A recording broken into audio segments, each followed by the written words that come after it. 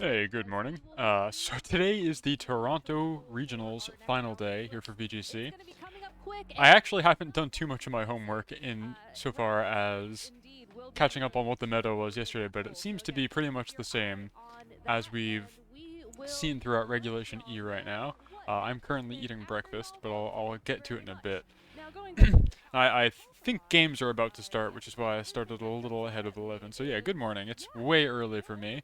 Usually I start streaming like 10 hours from now, approximately, but you know, competition waits for no man. I'm pretty excited about this. I haven't had a Sunday or really weekend where I would be able to watch one of these in quite a while. The last one I had was literally Worlds, and that was a lot of fun, albeit kind of maybe too many days. So I'm happy to just do the finals for this one. Here it seems like the meta is pretty much the same despite the additions from, what's the phrase? From the DLC. Doesn't really seem like that's had too much of an impact here. We're still seeing Regulation D Pokemon home transfer guys like Rillaboom, like Landorus, Urshifu dominating the meta here in day 2. So I think really the big difference maker here is going to be moves that got added in the DLC. But it depends on the teams. Fortunately, you can use the command exclamation point pairings, and you'll be able to see the current pairings as well as team lists for everybody who's playing. I almost feel like the two of them kind of travel together. Yeah, roster. Yeah, there you go. That's correct. So I'll be referring to that for sure during the actual games. And if you are looking for more of a utility Pokemon, one thing that I had seen that's interesting is currently the guy who's in number 1 spot, Paul Chua, who's very, very capable and talented, has quite a lot of accolades to his name, is running a team that has Roaring Moon, who's the like dinosaurier version of Salamence that they added in Scarlet and Violet, and that hasn't seen a lot of play because its typing is kind of suboptimal. I think it's a dragon dark type, so it dies to fairy no problem, and Flutter Mane is super prevalent, though evidently not as prevalent as one might expect. So you don't typically see a lot of Roaring Moons, but it got the move knockoff with the DLC, which is a very powerful dark type move where you can remove held items from your opponents.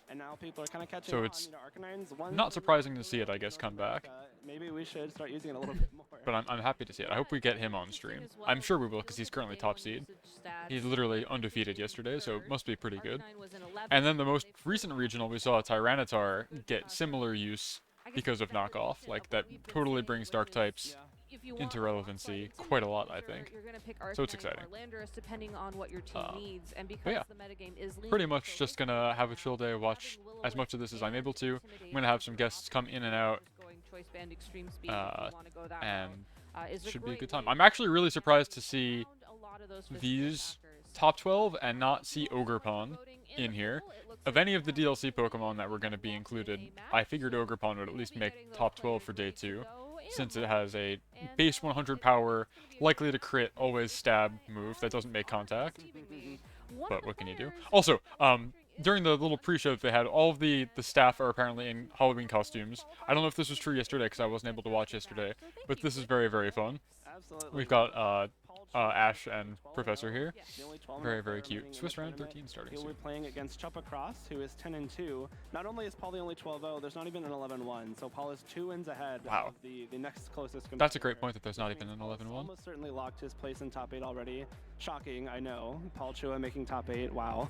Couldn't have seen that coming. I know. He is such a fantastic player and has probably one of the most consistent records over the longest periods of time in competitive Pokemon history. But, you know, Chuppa Cross as well, also a longtime player, also very accomplished and doing incredibly well over the past couple of seasons. Yeah.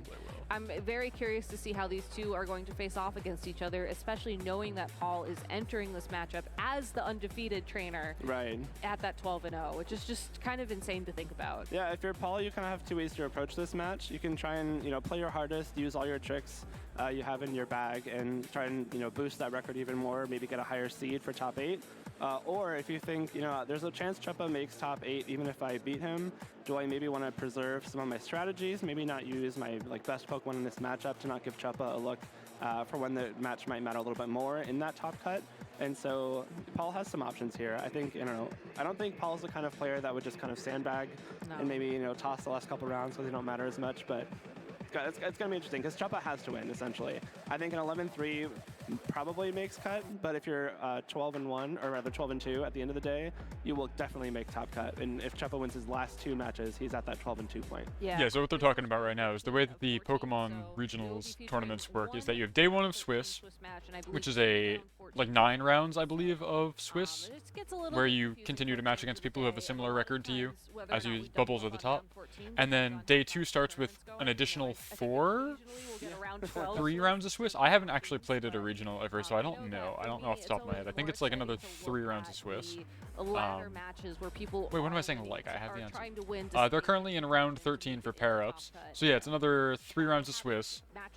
Then, or no, what am I saying? It goes from 9 to 14, right? 5 rounds of Swiss? I don't know.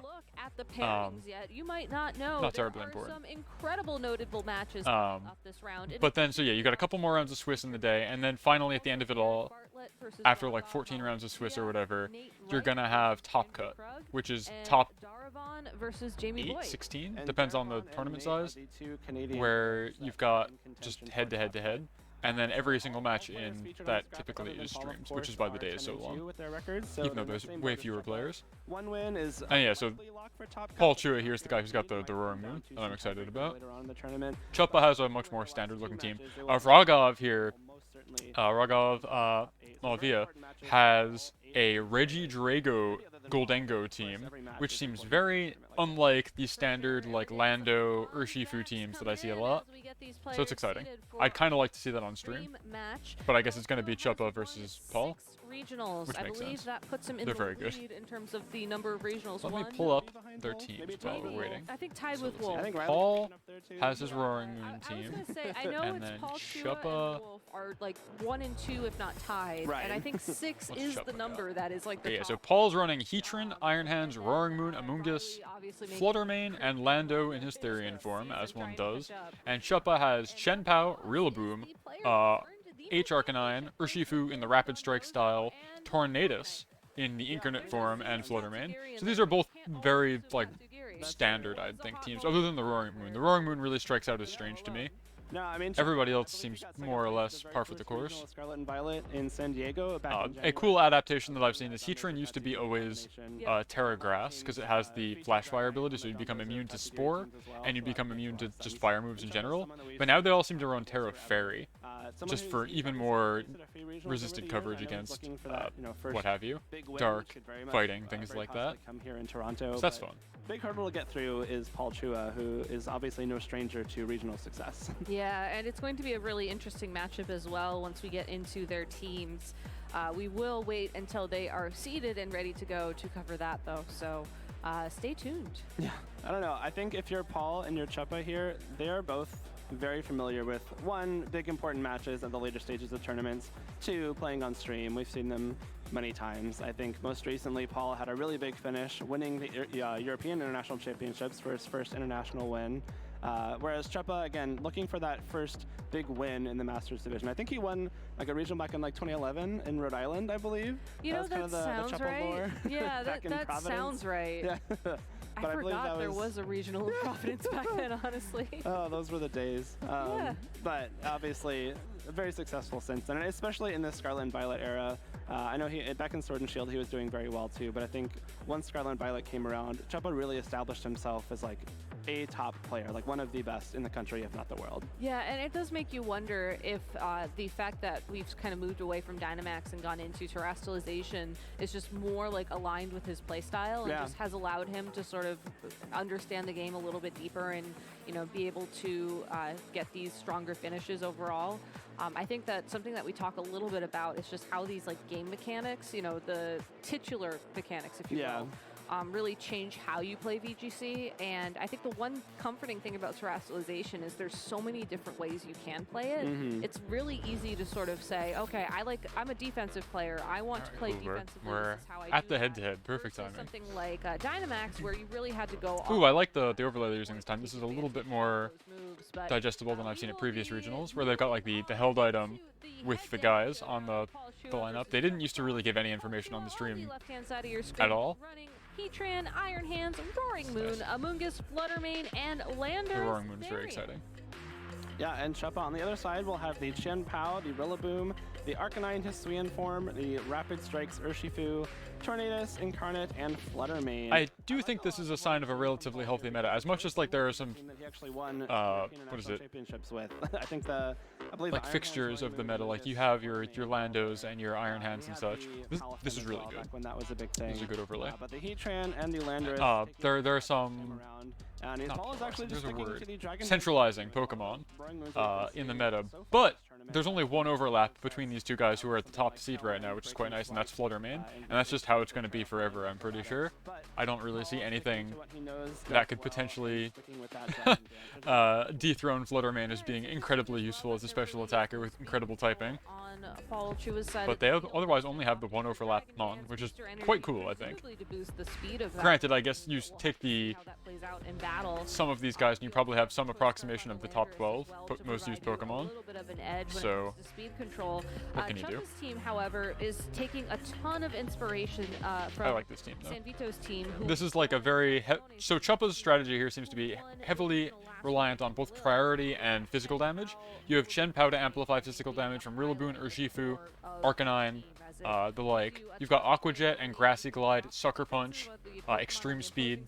So you're very, very reliant on being able to do high damage faster than your opponent can do anything. You've got a Choice Band on your Arcanine, Mystic Water on your Urshifu.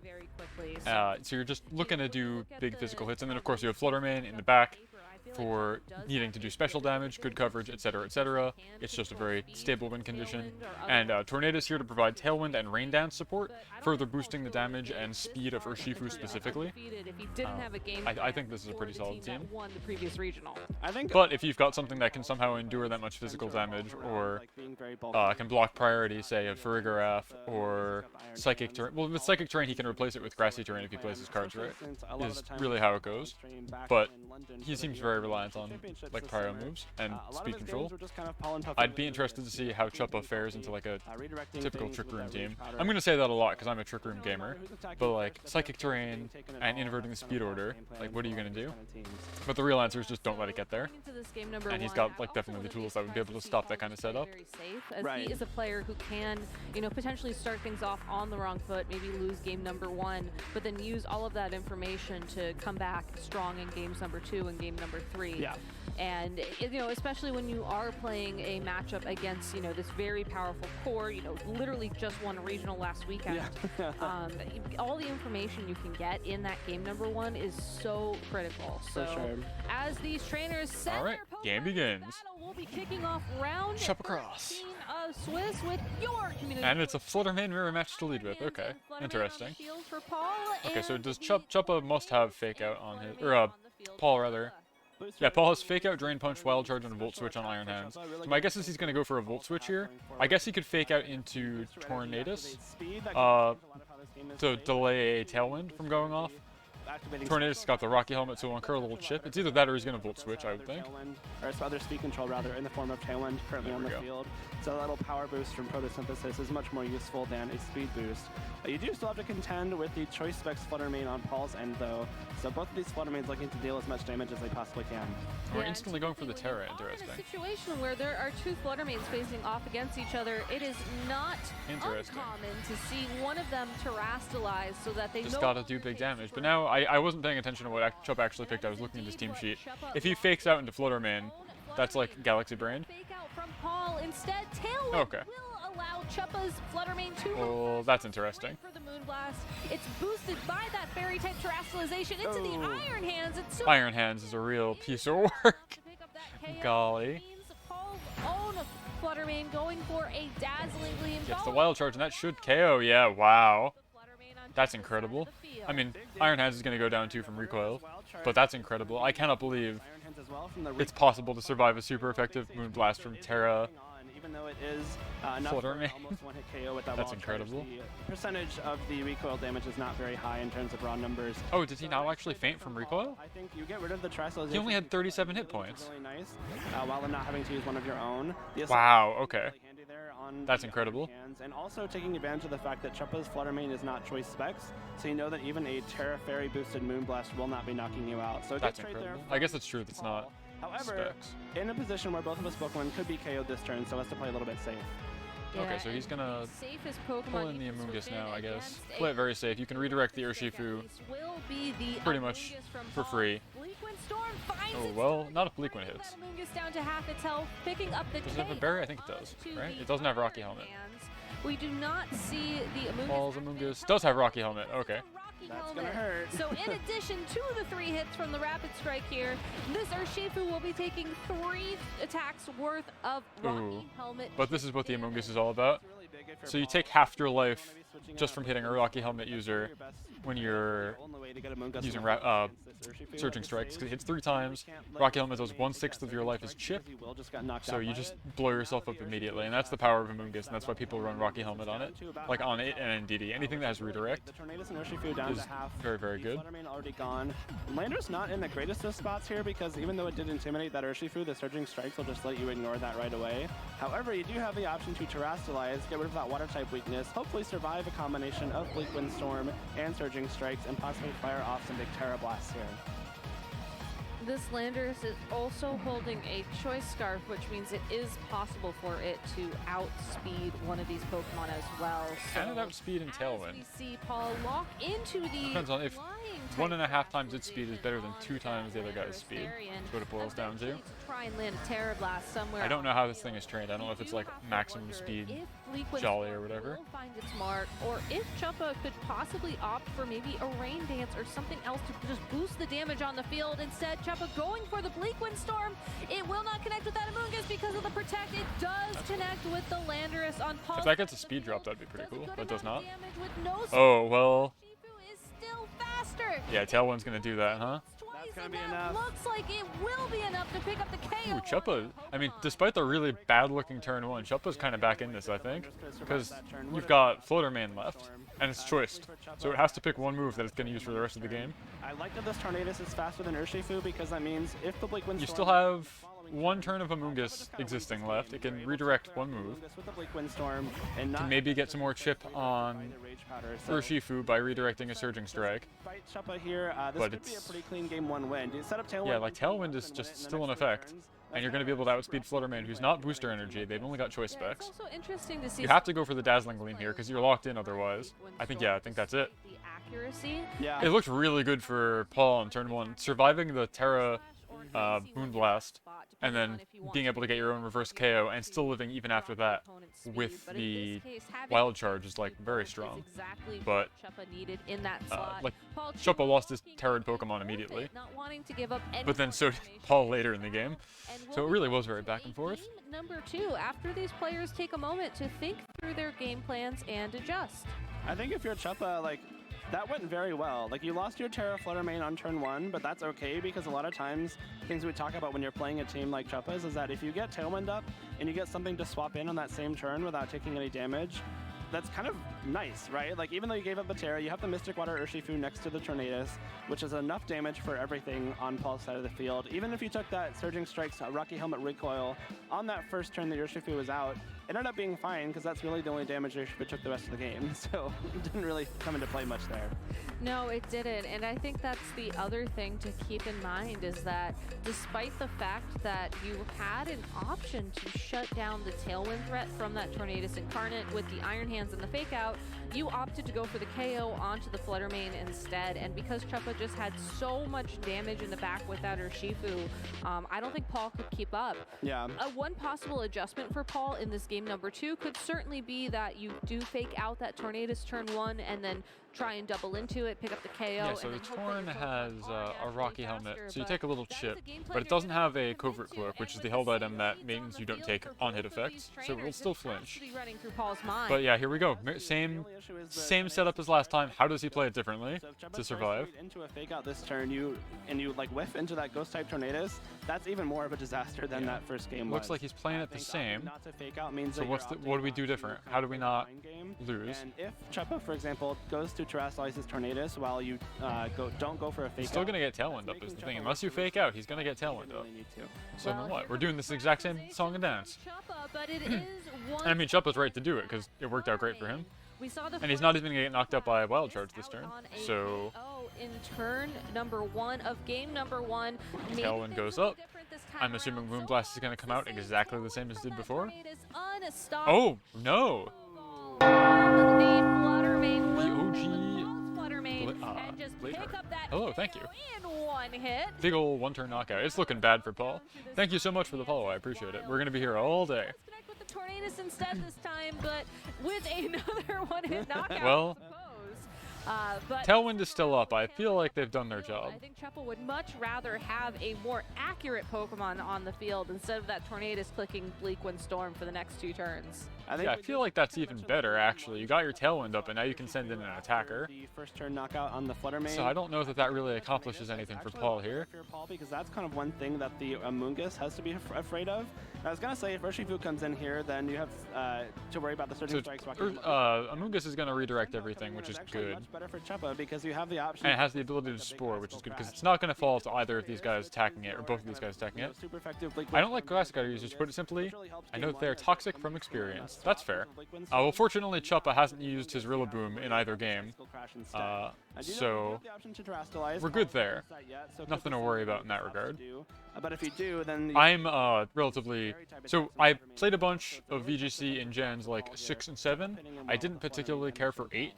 I thought the Dynamax mechanic was relatively boring. Just making one guy super tanky for a couple turns didn't really excite me. It was just like, I might get out of jail free card. I need to survive. Cool, great. Not very exciting. But when they added Grassy Glide, that was kind of after my time of paying attention to Gen 8. And with Gen 9 back in, I was back into it again. So I don't have a ton of experience playing with or against Grassy Glide, but it's an annoying priority move, that's for sure. It's very, very strong. I think really the fact that it's such high base power is only balanced around it existing in the Dynamax format. But that's neither here nor there. That Ice Skull Crash was because it's not in play right now and we're not using Dynamax. Seeing that the Moonblast did not KO Iron Hands in the first game. Exactly, yeah. I didn't like Dynamax. I thought it was just like, okay, cool. I press my rich get richer button. I boost my stats. I hit really hard. I have 3 times as much HP or whatever. Not terribly exciting. I think Terra is a lot more interesting because, one, it's permanent, and it has a lot more room for expression and like creativity because you can pick from any of the 18 types on any of the other guys. So you can cover for weaknesses in interesting ways. You can offensively pressure, gain stab, or double your stab, or what have you. I think it's a lot more interesting. That's fair. Kartana's cool. I shouldn't be surprised that a guy named OG Blade Heart likes the Blade Pokemon. Kartana's a cool little guy.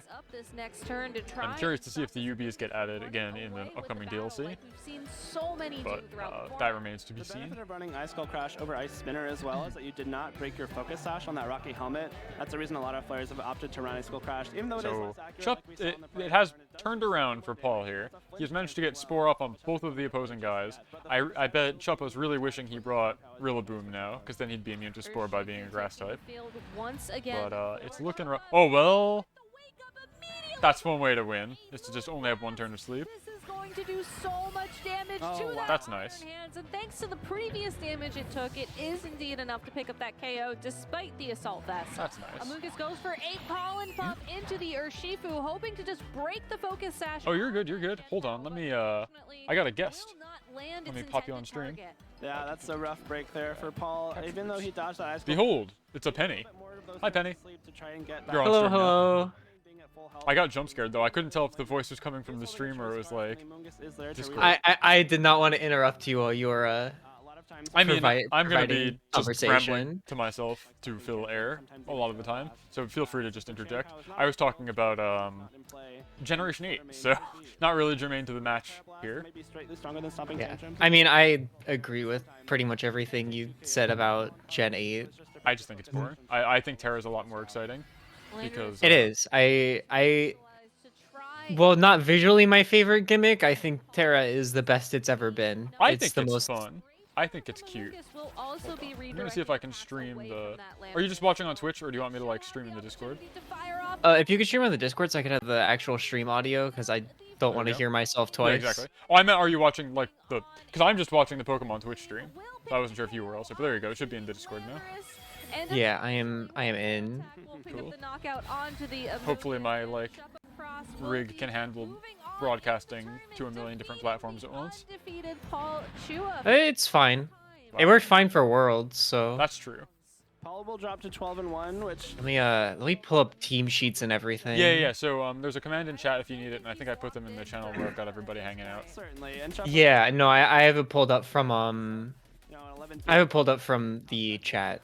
Plays out. But of course, if you are Choppa, you want to make that one more. Yeah, so both of these teams are like Regulation D teams. Nobody really has anything super exciting that's new from the DLC, other than Paul had a Roaring Moon on his team that knows Knockoff, which I was hoping I'd get to see, because that's like exciting. That's awesome. The return of Knockoff makes a lot of Dark types super viable, even into a Fairy type Flutter Mane meta. Like Tyranitar won the last regional because it had Knockoff, for example. And I never thought I'd see Tyranitar win a regional ever again because of the insane level of power creep and prevalence of fighting and Fairy type Pokemon. But we saw it. We saw a Sandstorm team win at wherever the last regional was. I don't remember the location. I also don't remember. I watched it a little bit, but mostly on the TCG side as always. That's fair. I think part of it. I still have not watched more TCG since Worlds, but it did seem interesting. I have shown people the Sableye gimmick, and people are just like, "Oh, this seems incredibly broken." It's yeah. So to talk about TCG, as the man is on the screen right now, Iron Hands has now made its way to the TCG and it is equally as powerful as it is in VGC, to the point of being played in decks that don't even play electric like Mons at all, because it's just that good. Into how we might want to play that matchup. So what's its move? So it's I forget the actual stat line for the attack, but its attack says if this Pokemon KOs your opponent's Pokemon, take an additional prize card. So you just win faster? So you just win faster, and this card is so good that it shuts down every single meta deck in the format right now, except for Lost Box, because of course. Yeah. So I mean I'm glad that they've reached parity, and Iron Hands is approximately the same in both VGC and TCG, where it is in every single team, and is unstoppable, generally speaking. Though we did just watch it get stopped, so perhaps it's not that good. It does make sense. In Game 1, we watched it live or survive a Moon Blast from a Terra Fairy, Booster Energy, Flutter Mane, so that's cool. That's a thing that that's absurd. Yeah. That is I believe absolutely he's Assault Vest on absurd. it, so he has 50% more special defense than usual. No, we did but not. like, And so we saw that Choppa's is has to be Assault special Vest, attack right? booster energy, which means Yeah. But still still, speed. Like it just that shouldn't be possible. Moonblast, same type attack bonus times 2 on Flutter Mane. OG Bladeheart says they're talking about Kartana earlier, and I was like, oh yeah, Bladeheart. No surprise that you like Kartana. You can make up the power difference. Bundle's my second favorite because it's adorable. And Valiant. So okay. So you like the weird Pokemon. I like the funny little when they're just animals that are slightly different. But you like the funny robot guys. You've got Kartana, who's very inorganic. Bundle's literally robot, and Valiant is pretty cool. Information at foot here. Not really a Scyther fan. Well, I'm sorry to hear that. Though Flutter Mane has hands. Your loss, no I hands nor guess. feet. That's true. Iron Valiant seemed really cool because it's a fighting fairy type, but I've literally never seen it do anything useful. Its stats seem like pretty good. It's like a mixed attacker, but I don't know what it was envisioned for. The one thing I know about Iron Valiant is that it's capable of learning skill swap, even though its ability cannot be swapped, which is very funny to me. I don't know why it has that move. You cannot swap Really Quark Drive. really good. Yeah. So there's like no situation where it could actually use that move successfully. Again, I thought they said they were doing the winners interview. And Chup was going to be like, well, I clicked the buttons really good. I got several one-hit knockouts. I am so good at pressing buttons. Clicking the funny button. I mean, that's really what it boils down to. There wasn't like a whole lot of board navigation in that one. Sometimes the games get really cerebral where you keep switching in and out. Like, Intimidate really promotes that kind of thing. But here it was just like, I have clicked the Tailwind button, and now I will click my offensive move for 4 to 5 turns, and you've lost. He also got like a turn 1 wake up. If his Fluttermane hadn't woken up immediately after getting spored, he might have had to do some weird board movement shenanigans. But believe it or not, Valiant is a Swords Dance sweeper. That sounds like a singles type thing. I'm not super well versed on singles. I don't particularly like it because my general perception of singles is you have something that it's both simultaneously very fast and very strong and can be a glass cannon, and then you just win. Like Fluttermane, for example. But being able to like double into Fluttermane makes it a lot less threatening, even though it's already very threatening. So, hey, welcome. You're just in time. We finished round 1 of the Swiss for day 2, so we've got, I think, 3 more rounds to go, or something like that. I should know this, but I don't. We've got a couple more rounds of Swiss, and then we're going to go into Top Cut for the people who have survived. We just watched the guy who was literally undefeated lose to Chup Across here, so that's exciting. By our winner in commanding fashion of that last set. Chup Across the 4th. You took down the undefeated. That is a baller name. He's the 4th of them. There have been 3 other Chup Acrosses on this earth. And your resistance probably feels pretty good. Never hurts. Have rules. So everybody on the official staff is dressed up in like costume today. So he's dressed as, I believe, Gardenia, the Gen 4 gym leader. I was gonna say, I almost said Erica for some reason. That's fair. Erica's I got my kimono, right? She's. Like, I got my grass leaders mixed up. That's fair. To know that like you were it's totally okay. Hi guys, welcome. Yeah, you guys are just in time. We just finished round 1 of the day 2 Swiss, so matches are underway. They're punchy. Like I wasn't quite playing my absolute best, and now not a whole lot in terms of meta development. We still see a lot of Fluttermane if you're familiar with that Pokemon. Iron Hands. Ooh, ow, thank you. Iron Hands took the field and left the field. Amoonguss still shows up every now and then. What I'm really surprised is the new DLC Pokemon. Ogerpon did not show up as a top 12 Pokemon for day 2, which is very surprising to me. I thought Ogerpon was going to be everywhere. For those who... Yeah, go ahead. I was going to say, it is crazy strong. Yeah, she's just very strong, very high physical attack, decent speed tier. Her gimmick is that her hold item has to be occupied, or rather, I should say can be occupied by one of the mask items.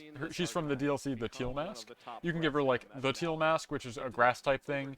There's a Hearthflame Mask, a Wellspring Mask for water, and Cornerstone Mask for rock type. And so giving it to that to them changes their secondary type into that type. They get a different ability. Their signature move, Ivy Cudgel, which is a 100 base power, high critical hit ratio move, changes to that type. So they always get stab in it, and you can choose what type it is. And they are only able to terrestrialize into that type.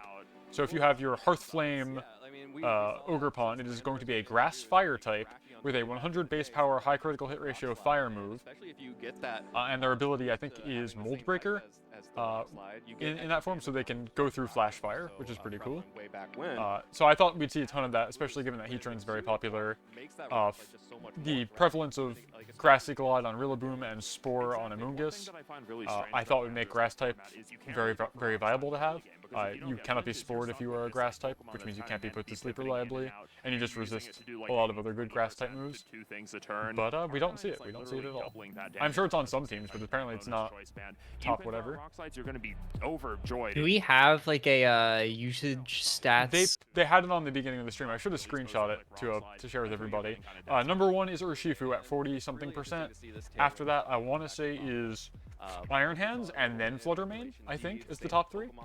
So it's not number 1. Dethroned. Yeah. Championships. Now this new. I believe that's what it is. But even Urshifu at number 1 was sub 50%. Thank God. It's really interesting to see how. Though I don't know if that's only one form of Urshifu is 40-something%, and the other one is, you know, also 40%, and they're on 80% of teams or something like that. Because Urshifu, for whatever reason, only has the one icon, I couldn't tell. I don't know why they did that. They should have really given them separate icons. I lost to Andrew Ding using this team on his way to top cut at Pittsburgh with it, and kind of just learned like, hey, Torrentes and Urshifu have pretty. Vaughn just brought me some kind of delectable pastry that's way too hot to eat right now. Me to use the team that I am is just like, if Urshifu's in the truly the greatest to ever do it. Iron Hands, that It's true. It's so if you're true. familiar with the format, I'm sitting here with my lovely little gifted Penny plush on my desk. Wow. A one-hit KO. Maybe you can That's crazy. settle a debate that we It felt like a good occasion. A one-hit KO. Yeah. They right. come like packaged as the bundle. That's okay. That works for me too. Also, so let's take a look. Oh, hey, Ty's here. Match that we just saw against Paul. I am here. Good morning. Is an incredible. Good morning. Hello, hello. Good We just morning. finished round 1 of Swiss. Fairly similar to We got to watch Chopper Cross blow up Paul Chua in a 2-0, despite Paul not having lost at all during this tournament so far. Team preview going into this. Oh, damn. Yeah. Really, That was my What reaction did as Chopper well. bring? Even talking with him before the regionals, I was urging him to use a team like this because he excels with teams like this. You've received booster energy. But still a respectable output. Yeah. And Roaring Moon, which is So how's your day going, Professor Ty? going to be able to Oh, utilize third I- Pokemon Professor. I woke up, people who are already good with I made coffee and bacon, and I hopped in here. That's incredible. He had a few choice on this. That's more or less how my day went. I woke up, I got a bagel. Like, let's say he I friendly made sure that all very this well. stuff was I set don't up. think my team has any Because since the last time we did this for Worlds, I completely lost all of my OBS settings because my C drive decided it didn't want to cooperate anymore. And apparently that's where OBS saves stuff. So I had to rebuild everything. But you'd never know it. It looks exactly the same now. And if it's Volt Switch, it's just like, no, you can wild charge me for heavy damage, but you're not getting rid of me. That's Did Chopper bring Dondozo at all, or is he bringing something else? No. So there's a command in the chat if you want to get the team sheets and pairings. But Choppo's team was super high physical attack. It was Chien-Pao, Rillaboom, Hisui and Arcanine, Urshifu Rapid Style, and then Tornadus and Fluttermane. It's not going down in one hit, so that might And so, I say it was super high physical damage, but he did just win 2 games in a row, leading Fluttermane, Tornadus, Tailwind, Terra Fairy, and then just click the funny buttons. And the other really delete interesting people. thing about this team is that you went with the booster energy So, Fluttermane, which I think has been sort of the big can you do? question and debate amongst Fluttermane. Actually, we didn't see the Rillaboom or the Chien-Pao come out at all, or the Arcanine really. We only ever really saw 3 Pokemon from this guy, because Paul was just not able to get any shots in at all.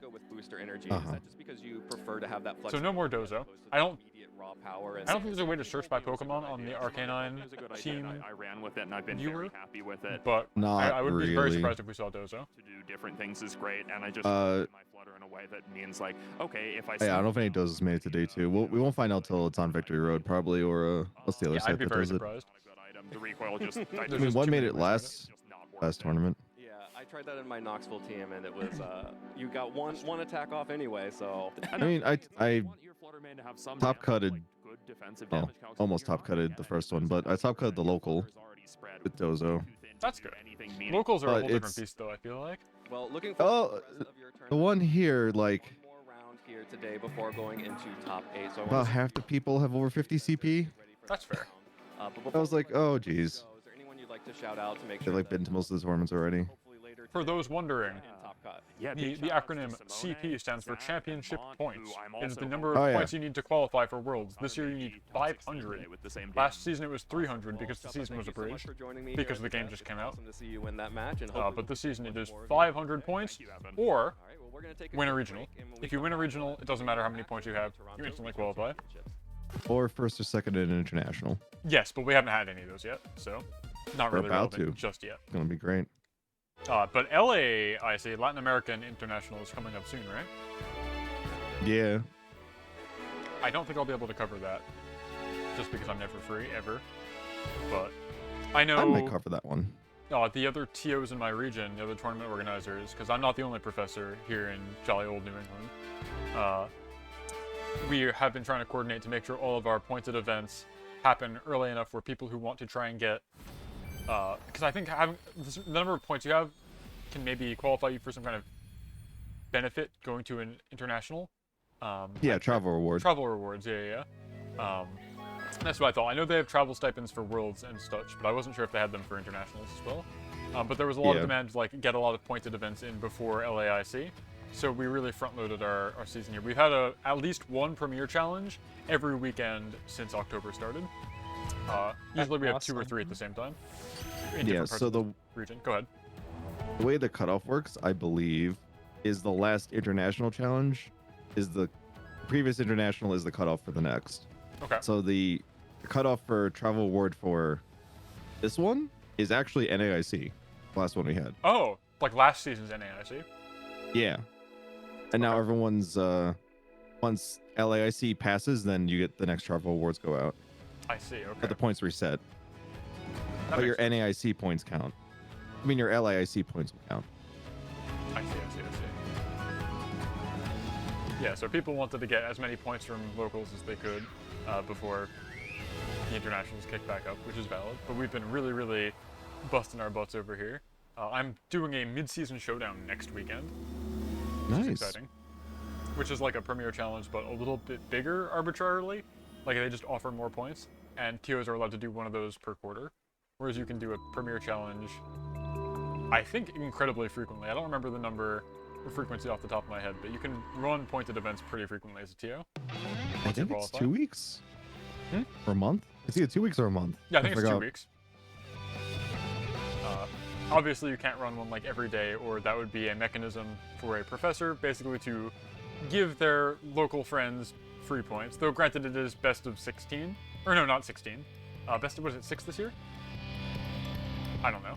I'm not competing. Like, doesn't matter to me. The minimum amount you need? No. So, like, last season, I think it was top best 3 finish. finishes. Best of 3 finishes, yeah. Yeah, it's for Premier Challenge, it's 6. It's 6, right? I don't know why I said 16. That would be insane.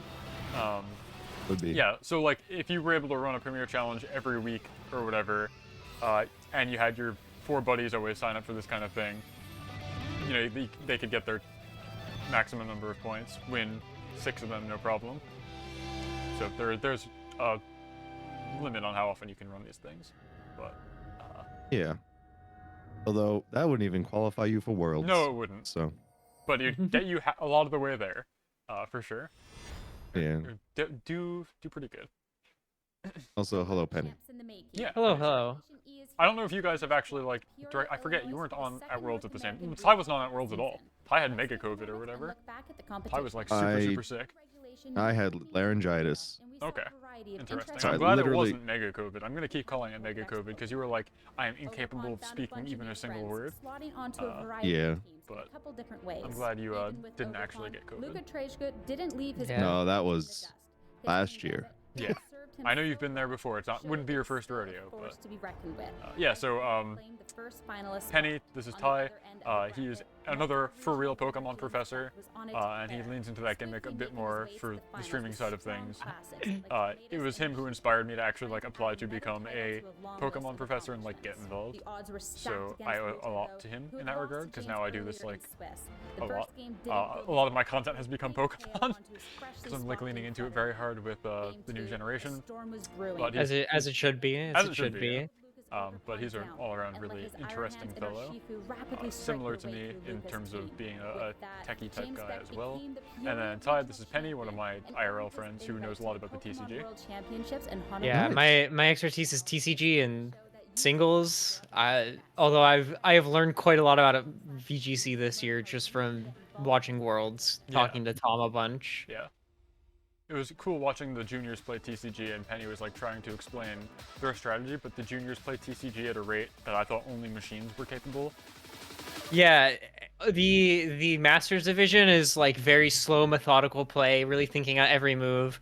Juniors division is they're just slapping cards on the table. It's crazy. They went so fast. Like having experience with the game could not even parse because they were just going so fast. It's cool. I had a lot of fun watching the TCG though. Though I will say the Masters was maybe too slow because I believe they went to time, right? If memory serves. They did That go to does time, happen. yes. Yeah. So that like I didn't love that. That happened. I know at the most recent regional in France for VGC. Early in the tournament there was a Dozo mirror match that literally held up the entire tournament because all 3 games went to tie. So they had to do like some sudden death, like game 4 or something. just completely inconceivable that it would ever happen in a video game, but neither guy was able to actually, I guess, damage the other. And all tiebreaker rules for, like, remaining HP or remaining number of Pokemon, I guess, were deemed identical. So don't Yeah, do because that. if it's 4-4, it's a tie. Yeah, exactly, yeah. 4-4 max health, rather. I didn't see the specifics of the match, but I'm assuming that's how it went down with Dozo. You have, like, leftovers, protect, you heal up to full, you can't hurt each other, because neither of you are unaware, so you're both dealing with maximum defense or whatever. Trainers are competing for Yep. some incredible. That reminds me of the same French regional in the finals, or the grand finals of TCG. It was a very bizarre, like, line. So one of the players got into finals with 4 draws, which I thought was really bizarre. That is and bizarre. His opponent's record was 13-3 with 1 draw, and the other person was 13 wins, 1 loss, 4 draws. Interesting. Interesting. Which, if you're playing, you know, back in the early which draws I feel like don't happen super often in TCG in general. I mean, they shouldn't be able to happen in VGC at all. I always laugh because they have it on the same UI for everything, where it's like, this player is like 12, 1, and 0. It's like, well, yes. Or I guess maybe it's 12, 0, and 1. I don't remember the order. But there's always like an extra number that's always 0 for VGC, because it is, in theory, impossible to draw in VGC. But they figured out a way to do it.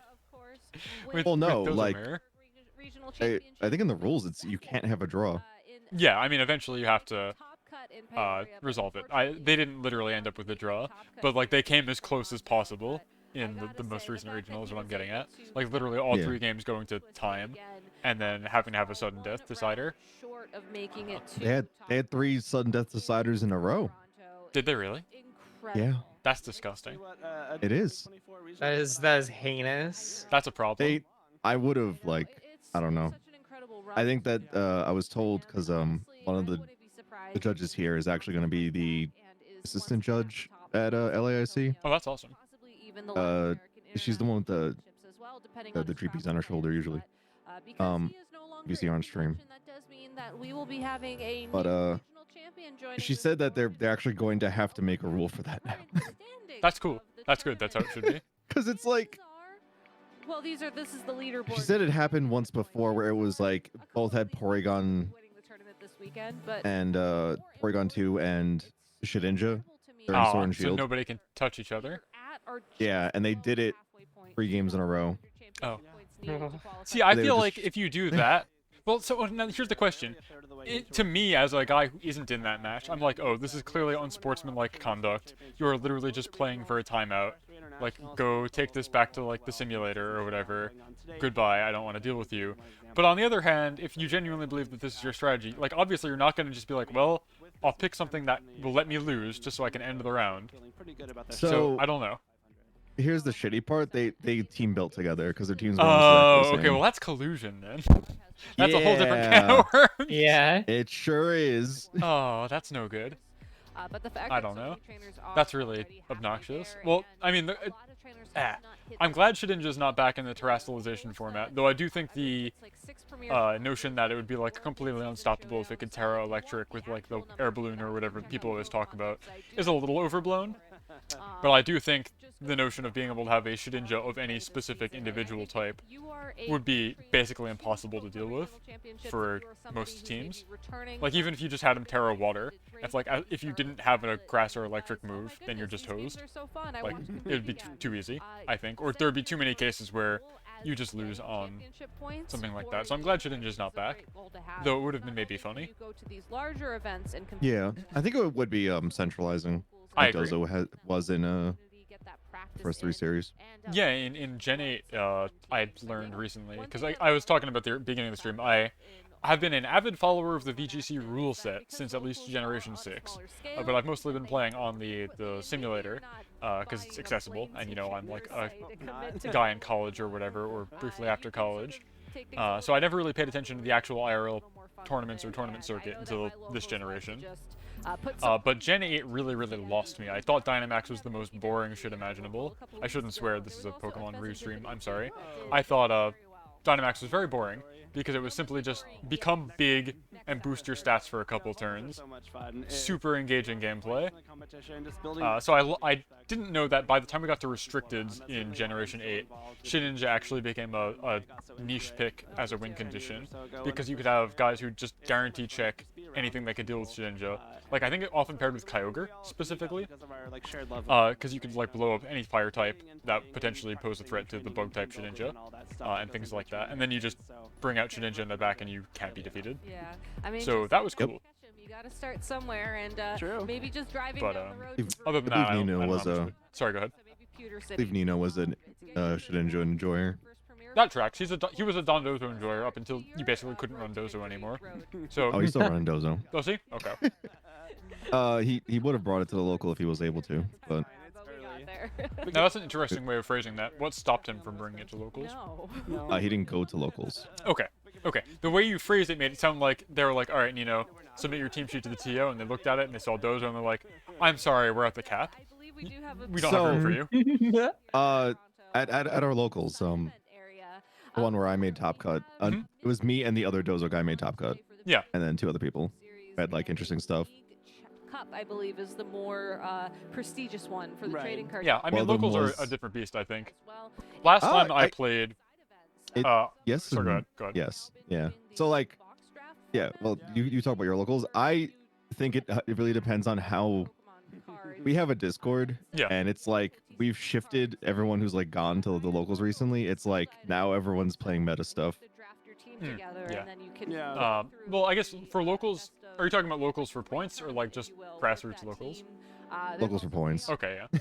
People tend to bring a little bit of a more tried and true team to those. For locals, for like I run every Thursday. I've got locals for money, right? We do a cash prize tournament where you pay in and winner gets a split of the pot.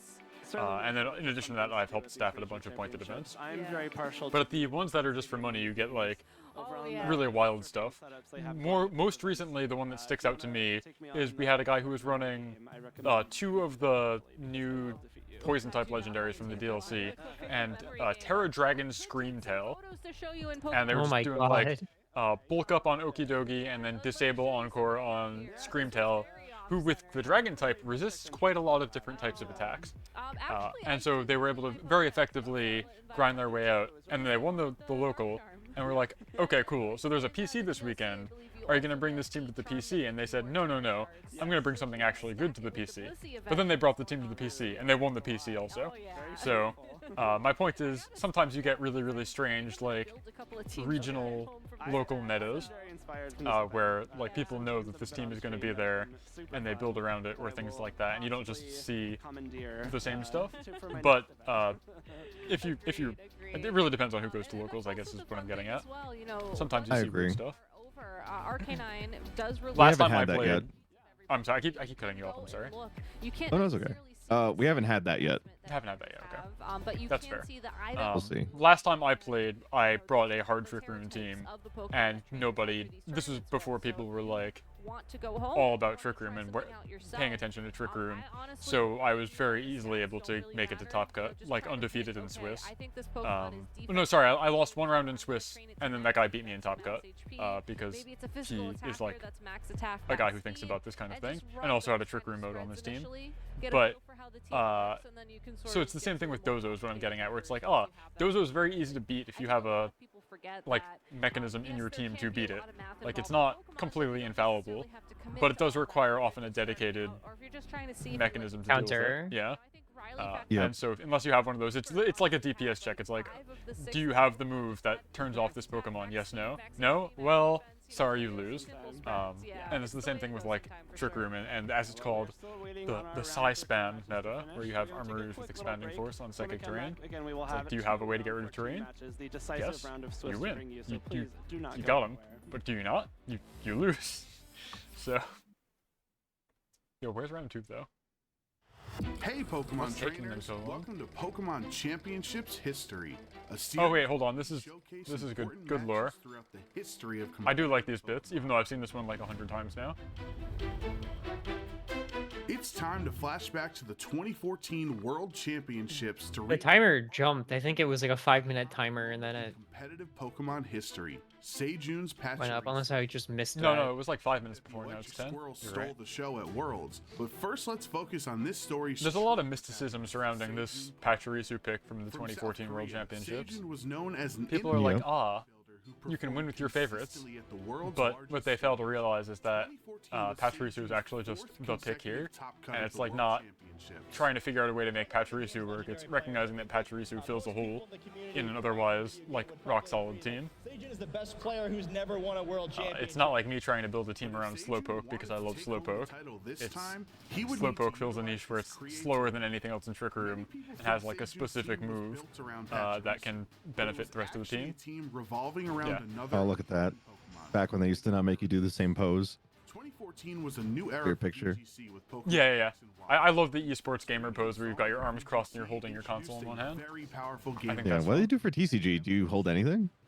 Mega King is I feel like they hold like their ace cards or like the main cards of their deck, or they just do the generic esports gamer pose. momentum before Worlds. Interesting. Because of the Like I at least remember for grand finals they had at Worlds they had Tord holding up a Gardevoir. I'm pretty sure. That's cool. other trainers I do like the concept of having an ace card, which is, you're correct, that is how it works. But saying it like that I think is interesting. It would become It's very in line with the fantasy that Pokemon sells you, of like having your ace Pokemon. Yeah. I think VGC is not quite like that, where you have like No. your guaranteed ace. Everybody has to be able to pull their weight pretty equally. There's no like end of the Yeah. line where you have that in TCG.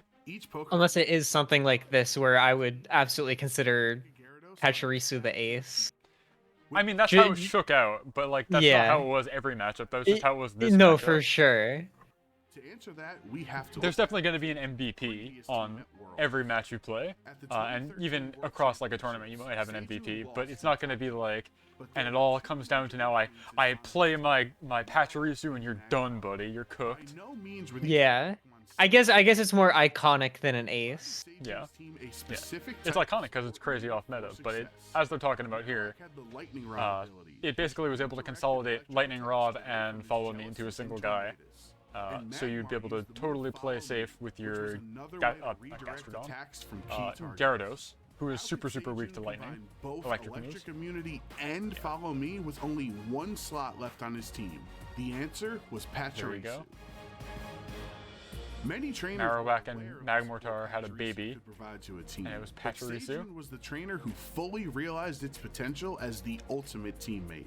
As a bulky electric type, it only had one weakness, and with its ability Volt Absorb, Pachirisu was immune to electric moves, so it was the best choice to redirect electric attacks away from Mega Gyarados. Nuzzle was a new electric move that dealt a little bit of damage, but would always inflict the target with paralysis. Seijun showing off what Pachirisu exactly can do. I'm gonna go run and grab a snack real quick. Been used in competitive play, and now it comes out at the World Championships. And Super Fang would deal half of the target's remaining HP, which helped the rest of Seijun's team secure knockouts. Pachirisu just won't go away. Now that Seijun had locked in his 6th Pokemon, I am always surprised that we don't see more Super Fang play in VGC. Just being able to have, and same with like Ruination, because that's a flavor of that move that they gave to the new legendaries this generation. The VGC newcomer was the I'm surprised we don't see that like way more. double mega team with It Lucario seems really and good to be able to just Charizard have your Y. guys Jody HP right had off the bat. multiple roads to victory. Jody wished to be the home country miss, hero and though. give the US a That's true, it's not fourth 100% in accuracy. VGC's top division, but the crowd was rooting for the little 90, I think. Pachirisu that could to be the hero That's of a good this point. story. Yeah, and We also have so much power now that it's like You doing can just one 50% shot. Yeah. damage, like should be like expected. Game 1, Yeah, Seijun's skills as a trainer were tested. Ice Punch into that Talonflame. That's some good damage onto Talonflame. And the freeze! The Ice Punch gets the freeze onto Talonflame. It's stuck in mid-air. An Ice Punch freeze onto Talonflame could have been disastrous. Normally, freeze wouldn't be a problem because most Talonflames use Flare Blitz and could thaw immediately, but Seijun's Talonflame had Overheat, which is not a fire move that automatically thaws. In order for Seijun to get back That's into such a this fun game, piece of he trivia. had one chance to It's thaw like, out Flare and Blitz will thaw you out, but Overheat, for whatever reason, doesn't. Overheat comes out from Talonflame. Seijun is not playing around. Overheat. I want them to take out freeze. What's that? is still out though. I don't like freeze in the game. No, they should get rid of it. I agree. Freeze, I guess, kind of made sense when they were like trying to figure out how to make ice type not objectively the worst type in the entire game by a tremendous margin. But now that they've just made snow give you a defense boost, I think that's good enough. I think we're good. Or they should do what they did in Pokemon Legends Arceus and replace freeze with like frostbite, where it's a special attack type burn, where burn currently halves your physical attack when you are burned. They made frostbite, which halves your special attack, which I think could be good. Though I guess maybe special attackers have it hard enough as it is. First appearance on the stream here. Going to go ahead. So I don't know. They do. A lot of additional power on the field for Jody. And Bullet Punch coming up from Mega Lucario onto Gardevoir. Wait, there's no place for freeze. Even sleep they've made more manageable, where like you are guaranteed to wake up after a certain number of turns, and it becomes like increasingly unlikely that you'll stay asleep. Freeze, there's, as far as I know, no guarantee that you ever own freeze. Correct. Yeah, so that's just... I was frozen 10 turns in a row at a regional. I'm amazed that you survived 10 turns. I was really trying. Yeah, but like, how much can you really try if you're frozen? Like, you're just not allowed to play. Like, what agency do you have? I had Amoonguss healing my frozen guy. Okay, I see. Swapping around. I see, okay. And they had nothing to kill me. Yeah. They whittled me down. I'm like, no. That's a bummer. That's really rough, yeah. So I think either they gotta make freeze where, like, it can only last 2 turns maximum or something, or just make it not completely remove all agency from the player who is frozen. Or just make it last 1 turn and make more guaranteed ways to do it. Well, then it's just like flinch, right? Well, other than it can apply next turn, you're saying, because it's like how sleep works. You knock off a turn of sleep every time you use a move and fail. So like if you spore somebody at the end of the turn, their next turn counts as the first turn of sleep, not the current turn. So that's what you're saying, right? Like you'd be able to. It's the same thing, yeah. Yeah, like slow freeze would be beneficial. It would carry over to the next turn. That makes sense.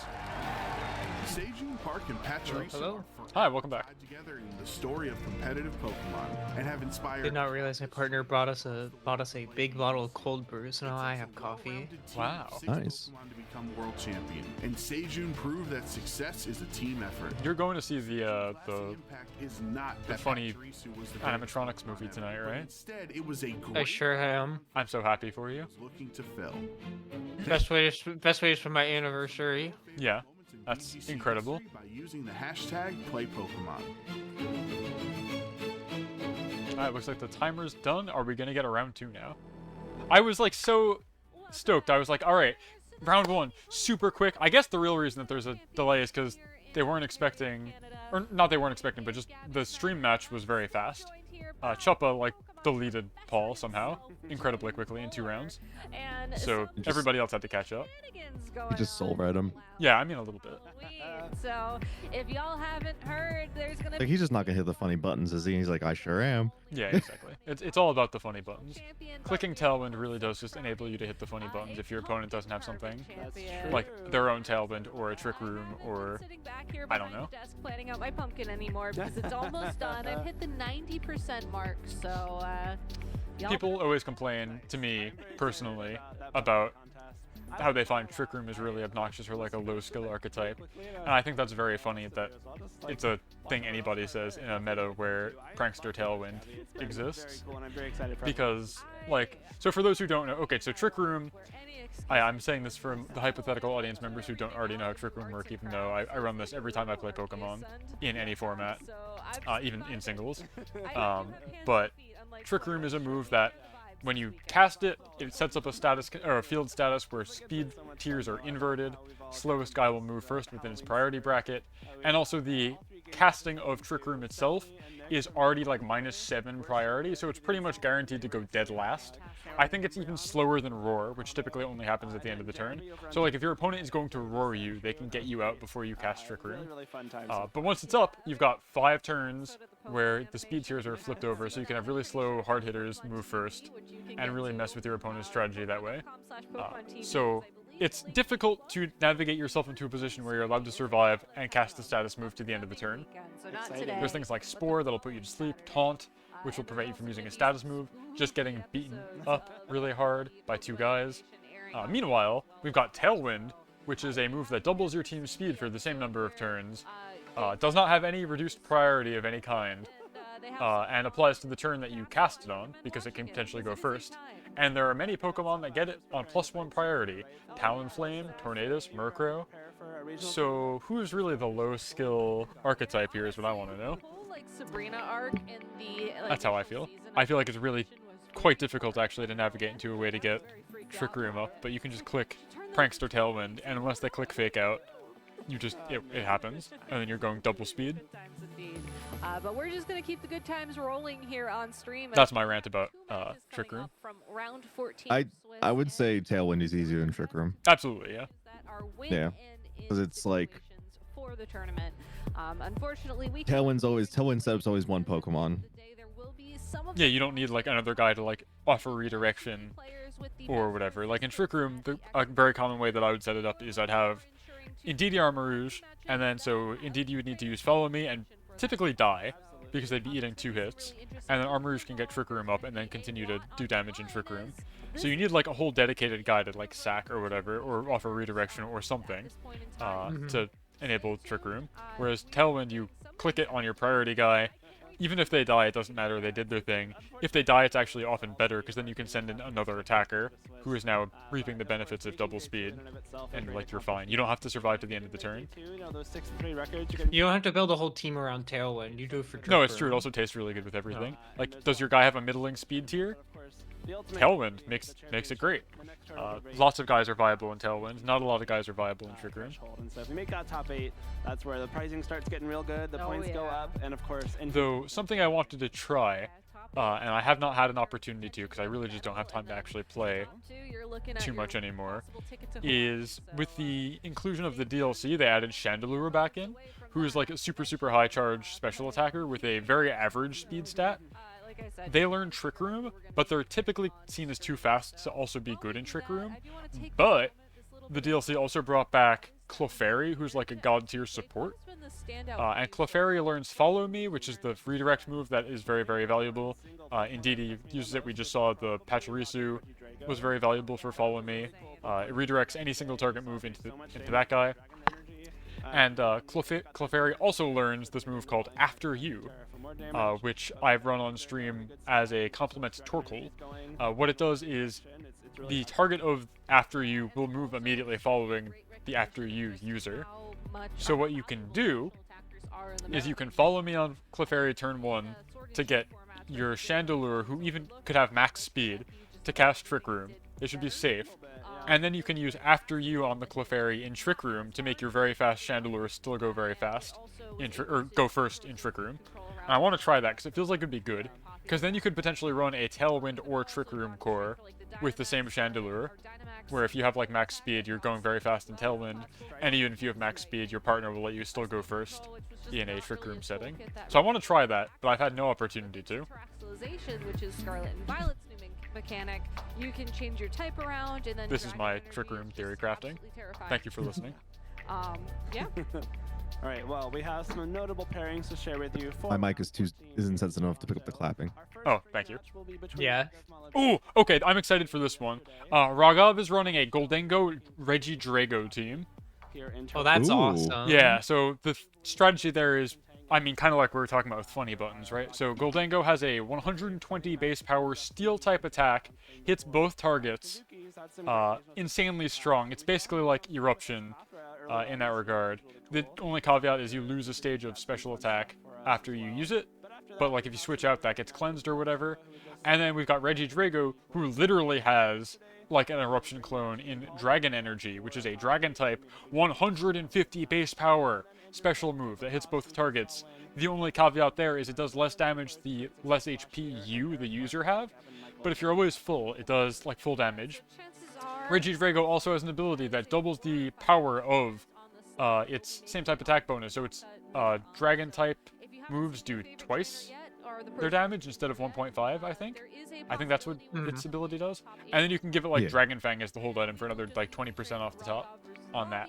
And then it runs like Terra Steel to mitigate its fairy weakness. And you're just like very durable. I believe this will be the first. I actually ran into that type of team during practice. Yeah. It's not uncommon, but I wouldn't call it meta. But it's definitely like an archetype that exists. This guy didn't just like invent it. Well, maybe he did invent it, but he's not the only guy running it. It might be meta after today. We'll see. And then I don't know what Bobby Rochelle has. I've never heard of this guy before. I really like. He's got Urshifu, Arcanine, Tornadus, Iron Hands, Sinistcha, so that's cool, and Chenpao. Sinistra and Top Cut. Yeah. I mean, I think Sinistcha's generally regarded as incredibly good, right? Yes, but it has not done well on day 2 at any regional yet. This one is running Heat Proof as its ability for what it's worth. I don't know if they always do. I forgot the other ability it can have is. Oh no, it's Sinistra usually has its new signature ability, which is Hospitality. Oh, that's right, duh.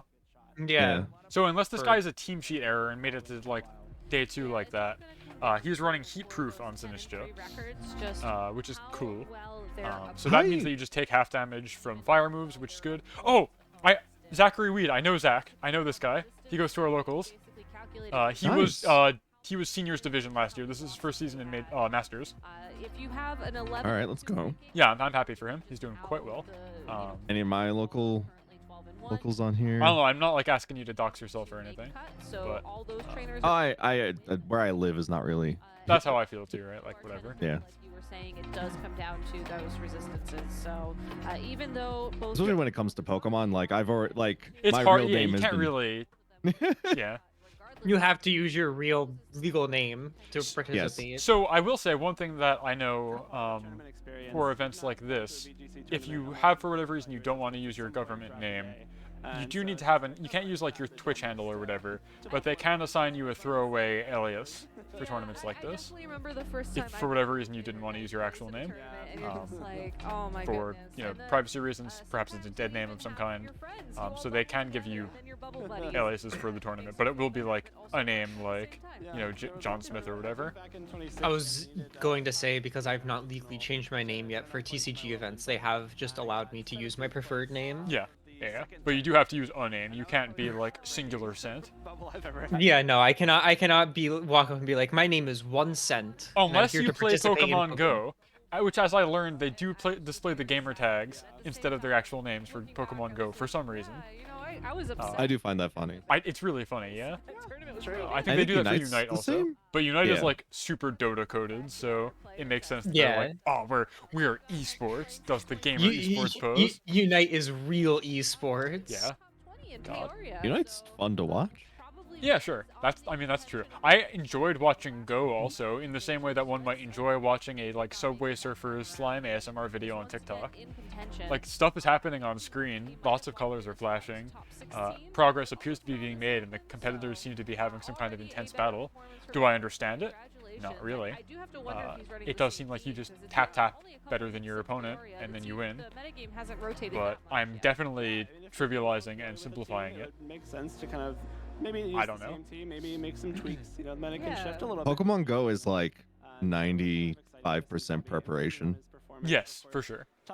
I was remarking at the time that I thought it was very interesting how it's the only game that gets played in tournaments like this that you have like no influence over your guys. Like obviously you choose which guys you bring, but with like VGC you can breed your Pokemon to have like exactly the IVs you want or whatever. With legendaries it's like a little more difficult, but you still have a lot of fine-tuning control over like the exact stats and everything like that.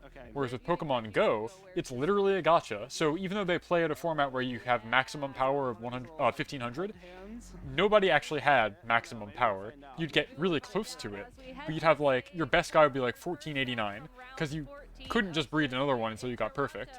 It's like whatever you catch, right? And you can't just keep grinding more, really. Even if you pay money, there's like a limit to like how many guys you can catch, or of the type you want, which I thought was really weird. What I'm saying is competitive gacha is very strange. Go ahead, Ty. One thing they did add to Pokemon Go, which I'm kind of glad that they did. They do warn you when you're about to go above 1500 CP. Yes. Or that type powered point? What is it? I think it's also unfortunately abbreviated as CP.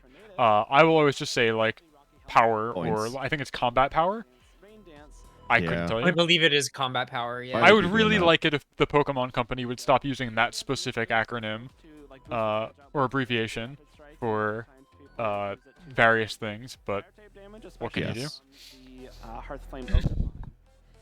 Indeed. Okay, this is a cool team. I'm excited for Regidrago, and weirdly, I'm excited for Goldengo. But what can you do? I'm very excited for Regidrago. I'm a big fan of both of the new Regias. Do either of you know where the Terra hack goes when they use it? Yeah. That's a good question. It's my favorite part. Yeah. I hope it happens. Yeah. Almost, if he brings the Regidrago, I would be shocked if he doesn't. But actually, though, his opponent doesn't have anything. He doesn't have a Flutter Mane.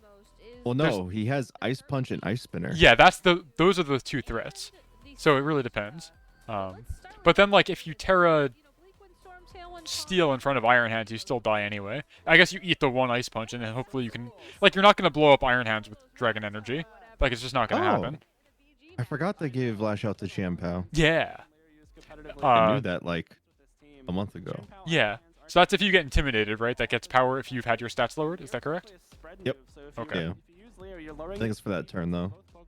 The field by one, which can come in really handy here. I also like that they're talking about it right now. This Tornadus has Leer, which is like the move that you have your level 1 Rattata, like that you just caught, learns Leer or whatever, like Growlithe or whatever. It's like one of those early type moves that you get rid of immediately, like Tail Whip, Tackle. But Leer is useful here because I don't know when it was changed to be this way. It hits both opponents, so it's a one-stage defense drop on both opponents. And because of the status move, Tornadus gets it on priority. So, like, it's actually very good in this format. Or in this particular instance, I should say. But it's beautiful. It's very funny. I think it was Gen 3. Oh, has it always been a spread move as long as there's been double battles? I didn't know that. That makes sense. I believe it. But, like, who's running Leer, right? Like, until they invented Prankster, it's not good.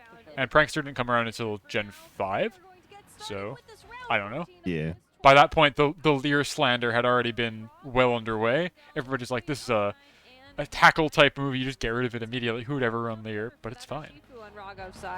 Hey, well, the Urshifu does threaten the Arcanine, but since the Iron Alright, so what are we looking at here? on the other side, They could just set up Rain Dance and make... Well, Arcanine's probably going to Rock Slide anyway. I don't know. This is I was gonna say I did not see much of Arcanine at Worlds, and I've not much in any other VGC stuff I've watched since. So what is it just a heavy attacker? Yeah, so Arcanine has always been good because they can learn Will-O-Wisp, which Burn is very valuable against a very high physically oriented meta. Its typing, Fire is a good type, generally speaking. It learns Extreme Speed, so you can get high priority knockouts for Chip, and it has Intimidate, which is like one of the greatest abilities in VGC, where you lower both opponents' attack by one stage. But Hisuian Arcanine in particular has the added benefit of learning Rock Slide, and Rock Slide is very good. So you're getting your flinches. Yes. Yeah. Okay, this is an interesting turn one. Yeah, it's a weird board manipulation. That's a lot of Iron Hands is a problem. I don't like Iron Hands. Yeah, me neither. Even though I now play it in TCG. I mean, you want to win, right? Is the thing. Like, you use it because like you have to. I main electric in TCG. Yeah, so you have to. So I was already doing well. Miraidon was already a top deck, and now it's just like, okay, it's just even better. Yeah. Does Miraidon have synergy with Iron Hands? Or not really? Yes. So Iron Hands, I was explaining this earlier before you got here. Iron Hands, similar to VGC, is so strong in the TCG that non-electric decks are playing it. Its gimmick is it has a strong attack that can generally 1 or 2 hit KO most of the strong bonds in the format. But it has a secondary ability that says if it KOs a Pokemon, you can take an additional prize card, and that's sort of your life. Whoa. Yeah. Win much faster. That's not okay. Yeah. I'll have to find it again and post it in the chat. It also has an alt art where it's just Iron Hand breaking through walls, as it does now in VGC and TCG. I think it's a very funny, really, I've seen that. It's really cute. Yeah. It's like he's walking around like ruins or whatever, and you see just a bunch of Iron Hand shaped holes in walls behind him as he's rearing his fist to go punch through another one. I need an alternate art of it like body slamming Fluttermane. Sitting on Fluttermane. Yeah. Yeah. Thanks to the Citrus Berry. I think I'd like Iron Hands better if it. I don't like the robot Pokemon. I'm gonna go ahead and say it. I just think I'm in not very agreement with you Pokemon-like. on this one. I like going. I think like you have the paradox forms for Scarlet where it all feels like justifiably like could be an ancient Pokemon. Yeah. And then you have the Violet paradox Pokemon where it's just like, what if this Pokemon was a robot? Yeah, make it Crow. I have. So one, I like the robot Pokemon. That's fair. You're allowed to. It's a matter of taste. But I also have like my headcanon theory about why they exist. Yeah. Go ahead. Which if is you that want to share. it spoils the Scarlet Violet though. I don't know that we have anybody tuning in that is like super invested in the story of Scarlet Violet that hasn't gotten there yet. So end of the mainline story. Yeah. So just to spoil that, the professor. That's you. You are the professor. It's literally the guy that you are. It looks just like you. Kind. Yeah. Well. Yeah. In Violet. It's literally you. I was like, oh shit, it's him. Yeah. And like to me, it's like that kind of looks like my dad. Yeah, probably.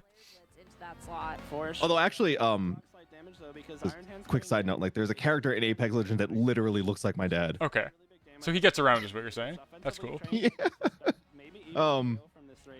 So, yeah, at the you fight them. They're the professor's dead. You're actually fighting a robot version of them. And like if it's the Scarlet Professor, she's really into the past, and if it's the Violet Professor, he was really into the future. And then you send them either to the past or the future. Yes, this is true. Yes, and they can't come back. Now, they're rolling around in the past and the future.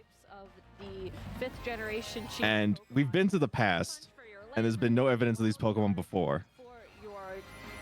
So I think they get sent to the past and the future and make these Pokemon real. That could be. My read on the past Paradox Pokemon is they're like so primal, they'd be like fossil, like kind of like fossil Pokemon, except I guess not quite, where it's like you'd have a fossil record of like Great Tusk, but they wouldn't be in like Hisui. They like never coexisted with humans is what I was thinking. But it could go either way. I don't know. Yeah.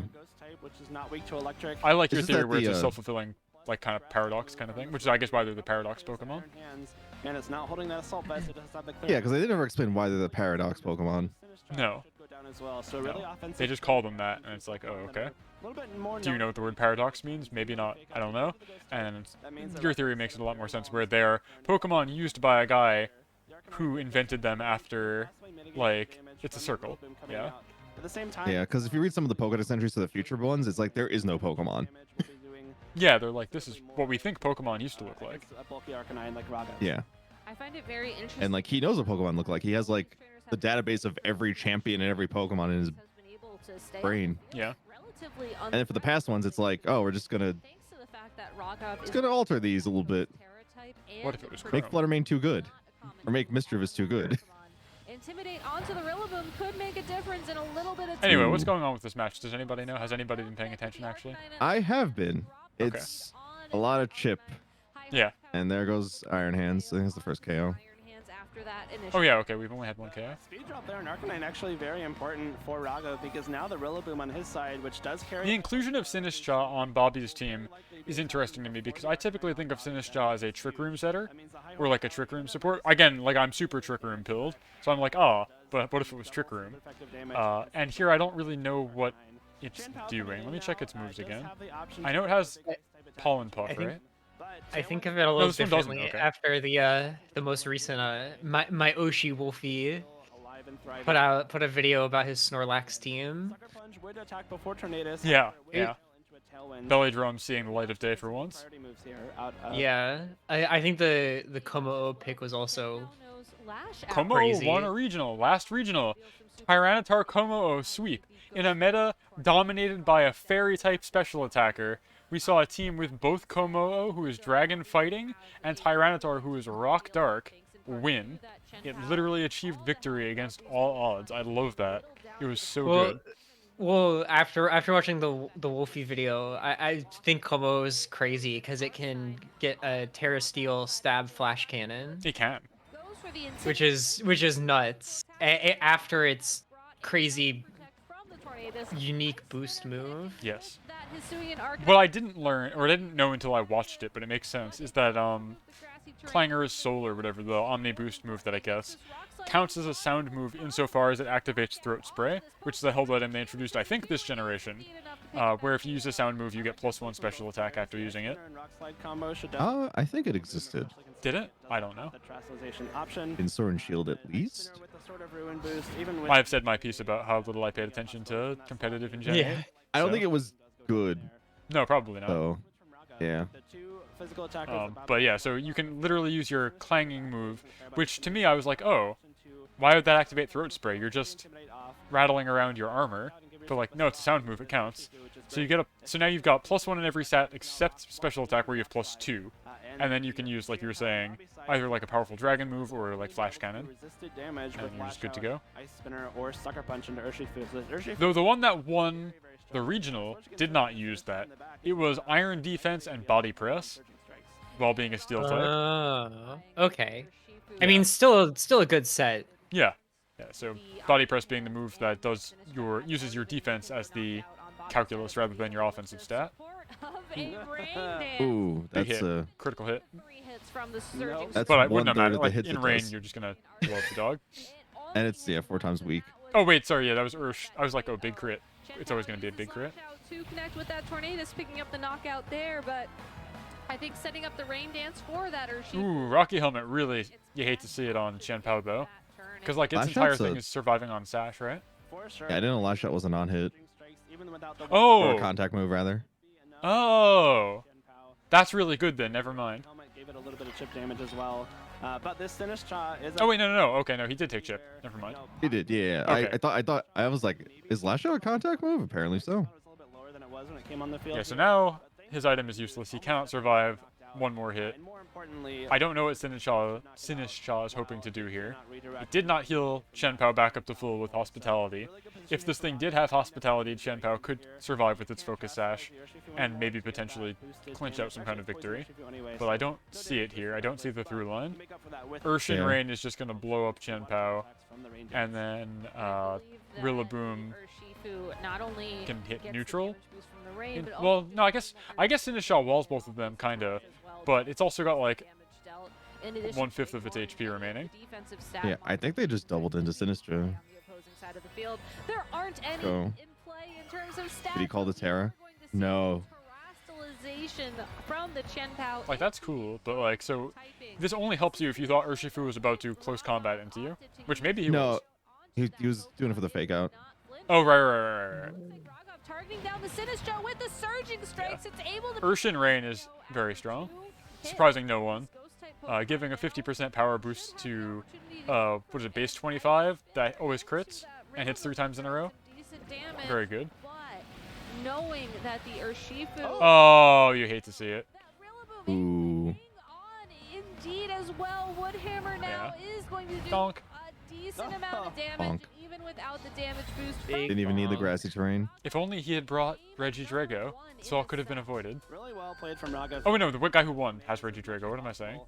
I am not paying any attention, clearly. You're getting A+ insight from me. Something else in the field to make advantage of it. Golly. Okay. In this case, they're I mean, it's kind of two balanced teams duking it out, but they got some interesting things on them. Yeah, I was saying even for round 1, despite there being a lot of centralizing Pokemon in the meta, there was only one overlap Pokemon between Chuppa and Paul's team, that was Fluttermane. And here it looks like we only have Arcanine, right? As the only overlap? Of course it was Fluttermane. Yeah, I mean... Yeah. It's on half teams still, right? Was when the Arcanine on Bobby's side of the field had its speed dropped by 1 step. Oh, and Urshifu. Okay, so there's 2 overlap here. These Pokemon are trained. It's tough to say whether or not that would have made a difference, as Bobby's Arcanine is running Choice Band versus Raghav's Citrus Berry. So it could just be that Bobby's Arcanine was naturally faster, and that made a difference. Does Raghav have Will-O-Wisp on his Arcanine? Yeah. That's a good question. Let's find out. Damage at the end, like we I don't think he used it at all. He didn't really need to. one final move thanks to its prankster ability and then get out of the way to let Urshifu and the Rillaboom do their jobs to finish up the game.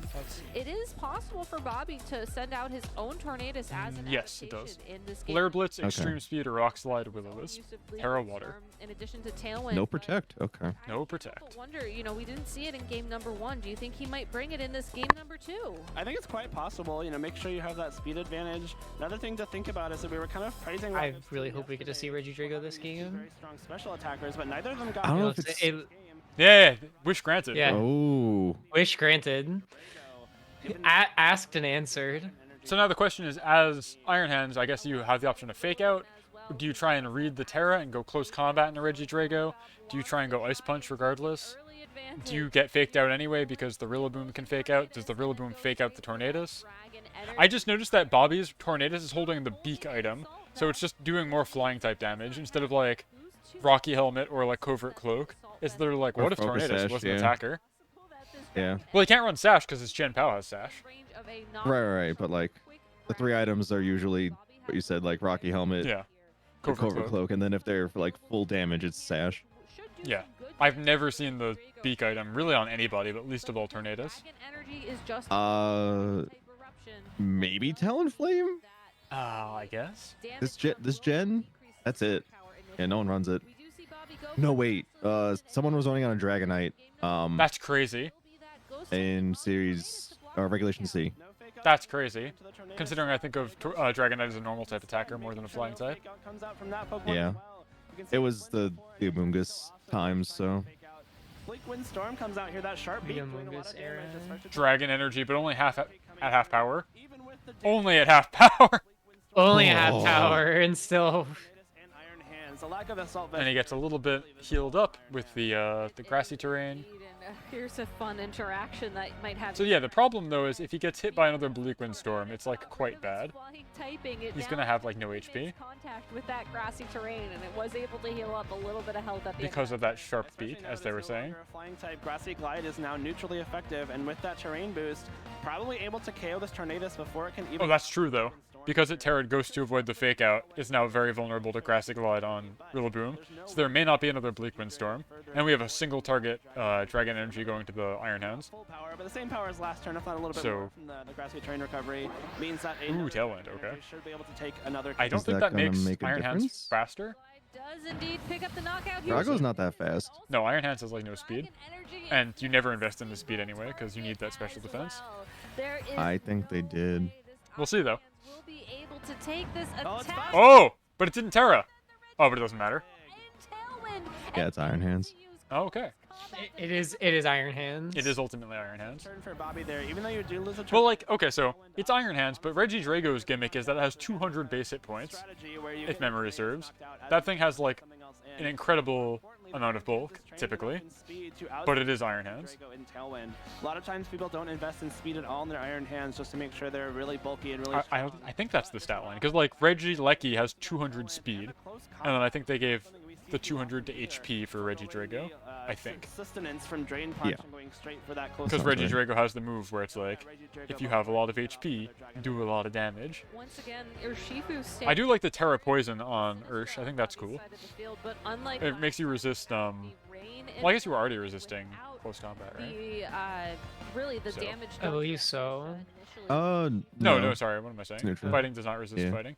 Instead, it does look like Raghav is looking to try and secure the KO onto that Iron Hands first. But it does crucially make you resist the Matcha Gotcha from Sinistcha, who would be otherwise eating you because you're a water type. Gets knocked out by a Grassy Glide if that's what Raghav. Did he just call this? Bobby's seeing through that they're bringing him. No, he didn't. Yeah, and this Arcanine's Intimidate will make a huge difference in terms of damage dealt for both the Rillaboom and the Urshifu.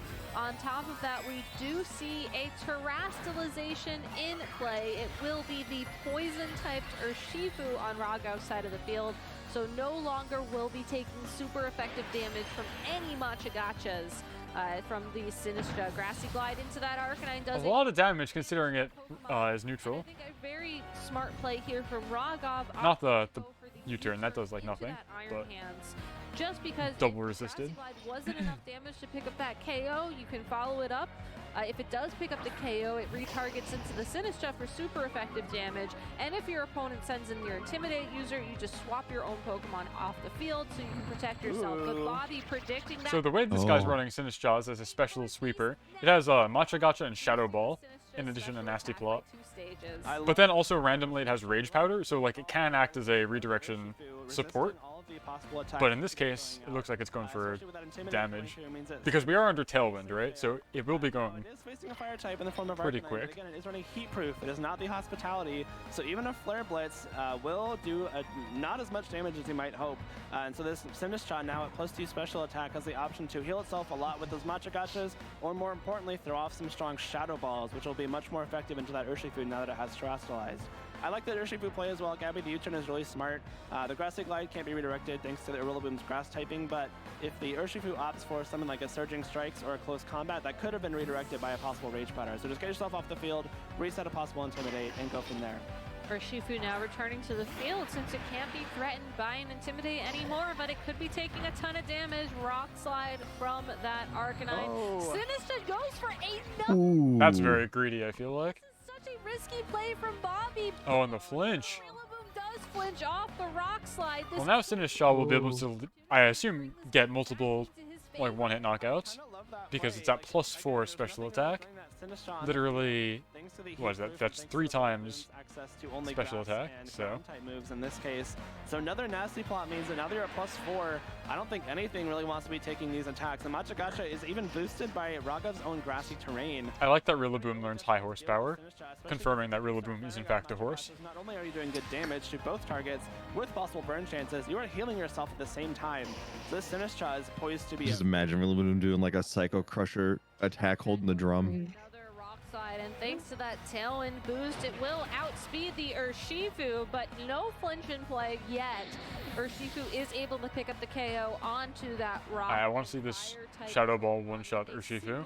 Strike wrap, Surging Strikes. Oh, Matcha Gotcha. From Sinistra, though, will be the next attack used, and not very effective. Thanks to the fact that it is at +4 special. Yeah, Urshifu's special defense very not, bad. Not really there, yeah. From this attack, and after the recovery of the grassy terrain as well, Sinistra's going to be right back up to full health if it wasn't there already. I don't think it's taken any damage. Well, hey, it looks like we're going to a game 3 at least. That's cool. Taking no damage, and if you're Bobby, that is quite optimal. That's a big threat. A lot of times. Now, Iron Hands here can just fake out, and you can click Shadow Ball into this, or click. Yeah, I think you go for Shadow Ball here because Matcha Gotcha could potentially miss. There will be no Intimidate onto Iron Hands. It's enough stab where it shouldn't matter. Yeah, exactly. Fake out and Shadow Ball combo here just to clean up this game. So Sinistra. And Matcha Gotcha's neutral anyway. Exactly. They're both neutral. My prediction there on the caster predictions, but I am very happy to be seeing Sinistra close out a game here on its own. Yeah, another special attacker. I love how small Sinistra is. Also, as an aside. Yeah. Absolutely minuscule. It's so funny to see it next to Iron Hands or whatever. Like, you basically can't see it on the screen. You need one of those, like, red circles. Hey, Marco, thank you. I appreciate the sub, though, you're under no obligation. Hello. Marco here also goes to our locals, which is cool. Well, Marco, as a Twitch Prime sub, you know, gain access to a whole bunch of very useless emotes, but they're animated at least. I finally have animated emotes, so enjoy those. Insane amount of damage on the board for that. And frankly, not much else. Yeah, I mean, if you look at what the 4 Pokemon Raghav brought to that game. You have your 07 emote. I do have my 07 emote. It's gonna be really difficult to take down that Sinistra, especially once it's. That one's pretty good, I suppose. But yeah, I recently got one with my jaw flapping. You can use that optionally for when I'm cooking and doing things like that, or when I'm talking too much. You can just type that in chat, and I'll be like, I should talk less. A heat-proof Sinistra is going to be taking very Your streamer, you must talk constantly. Yeah, right. Gotta fill all the dinner. That the Regidrago gets knocked out there. And of course, the speed investment on Iron Hands coming in handy there, outspeeding what is normally a faster Pokemon in Tailwind. Yeah, I feel like. I don't know if the flinch mattered there. It was pretty good though for them. Get Tailwind up. No. They had the flinch on Rillaboom. Yeah. Will outspeed the Regidrago. I don't think a lot of people. Matcha Gotcha didn't miss either, so. Because like what? Otherwise they would hammer into Sinistra, right? Regidrago would have some. Yes. So like that's new. That's resisted but boosted by grassy terrain. But then you just heal it up with the Matcha Gotcha anyway. So I don't think it mattered. Well, like you mentioned, Gabby, well, oh no, that was the turn that they were nasty plotting, right? in both of these games. That's they got the second nasty plot up, yeah. Yeah, but then you just heal it up the next turn anyway. Then Bobby game 2, which he won. And The fact that Matcha Gotcha hits both opponents and does lifesteal on both of them back to this third game. is truly an inspired choice from Game Freak. Opt for a different kind of game plan. I believe They're like, all right, we can't make something as good as Make It Rain. No, but we can try. But we can try. Absolutely. And here's your Regidrago round 2. Will it Terra this time?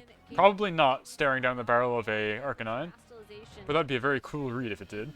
Tornadus, and given that it will allow him to get Tailwind. Like if we're expecting the Arcanine to switch out because, you know, Fire's not going to do anything to Regardless of how much damage you take from Regidrago. Dragon Energy, if We still hold the Terra, I think. But I would agree.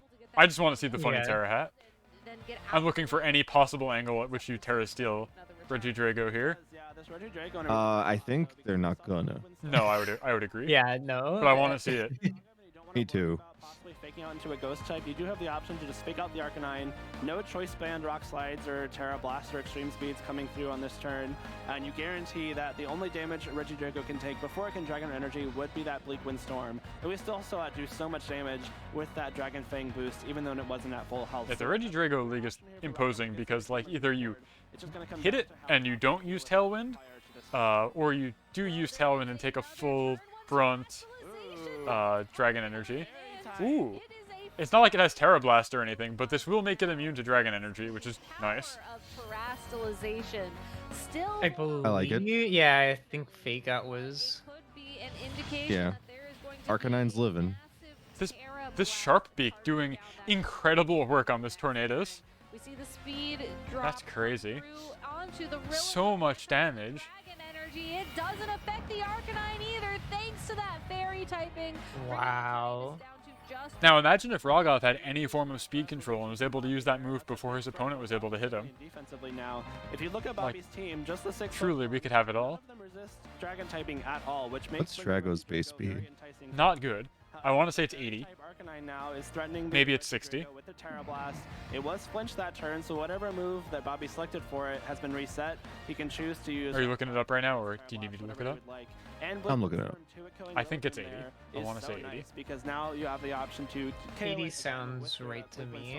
It just feels right. With the Arcanine into that Regidrago slot, which we saw even without a speed drop from the Bleak Windstorm, Arcanine attacked before Regidrago, so there's no. It is 80. Oh, I'm so smart. This is why I'm a professor, and also you're a professor, I guess. What are its defenses though? And They're both the same. I am not a professor. Isn't it like The damage output from this Pokemon, and kick that process off will be to send in your own so Arcanine to I intimidate. want to guess lower. They can't be more than. From the Regidrago will ensure that there's Oh no, actually, Terra Blast damage are its defenses both 100? Storm. Also No. No. Higher or lower? Lower, right? Lower. 60? 50. Oh wow. Okay. Yeah. Okay. So it's truly just like a HP balloon, like I think I don't know, like Jigglypuff or whatever, where it's Yeah. massive HP stat, non-existent defenses, KO, and you just have to chew through a lot of numbers, not locking into you know, a fairy type as opposed to the, you know, platonic opposite of that Shuckle, who has no HP and infinite defense. They just from Tornadus and Arcanine. Draco Meteor into the Arcanine slot. It does look like that's what was clicked, yes. It looked like he So was- we're expecting Okay. some kind of powerful read for reasons I don't really grasp. I don't know why you'd pivot your Arcanine out from this position where you're Tailwinded and you can click Rock Slide, and you're immune to this guy's like strongest attack. Will-O-Wisp from Raghav's Arcanine, and especially considering the But I guess he just knows something that we don't, because that's what happened. He was intimidated. I guess he just felt like he had to. It's a very easy Pokemon to switch out, though, especially when you Well, we'll are see. already dealing with stat drops everywhere. And we see Bleak Windstorm make two connections. My god. Well, that changes things considerably. That was a very good Oh. read. One hit KO. There was a, during last season, we saw Judy as Aurelia clicked Fake Out into a Flutter Mane that was about to Terra, but like it was Ghost type at the time that he clicked Fake Out, and he like Yeah. literally turned to the camera and winked when it happened. when he was on stream. And I think about that moment a lot. And that's basically what we just witnessed here, where it's like, if I read wrong, this does literally nothing. They are fully immune to the attack I'm about to launch. But, gosh, that was a good read. I don't feel like I would have swapped out Arcanine here. On the field against the Arcanine and Regidrago for Raghav, and more importantly, Raghav still has all 4 of their Pokemon available. Wait, does Regidrago here not have Terra Blast? Oh. No. I usually see it with the Terra Steel Terra Blast, so you get like your anti-fairy coverage. But here it just has 2 Dragon moves and Earth Power. Oh my gosh, what a which is interesting. I do agree with that though. Like, I don't think he has any other ground damage on the team. He has Rillaboom, who has high horsepower. Oh, okay, yeah. So because Rillaboom is a horse, so. Yeah.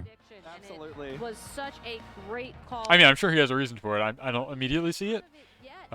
If the Arcanine doesn't Terra, that ground move does crazy good damage, but and I guess it's good in the Iron Hands also. I was gonna say, I guess it's maybe a check for hands. But I feel like your Dragon move Stab is better than super effective Earth Power, off the top of my head, because you get like the Dragon Energy bonus. There's a few Pokemon where there's 4 times weakness to. Yeah, like Arcanine if it doesn't Terrestrialize, for example. Fire, I guess, is a common Terra. It's also a Glimora check. That's true. Which I don't think. We don't see a lot of Glimora. Like, I know you like Glimora, and you're a Glimora like truther. Glimora. But we don't really see a lot of Glimora.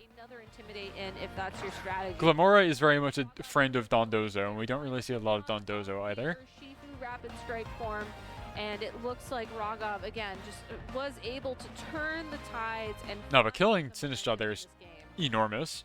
Like, we saw what that thing could do, and it had, like, relatively safe conditions to use Nasty Pull Up, and now it's just simply gone. So if you do opt to Terra into the Poison type, you're not going to be taking super effective damage from Wild Charge from this Iron Hands. Again, a more offensively trained Iron Hands, so 1 Wild Charge may even be enough. But yeah, I think it is a common trap to fall into, be like, Earth Power, 80 base power, hits super effective into Iron Hands. That's like, what is that? That's would be 160? Is that right? It's 80 base power, I think. But then you've got Dragon Pulse, which is base 85, and you've got your Dragon Fang for another 20% bonus, same type attack bonus, and then your ability boosted another 50%, I think, is how that works. So Dragon Pulse neutral would be better than super effective Earth Power into Iron Hands, unless it's 4x effective like you're saying. It's important to remember when you're doing battling like this, that just because something is super effective does not necessarily make it your best option. Oftentimes neutral hits are just better. Or I shouldn't say oftentimes, but sometimes you'll find that neutral hits are just better because of same type attack bonus and other things. Ooh. That's an intimidated Iron Hands. It sure is. There's a chance that Bobby may have a way to climb his way back into this game. My God. Your generosity, thank you. I appreciate it. Means that 1 Surging Strikes should be able to come in and finish this game off, and then he can bring. Thank you for giving power of emotes to finish guy here. Thank you, and thank you for the sound redeem. I want to get a sound redeem going where you can type in lines, and it will invoke the corresponding voice clips from the Pokemon Battle Revolution announcer guy. I have to figure out a way to like make that nice and elegant for Twitch users, because like obviously he can't just say whatever. It's not like a Vocaloid, but there are like a lot of ways you can mash up sentences with that guy. So that would be a fun project for when I magically have a lot of time. Right now I just have the Eruption one, where he just says nailed by Eruption. So in a situation where well, Raghav appears to be running this one back pretty nailed by Eruption. That's the one. Claw back to victory. This Iron Hands, unfortunately, will be the target of a Flare Blitz. Going to take Didn't hurt. more of those to pick up the KO, unfortunately. But it's literally Iron Hands versus the world here. Will not well, be able to find the damage it needs. Does find the I think he's okay. He's okay for now. I don't. Does Reggie go faster? Hands. Well, Regidrago has Earth Power. He does. But again, Dragon Pulse is literally stronger in this situation.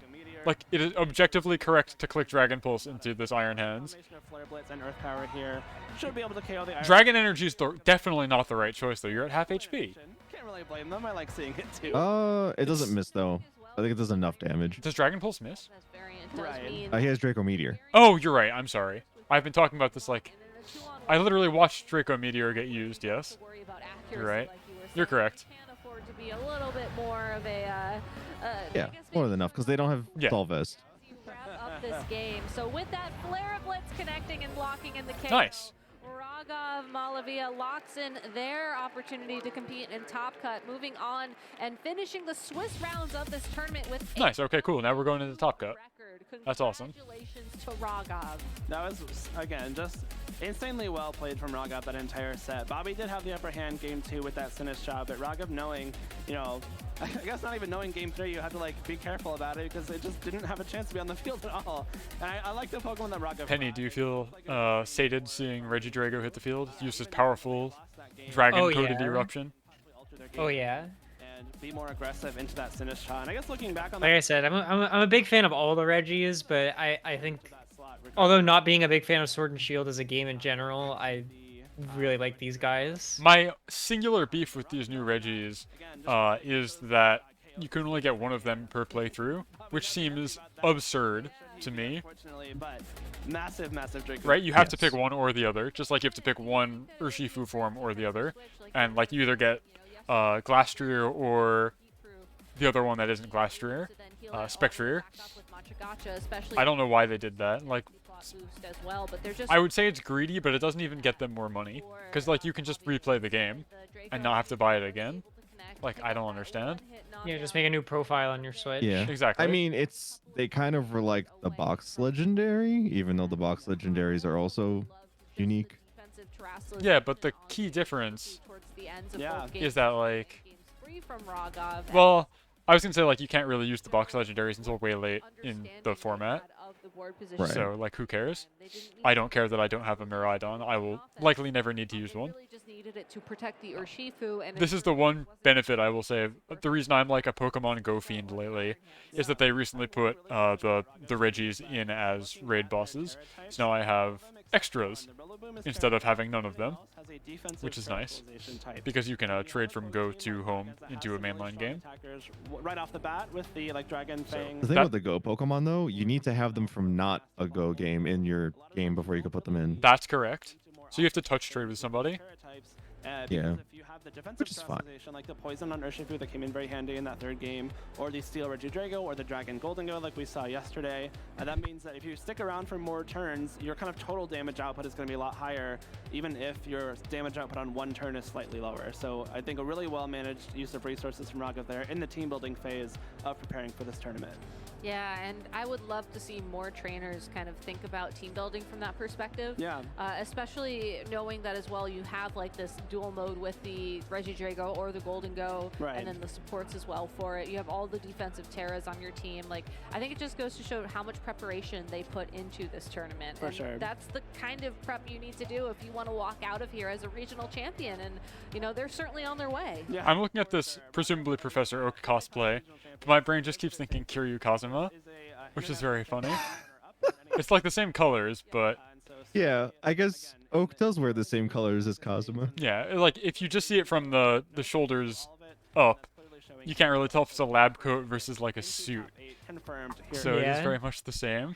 If I wasn't watching a Pokemon stream right now. Congratulations to Yeah. Bobby as well. You know, again, I don't know the maths off the top of my head. I am not the tournament organizer software, unfortunately. But I can say with decent confidence that I think they beat their top 20 record Yes. from Peoria. Most and definitely. if that is your most notable accomplishment to date, to then come to another tournament, make day 2 of Swiss again, and then just fall into the top 20-ish, hopefully top 16 range for your next tournament, that is such an incredible accomplishment as well. I know these weren't literally back-to-back, as we did have Lil in the middle of there, just, you know, across the pond, if you will.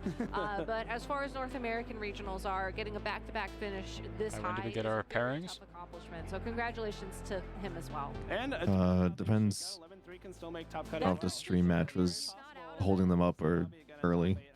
I'm looking on Arcanine right now. Remaining matches that they claim aren't finished yet are actually Ragav versus Bobby somehow. Justin Tang. then. And then Justin Tang versus a guy named Kazuki. And then a guy named Anders Nordstrom versus Ali Zika. So the 3 matches ongoing still. I'm guessing the Ragov one isn't done because he's doing the interview right now. And they probably don't mark yours done until you're like, done, right? The head judge at the table walks the sheet over to the table, and then it gets added to the pile. So it's like they're probably just entering other matches that also wrapped up recently.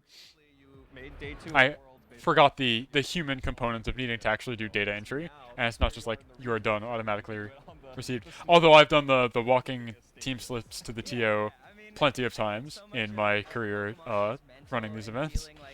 So, you have team slips at the locals? Premier challenges. I don't do them for like grassroots locals because I usually don't have enough players that I can't just watch all the results myself. We don't have any of that. Huh? At our premier challenges, we have not done any slips. Oh, I mean, we have like typically we'll see like 32 players in a premier challenge, so like it's a little hard to keep track of them all. Gotcha.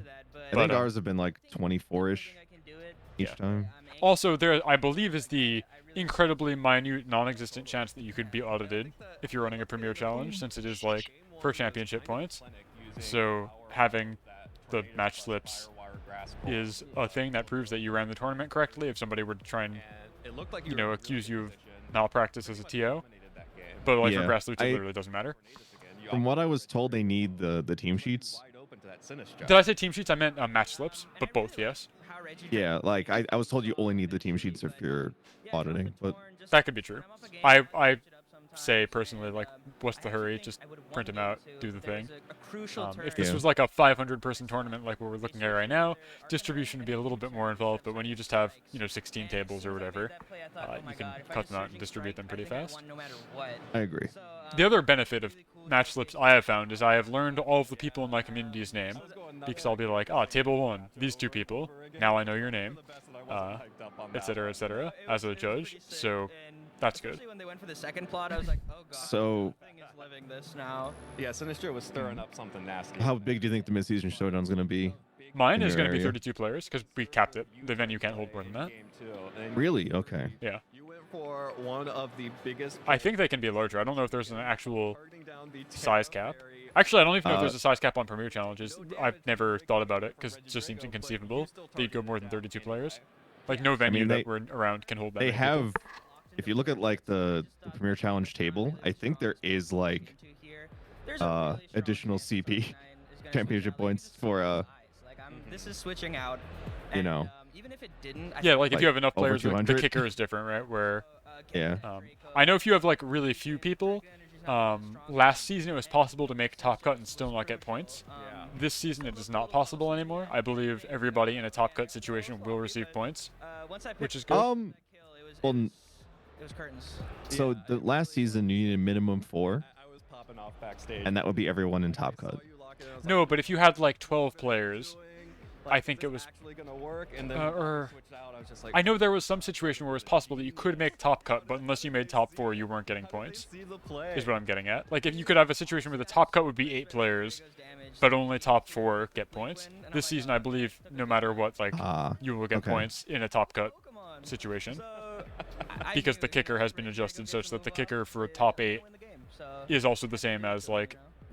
Who gets points? It was like not in sync is what I'm getting at last season, I believe, because we had a couple tournaments where we were just on the cusp, like 24 players or something like that, like a not quite round number, and you wouldn't have enough people for quorum for top 8 getting points, but you would necessitate a top 8 top cut, and it was like really gross. It was like very unfortunate that people would play so well and then not get what they need. I am so excited. Yeah, they also hand out more points at regionals now. Yeah, I mean, like we were saying at the beginning, you need 500 as opposed to 300 to qualify, so as they should.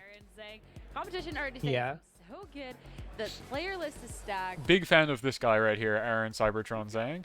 I've learned quite a lot from watching his YouTube videos where he does team analyses. Another top 8 at a regional championship. Smart guy, very bright fellow. Apparently he's also doing his master's degree right now, like in addition to being a traveling commentator and sometimes player.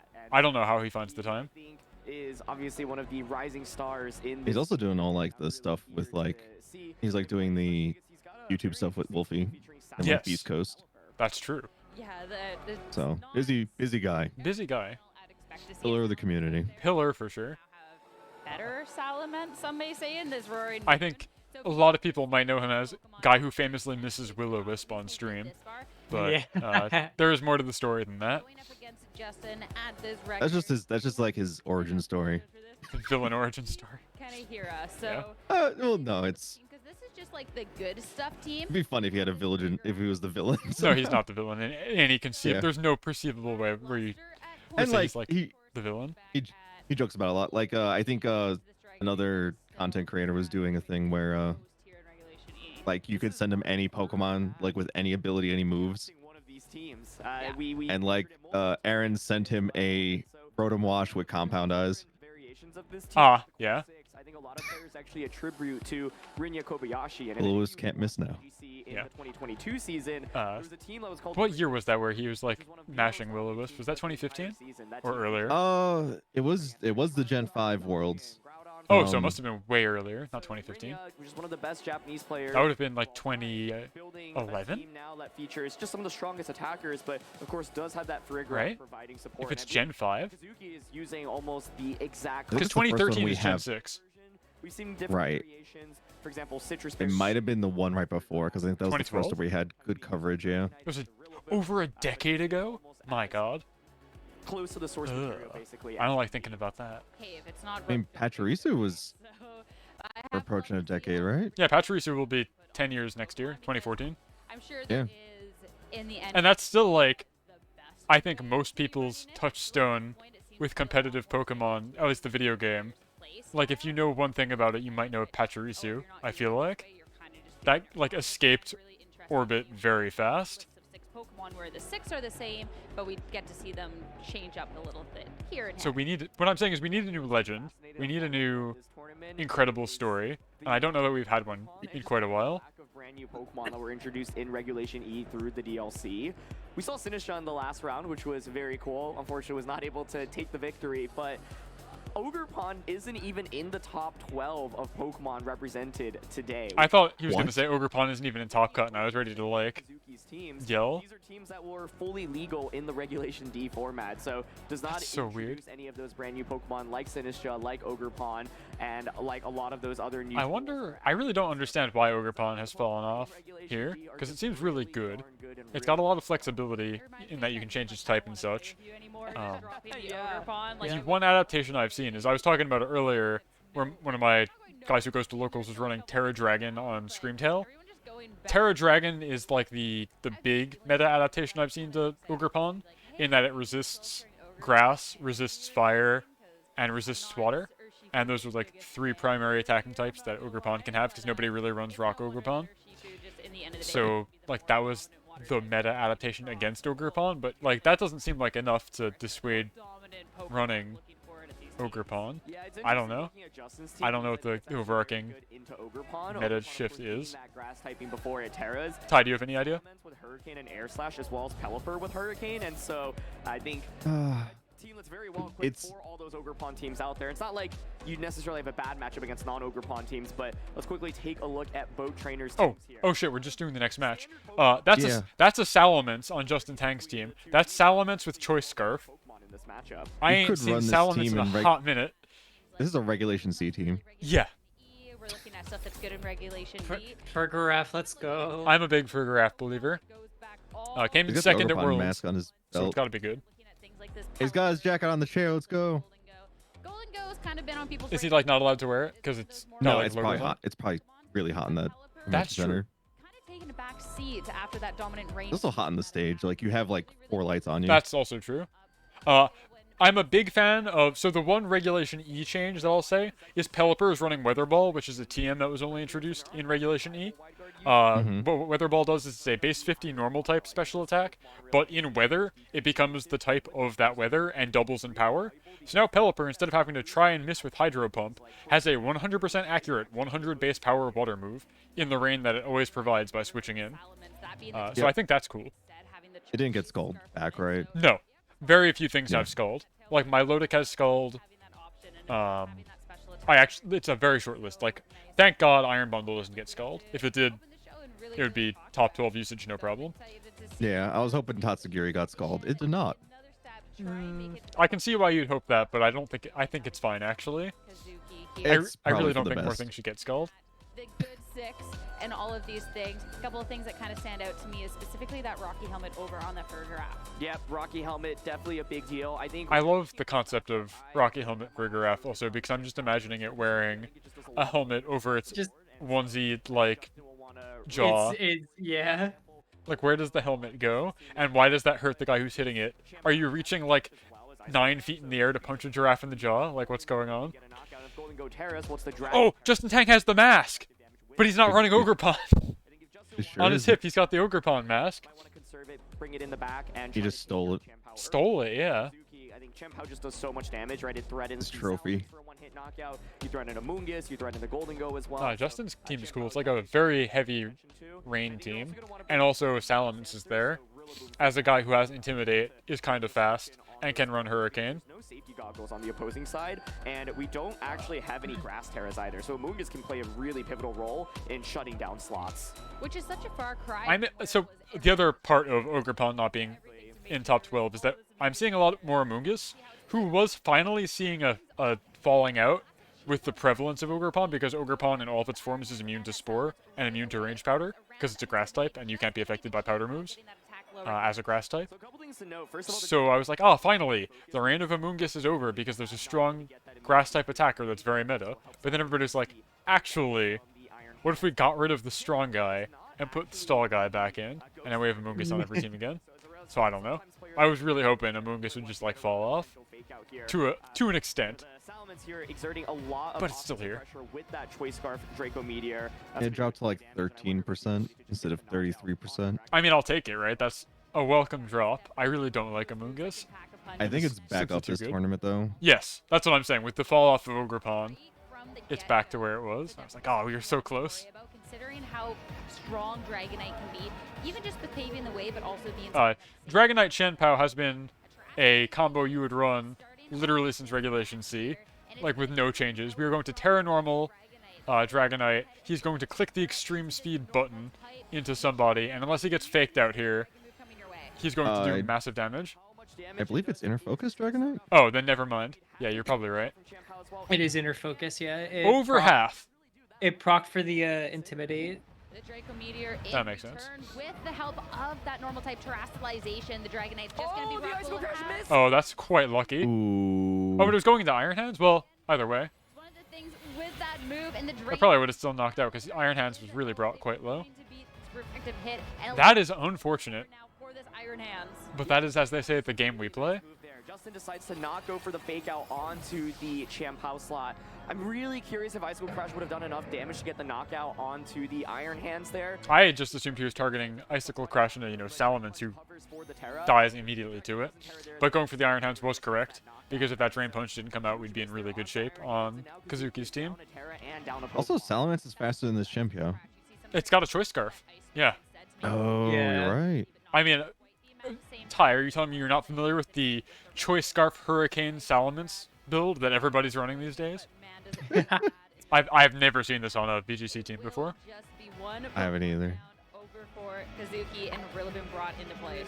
So I think Chien-Pao still exerts a lot of offensive pressure, and the reason why Kazuki was aggressively but it's an Intimidate user. It's an underutilized Intimidate user. Kind of the best answer for Chien-Pao. If I get rid of that, it opens the game up. So unlike hold on, I have to sneeze again. Making a couple switches, but Chien-Pao actually also pivots out. Kazuki recognizes this is a really important Pokemon to conserve it. Anybody who's watching the stream didn't hear that, but they got really good visuals of me clutching at my face with the hand tracking.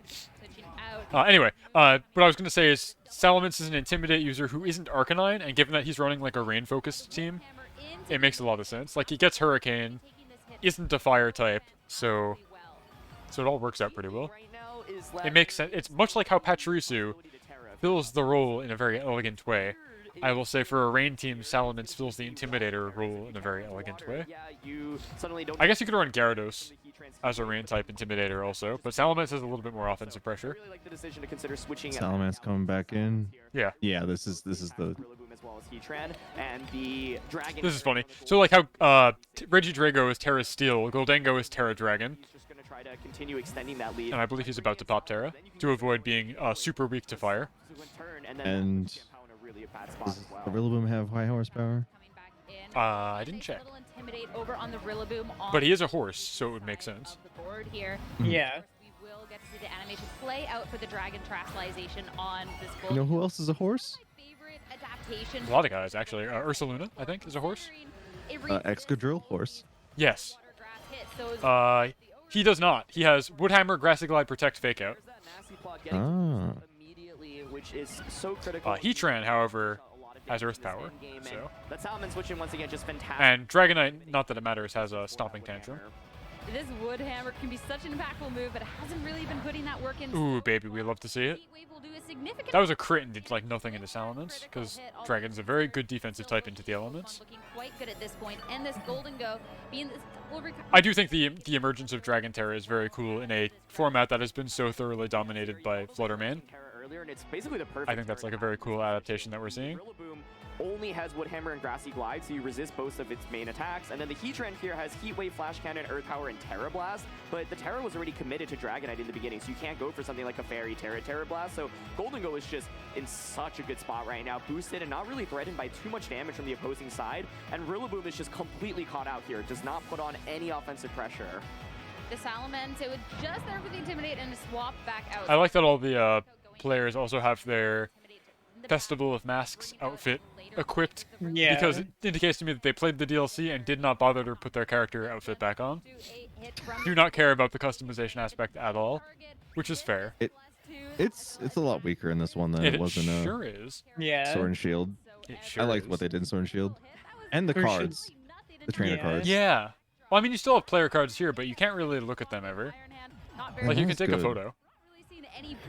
Not quite the same. Like, I was watching like Wolfie was doing a 24-hour stream, and when he like went to go make dinner for everyone who was on the stream, Aaron changed his trainer card and trainer to something really cursed, and then handed out the code to everyone on stream. Huh. And I still have it. That's awesome. Yeah, that's fun. No, yeah, You're right. That's really good. That's fun. Like, gave him pink hair and stuff. One thing that Justin does have to be careful about, though, is because you didn't set up the Tailwind.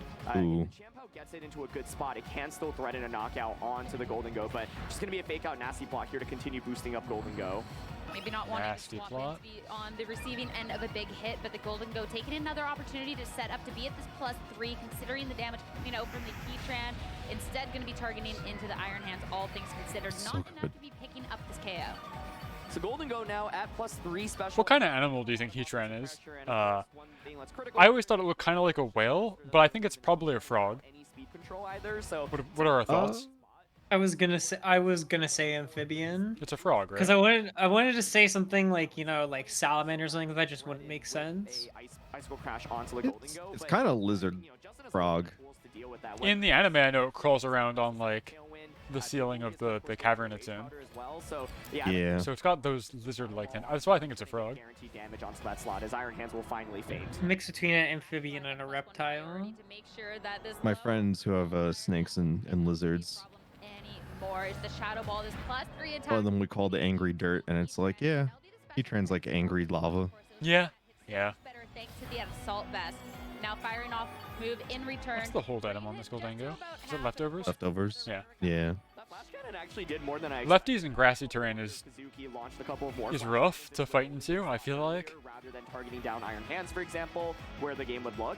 And so it's actually really meaningful damage, but the Golden Go is still at +3. This is a free switch in into Amoonguss as well, and Golden Go continues to exert a lot of pressure. But Kazuki, once again, his win condition is kind of bringing out Shampoo at the perfect position and making sure that you can actually get a knockout. But I think it's really difficult because, once again, this Rillaboom is just caught out in a really bad spot, and the Shadow Ball is a guaranteed knockout onto Heatran. If you switch in Shampoo, it's going to lose about half its health as well, and Rillaboom is just providing no value in this game right now.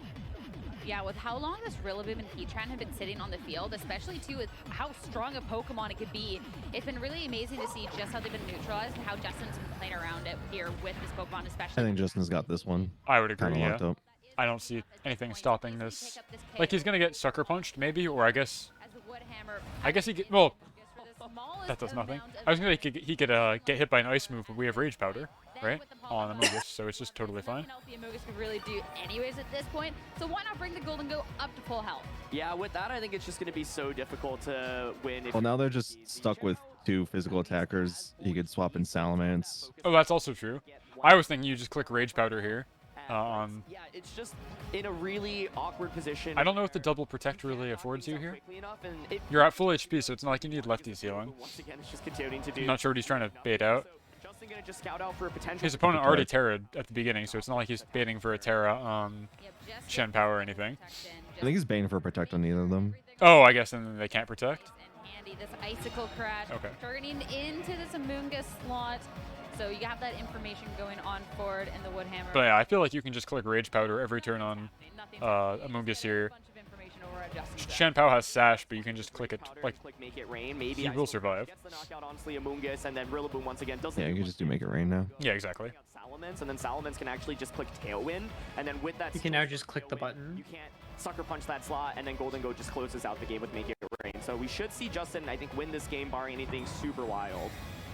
Yeah, not the only one protecting though. This time around, it's going to be the Rillaboom over on Kazuki's end as the Rage Powder will be making sure that it hit going towards the Golden Go is going to be diverted. So that Icicle Crash, it will connect this time around. And it lives.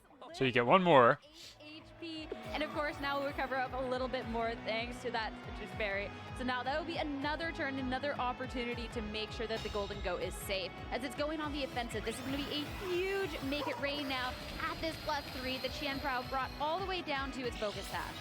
Yeah, and at this point, you can just go for another Rage Powder plus Make It Rain. This Rillaboom has been out on the field for what feels like forever, and it's maybe done 25% worth of damage throughout the entire game. Aaron has a great point. This Rillaboom has done jack all. Because it is really it healed the Golden Go. It heals Golden Go, yeah.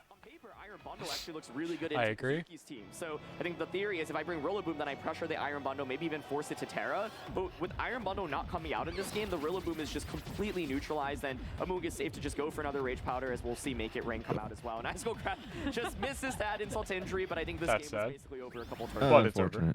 Yeah, just playing it out. Wow. At this point, the Make It Rain. Rillaboom. Utterly. Well, it's not an Assault Vest, a Rillaboom. So I guess that stands to reason. But I didn't think even a +2 would clear like that.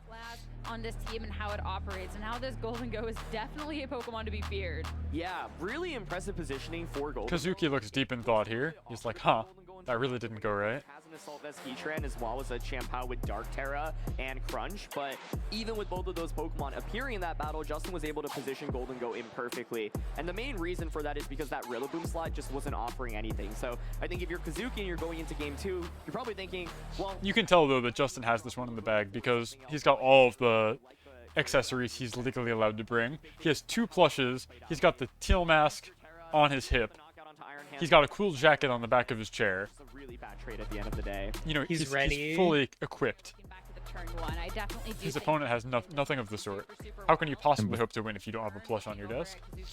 And before last year, no one knew who he was. Yeah, that's true. Justin Tang is brand new this season, or this generation, I should say. He went to his first regional last season and then promptly won it, and so now he's a big famous guy. That's my. He went to his, yeah. And then won another regional. That's true. He's won multiple regionals now. Yes. I know him as the Palafin guy. I think his first regional he won with Palafin. Is that correct? Yes. Yeah. So he made Palafin, rightly so, look very scary for a little while. That's once again the risk of using Icicle Crash. I am kind of surprised Palafin has fallen off quite so hard, but I guess if you want a water type attacker, Urshifu's just better because it still gets Aqua Jet, which is like pretty good, and Rapid Strike. Is, you know, Rapid Strike. And going through Protect's pretty neat. Yeah, that's good. We like that. Consider team preview. I'm excited to see what adjustments are made headed into this match. Okay. As we head into game 2 here in our round 14. Right out of the gate, a little bit of adjustment, at least in the Pokemon leads, coming out from both trainers, as we will see the Dragonite paired up with the Rillaboom to start. So not... I don't see what Dragonite does here.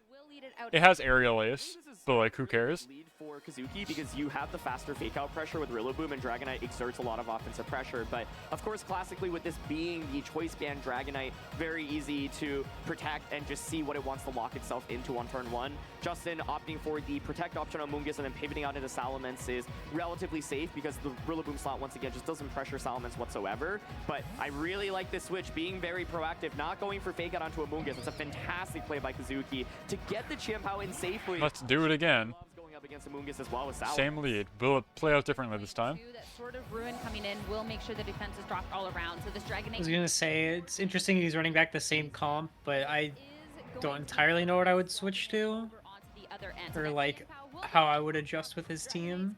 Nice and safe though with that inner focus. Yes, this feels very familiar. Other than there being no Iron Hands on the field now, which I guess now favors Kazuki. Outrage though. Ooh. Oh. Ooh. Justin Tang's life flashing before his eyes. So Outrage is a move that has 120 base power. You're locked into it for a bunch of turns, but that doesn't matter because you're choice banded on Dragonite. But crucially, you can't pick who you target. It just hits a random guy on the enemy side. So even if they're protected, even if they're immune, like they're a fairy type or whatever, you could just whiff like that. But had it gone into Salamence, that would have been a one-hit knockout, for sure. You're saying, well, this is a good opportunity for me to now bring out the Golden Go. That's rough. Actually go for a nasty plot with it. But let's see. I think there was an opportunity to attack there with Salamence. Well, we're not going to see it with instead this Golden Goat coming out onto the field as the Icicle Crash will be targeting into that slot. So the Salamence would have been safe, but that will take it. But that will be the Outrage to target. Oh! One-shotting Amoongus is huge, actually. Because if you do anything short of yeah. that, it eats its berry and switches back out and like gets Regenerator. That's huge, actually. And that's why people run Outrage, even though it's got all of those drawbacks, like being locked into it, in applying self-confusion after it finishes its 2-turn rampage or whatever, 3-turn rampage, and not being able to choose your target. It's like, whoever does get hit will die. It's very, very strong. I'm surprised he just didn't Draco the Dragonite. Yeah, I don't really know why he's dancing around like this. I think it's a little bit more difficult for Golden Go to just set up in this game safely. Yeah, it's definitely... And let's not forget also that that Outrage was boosted by the Chien-Pao Sword of Ruin, which reduces everybody's physical defense by a quarter. Big, big physical damage. And that's why the Dragonite Chien-Pao combo has been like tried and true. Pressure this Dragonite and Chien-Pao has out. You have a lot of priority moves, a lot of damage, very difficult to get a hit in. Considered. Not going to be confused quite yet, but here we'll see the Terastallization coming out from the Salamence will be into the flying type to take away this dragon weakness. I don't know that it matters. Not faint to a Chien-Pao Icicle Crash, but committing your Terra is a big deal. Draco Meteor Cure is going to connect onto the Dragonite. Yeah, okay. Hit knockout. So that's faster. So Wonderlet, there was an opportunity to do that one turn earlier. Either way, though, Dragonite now is eliminated. Sacrificing your 4x weakness for a 2x weakness is an odd way of... Oh, okay. Yeah, you needed to. I mean, I don't see a better play. Like, Terra Dragon on Goldengo doesn't get you anything against the Chien-Pao. But I was just like, I assumed he was going to get one shot either way. I didn't realize it was possible to live an Icicle Crash. Same type attack bonus from Sword of Ruin Chien-Pao. Well, it's -2 Chien-Pao. It's -2. Oh, that's true. You're so right. Pivot out Chien-Pao into the Rillaboom like Kazuki has in the back, and just have a faster fake out into Iron Hands, and then just fake out Heat Wave right now. So I think a big question I have this turn is, does the Chien-Pao make the pivot? But I think it makes a lot of sense to get rid of the Intimidates, and Chien-Pao was one of the win conditions I was talking about before this set started, and I think this time around it's in a much better position. So I think... Yeah, I think Cybertron's right on the money. If you get Chien-Pao out of there while preserving Focus Sash, you're in really good shape for later. Even once Goldengo has maximum nasty plot stacks or whatever, a single Sucker Punch would probably knock it dead. And since it can't Terra Dragon, since we've used Terra Flying, it's a check for both guys on the field right now. But you do have to get rid of one or the other. You can't exist with both of them, because Chien-Pao is only single target. And it's slower than Salamence, so... We'll be swapping in, so the Iron Hands coming in. We'll have the fake out pressure for the next turn as the Golden Go does go ahead and protect. No swap outs coming in from Kazuki's end. Instead, is just going to go on the offensive. Icicle Crash first.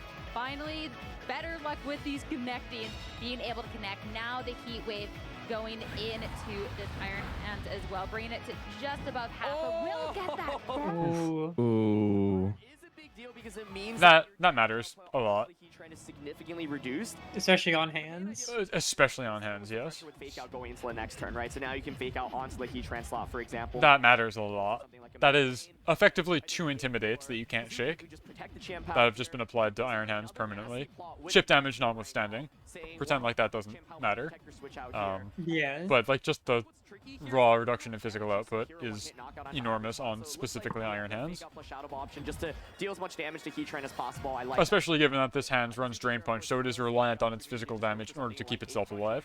But now it can do neither. It can't heal, can't really do a lot of damage. Is going to be protected this turn, but of course, faking out into an Assault Vest Pokemon always going to be a safe choice since it has no option to protect. So Heatran can't move, and it has to be taking this Shadow Ball. So it's going to be taking at least a little bit of recovery at this point, but slowly and surely chipping away at this Pokemon. Yeah, the Shadow Ball not being a 2-hit knockout is a really big deal. I think if you is a 2-hit KO, then you put on so much more pressure, but Heatran here should be able to get another attack off, barring a critical hit or maybe a super high roll, and as a result, you can see Justin... Yeah, so now Goldango has to play these mind games with Protect and what have you, so you don't get Sucker Punched. Damage onto the Heatran, so right? then a Shadow Ball can finish you So... off. I do think this is an opportunity for Kazuki to Why didn't go for the Champao slot? Interestingly enough, Chimpao continues to just... Yeah, I don't know. I feel like you'd want to get rid of that sash as fast as possible. Hey, potentially could be in a lot of danger, but it's been sticking around and it's been putting in this impact. The double up into the Iron Hands, though, absolutely massive. Secures the knockout. That's one thing I was wondering if you actually... Really solid, like, adjustment and play strategy from Kazuki here, despite having, like, a very similar opening board state. Definitely played differently to get around it. And I mean, a lot of that also is Tang playing differently here. Like, we're seeing the Terra on Salamence versus Goldango. Yeah, a lot I of think the turn switching. The turn he swapped Salamence out for Goldango instead of just Draco metering. Air Slash does give you the ability to get a flinch here. I think sacrificing Salamence would have been okay that turn. Yeah, win condition. Chimpao here still just very well positioned despite it being at -3 attack.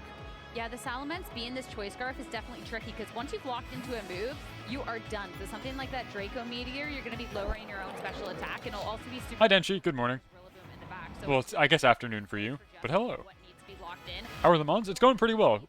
We've got Salamence over here, who is very underrepresented. This is the first time I've ever seen Salamence in modern VGC, in Generation 9 VGC, so that's exciting. That flinch is huge. That's a very big deal. And now the Goldango will be able to start firing off. Yeah, so Salamence is fun. He's like an old friend, you know? We've had him since Gen 3, and he's like, time to finally do some stuff. And he's got the funny balloon hat. And then the Heatran, I think, should be able to win against the Rillaboom, but yeah, opening the door for that Air Slash flinch and almost getting the... Does he not have Sucker Punch? Wait, hold on. There's no way. How different would the turn look out, but... I just assumed. He does. Yeah, Champao has Icicle Crash, Crunch, Sucker Punch, Protect. Okay. There's no universe where you don't run Sucker Punch on Champao. That's its thing. Its entire existence is defined around running the strongest Sucker Punch in the entire game. We're going to be seeing that swap out, bringing in... There's no way. Instead, already taking much damage. Denshi, what are you up to this fine afternoon? Run and hide in the back, but it'll be this... How's it going for you? Now. Is this Terrifier Rillaboom? Rillaboom into this grass type. Oh, it's just grass. To me that we're looking at maybe this grassy glide to see how much damage can be done. I'm wondering if there's any world in which Salamence survives this, but let's see. It should be Grassy Glide into Salamence. Can it take it? Denshi was just watching the FNAF movie. Oh, man. Gonna be me later. Gonna be me. Especially too with this Rillaboom actually having the full deck this time around. Can't wait. Got the sweater on. Got the legally distinct Ursaluna plushie.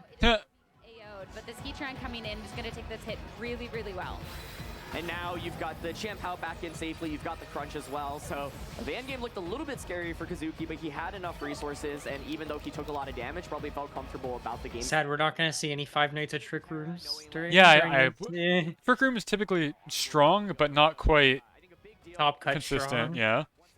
So I'll run it because it's fun. And because I'm a big Torkoal appreciator, and that's the only way you can play Torkoal. But even if it goes into Golden Goat, still doesn't typically make it all the way. Yeah, there you go. Sucker Punch just deletes you. Yeah, no Terra, no. All right, we're seeing the game 3. That's nice. To be securing that final knockout and bring us into this game 3. So even though there wasn't that adjustment of the Rillaboom over on End, I feel like the pieces were a lot better played, and as Also, I will be taking a break after Yeah, this round. And then I'll obviously. be back for the finals. Pop in, pop out whenever you need to. That's totally fine. That's the plan for today. You are not obligated to stay for any longer than you are able or want to. such a huge momentum out the gate. Yeah, I think Justin is going to look back at game 2 and just think about the turn Salomon switched out into Golden Go. It was a really passive turn, and Outrage, an incredible call by Kazuki, and it landing the right target into Amoongus is a really, really big deal. So if I'm Justin, I'm thinking, well, I think I have the tools to win this one. My Pokemon choices were fine. I just maybe need to adjust my gameplay a little bit.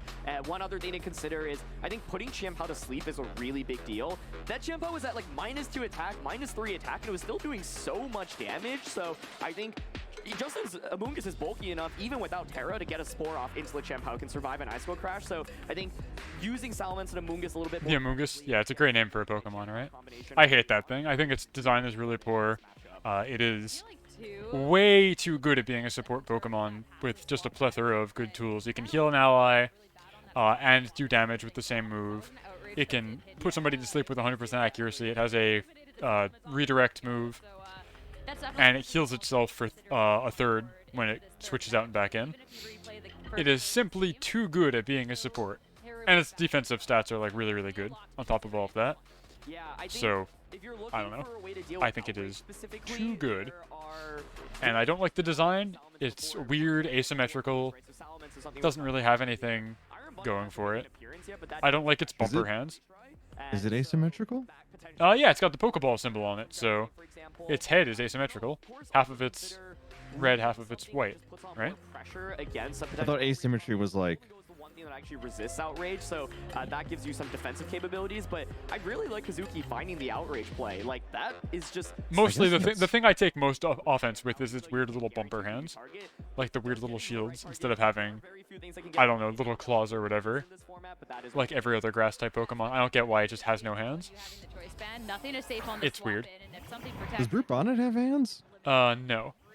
No Dragonite to start things off, though, in this game. Yeah, see how Amoongus, half of it is the white side of the Pokeball, half of it's, in this case, the colored side of the Pokeball on its head? Yeah. I just don't like that. Also, just the fact that it is, like, made to look like a Pokeball, I think is tacky and, like, not visually appealing.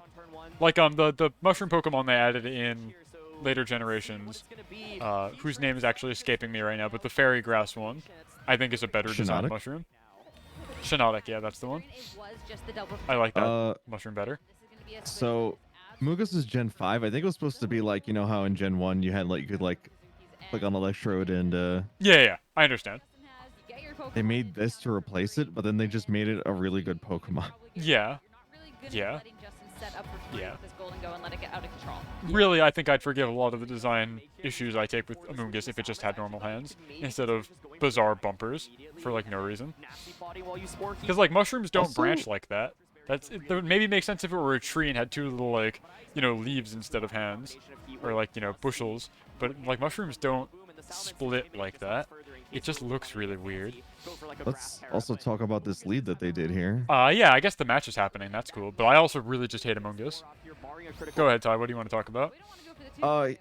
Heatran Rillaboom was an interesting choice. Huge heat wave coming out, bringing the Amoongus down. Oh my god. Well, it's special attacker Salamence, fortunately, for Tank. Yeah, these are that's fine. Lucky burns, though, for sure. It's only a 10% chance. A little bit of Citrus Berry recovery, but still not even bringing it up to half. But, yeah. Yeah, so this is why I hate this guy. Because he can just do that. He lives, like, even super effective hits, eats a berry, and then puts somebody to sleep. Hey, Densuro. Is Heatran's eyes just turn off? Yeah. That's how he has no eyelids? No. Oh my god. Yeah, it just shuts off. It's very cute. Yeah, cute. Salaman's coming out in a really good opportunity to just go for that knockout. Nailed by eruption. Now I'm wondering if its eyes are actually eyes. I think it's just like a window for the magma behind it, right? And say, I'm just going to extreme speed your Salamence. Yeah, you can switch in Golden Go, but it's fine. I like to see over on Justin's end that it was opted for the more aggressive play as opposed to the passive one that in game 2 definitely let this Dragonite get a little bit more out of control. So over on Kazuki's end. You have to see if you call it, because Justin's definitely not been too shy on swapping and repositioning, as we get to see with the Amuga swapping out to bring this Golden Go in place. Make sure if there is going to be an extreme team targeted into the slot, it's not going to be there. Uh-oh. Hostalization. Is this Terra normal? Yeah, yeah. Oh, no. I hope they didn't e-speed the Moongus slot. Thanks to that normal type terrestrialization.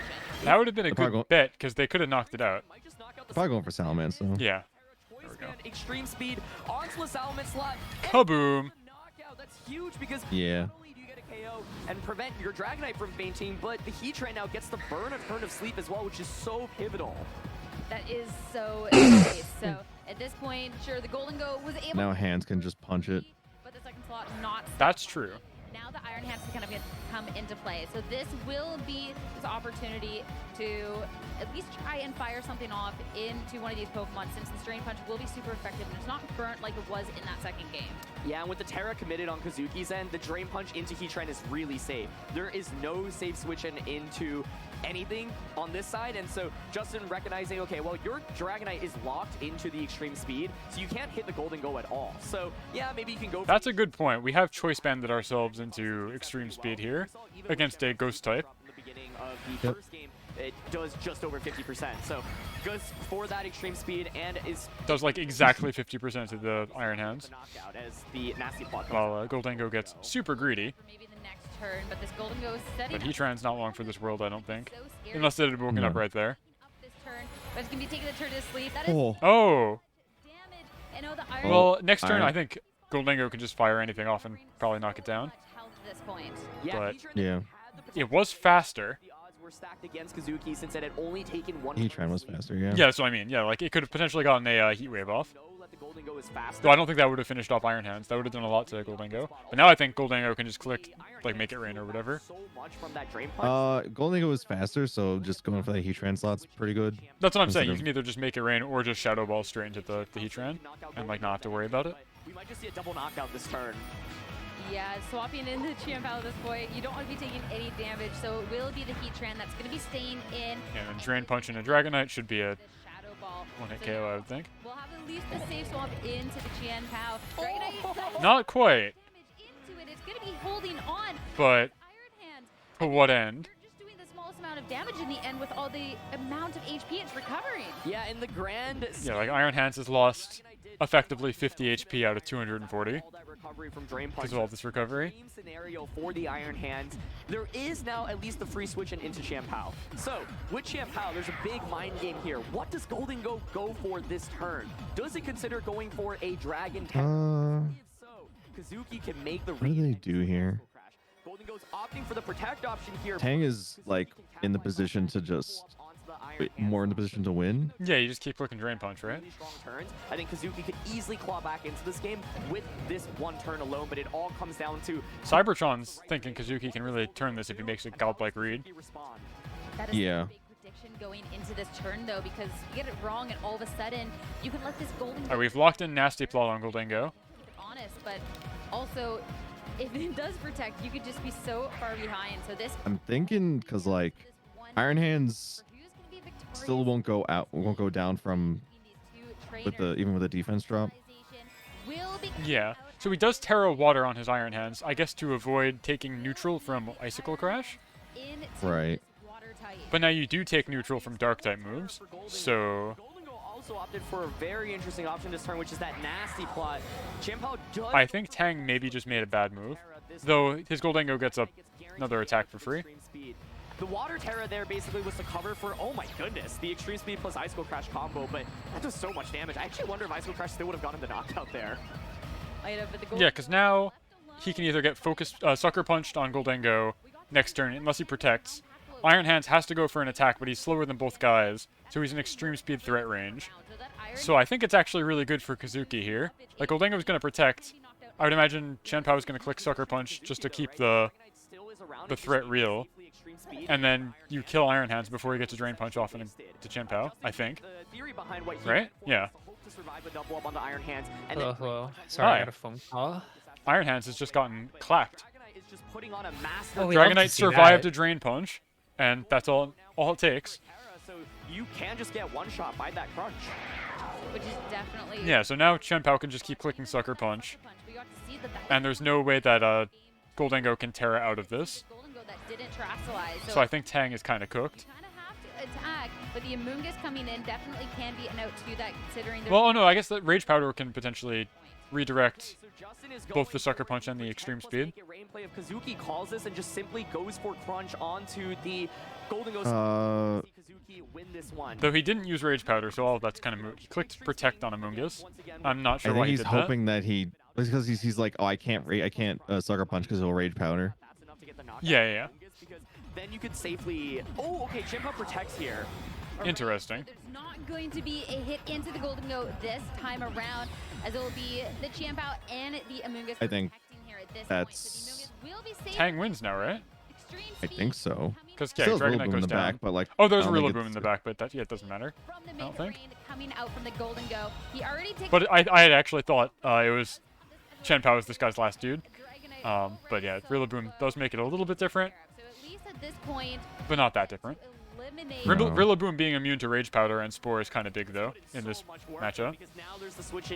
He needs like a crit on a resisted move. So basically with that, you guarantee the knockout onto Amoonguss, and then Chimpao just wins the 1v1 against Goldango. So I think what Justin needs to go for here is either hope for a double protect. Cybertron is right though, yeah. If you double into the Amoonguss with Icicle Crash and Fake Out, you can presumably get the turn 1 kill without eating its berry, which I don't think it's eaten yet. I don't remember. And then you'll hang on with Focus Sash, and then you can Sucker Punch into Goldango. And if Goldango ever wants to win, it has to attack, and you can just Sucker Punch one-shot it. So I think he's right. Tricky, but yeah, I think there's the option to go for the double protect. You can see Justin considering. Oh no. But if this double protect goes through. And is there any chance Kazuki calls it and says, I'm just going to crunch your Goldango? I think you have to go for the double protect plan. It's really safe for me to just fake out Amoonguss and crunch. Amoonguss doesn't get the double. So nope. Unlucky. This turn as fake out goes on to Amoonguss. Where did Chimpao target here? That's going to be the biggest thing. It is the Icicle Crash. It is going to connect. It connects. And knocks out clean. Going to be gone. Yep. So Amoonguss. Oh, good job, Kazuki. That's an impressive turnaround off the back of surviving. Yeah, he's going to literally win with 1 hit point. With that Focus Sash is going to be sticking around. But hey, that's all you need. Yeah. Onto Goldango, crunch from this Chimpao with that defense drop. No terror option from Goldango.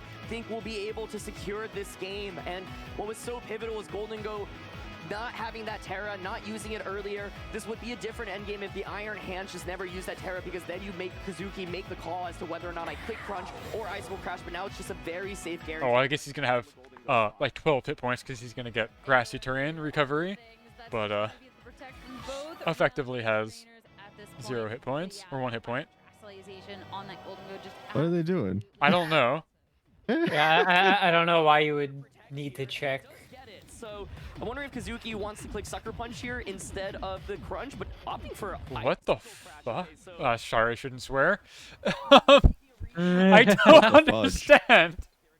But that was really risky. What? Please do not click that one again. That's what we're hoping for. If it's going for the crunch, though, we get to see the nasty plot from Justin.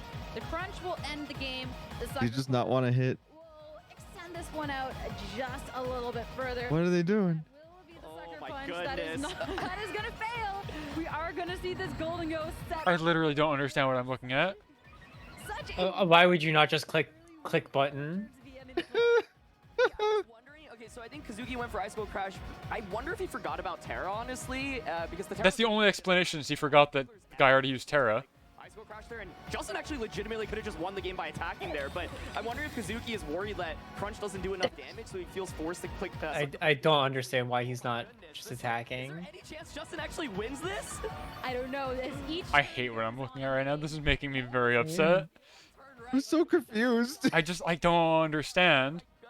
Alright, another sucker punch! And it's gonna fail! Another nasty plot coming out from the Goldango! It's gonna be max special attack now! What is he doing? Just... No, we're going for the attack. This is gonna be the moment. Sucker punch going and... Oh my god! Oh my god, the pop-off and everything. Oh for sure. We saw that one-hit knockout from Sucker Punch in the previous game. Slams the plushie back onto the table. And Justin That was a roll. going to move on here. Yeah. Oh my goodness. Almost for sure. Oh, I'm gonna go. Yeah. I gotta go. Go lie down. Yeah. Yeah, thanks for stopping by. Finals is a little bit away still. We got the whole top 8 to go through. Yeah. I'll be watching on my phone. If Kazuki had just Godspeed. gone in and Penny, how much more time you got before your movie today? nasty plots, you get the chip. I got till like a little bit before 3. Oh, cool. Cool. Thanks for hanging out. What? Yeah. Crazy. I love hanging around watching Pokemon. I can't believe what we just watched right now. That I've seen it That was entire season, honestly. crazy. That was ridiculous. So curious about the damage calculations from Champao onto the Golden Go there. So I think Kazuki was thinking like, Why did he click Icicle Crash? punch and I should be good. Why did we let the extra? I mean, the extra nasty plots didn't matter. You're gonna blow up the Champao who has like 5 hit points no matter what. But, I just like don't for that crunch because once again, understand. the If he had gone for Crunch instead of Sucker Punch, every turn like any of those turns, secure the victory. That was unbelievable. when he did like the nasty plot, you would have just gotten him, and then you would have Sucker Punched him for the win. Securing that one-hit KO. The following turn, whenever he had to inevitably attack, like you're faster than him for sure. This can be KOing. Like this should maybe KO, but still somehow. That's crazy. That's a top 10 VGC moment right there, in my opinion. Yeah. Pull that out has to be one of the most winniest wins out there. Winniest wins. It's true. The pop-off is justified in this case. Usually I think it's Yeah. like bad manners, but like, what on earth? I did not think Golden Go was surviving that ever. The mental fortitude to not just click run and like, when you are That was absolutely incredible. What down in that position is great, because we were all like, oh, he's done. Goldengo's cooked. There's no way out. Eventually you're going to have to attack, and Sucker Punch is going to get you first, and it will one-shot. But it didn't. first match to be going through. It's a good pop-off. Playing I agree. Really well that Doom going on forward, and it was so close at the end, especially too looking at Justin. Like there was extreme speeds coming out from Kazuki. We're stacking up, so for him to still take the victory is insane. Yeah, I just I think the mind games when you're going up against this Golden Go is always fascinating, but it looked really dire for Justin. I was actually even looking at the player cam, and it seemed I could tell like how stressed he was, because I think he thought the game was just definitely over. Yeah. But able to claw back into the game, and there were so many opportunities for Kazuki to target down that Golden Go, but I can't fault him for the way he played to try to set up that end game, given that you had knowledge that Sucker Punch did get the knockout onto Golden Go previously. But yeah, I just can't help but wonder if Crunch came out just one time, how different that end game would have looked. I know, right? There is so. Oh, Penny, you were asking about it before. I have the top 12 guys for today. I'll pop in the chat and put on stream in a second. At that point too, like Just for you, here you go. Turn as you called out that he And could then have I will put this on there, stream. and then all of a sudden that win con was. I mean, similar lineup to pretty much almost the exact same lineup to Worlds. Yeah, that's the thing, is we've got like a whole bunch of DLC guys, some brand new legendaries, but we've normalized back to just the previous regulation. I need a breather after that. That's one of the craziest end games I've seen in a Just while. with a little bit of different usage stats. For sure, honestly. So huge Yeah, credit to here we go. Justin. Here's for the finding And I guess Rillaboom is also here. Golden Go being bulky enough to take a super effective. Here's our top 12 usage. Flutterman only number 3 right now. Absolutely incredible. So we'll get a Iron Bundle clawing its way back in. will be the community vote. Amoongus only 20%. Goldengo is here for some reason. I mean, we just saw why, I guess. Somebody else and send it over to the lounge to hear from Justin himself. Golly. All right, Justin, tell us. I'm going to listen to this player interview, actually. I am in the lounge with, Aaron, if you thought you were breathless, you should see Justin back here after that incredible in-game Game 3. Justin, well, first of all, congratulations on the win. Thank you. We're going to have to figure out if this is enough for top 8. Yeah. I think it will be close, if not in. Okay. But what was going through your mind that, like, those last 5 turns of playing the Sucker Punch mind games? The Sucker with Punch Nasty mind Plot? games, it happened because I teared the hand so early, and honestly, it was kind of brain fart, but like usually, like my idea process was, if he E-speed ISO crash, because we saw that game 1, if he landed, I might have a chance to get KO. I'm like, okay, maybe he's gonna do it again. Yeah. I can get them to Champao down low, and then I can win with Amoongus go down the back, I break the sash. That's kind of the mindset, because after the game 1 information. Yeah. So obviously that's the wrong play.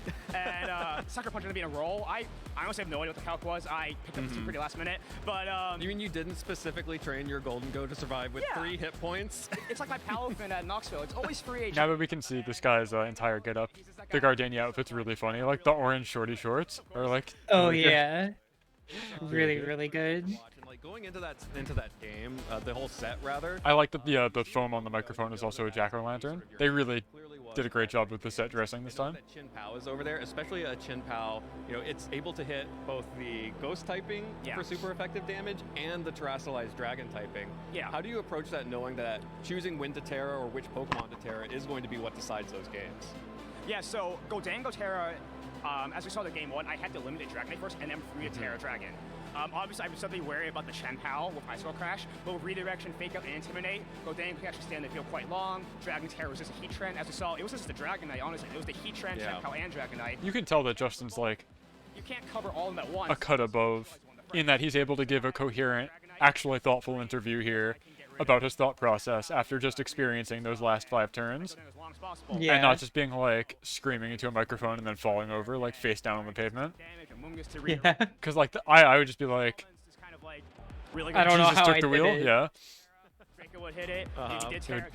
Fate intervened, and I was possessed by the spirit of VGC, and I clicked my buttons in the right order, and then I blacked out. If I got flinched out, it was probably over. But he has like perfect recall of like why he did these things and like his thought process. You have the flinch chance. That is the sign of an organized mind. I like it quite a lot. Well, I want to talk a little bit about the dragon on your team. Yes. Obviously, Dragonite did big damage with the Choice Band Outrage that we saw on Kazuki's side, but your Salamence here. Now, I'm really thrilled. I'm happy. Thanks. I chose Salamence as one of my caster predictions. Amazing. I had no idea you were bringing this team. I didn't know either. But it seems extremely rad, and I want to hear Extremely rad. why you decided to go with it. Oh, I love that. Rain version of Salamence. Yeah. Okay, so funny enough, what Katsuki used, that was the original team I was going to bring to Toronto. And then I teamed up with Sheeling and Gavin. Sheeling has been working with Rain for the longest time, and of course Gavin. But of course Gavin heard about that and hit me up because he's the Rain guy, of course. Yeah, the and Rain we guy. made a crazy trio. The Rain Man, if you will. And it came, and that's kind of happened. And honestly, by 2 a.m. of that Friday, before the tournament, I was doubting my team choice completely. I'm like, I get farmed so hard by all these other mons, and I just hope I get my matchups pulled right. And I think this is an insane meta call. Salamence, Dragon type in general, Flying Stab. Yeah. I just saw Dragonite is really good. I think all the dragons I know, like day 2, Gudra, Dragonite, Raging Drago, Salamence, Dragon types in general are so good right now. I think we're missing Garchomp, but that's about it. Besides Garchomp, sorry. Yeah, Dragon and Flying Stab is so good in its current format. And even though this team looks outdated, it kind of adapts pretty well versus most of the meta threats right now. Obviously, there's some key weaknesses, but going to this, it was like, I'm gonna pull the matchups, and knowing the meta, I think it can do well enough. And even though I was down a little bit of the bad matchups, I didn't really pull that many, and I was able to go far with it. I'm really glad.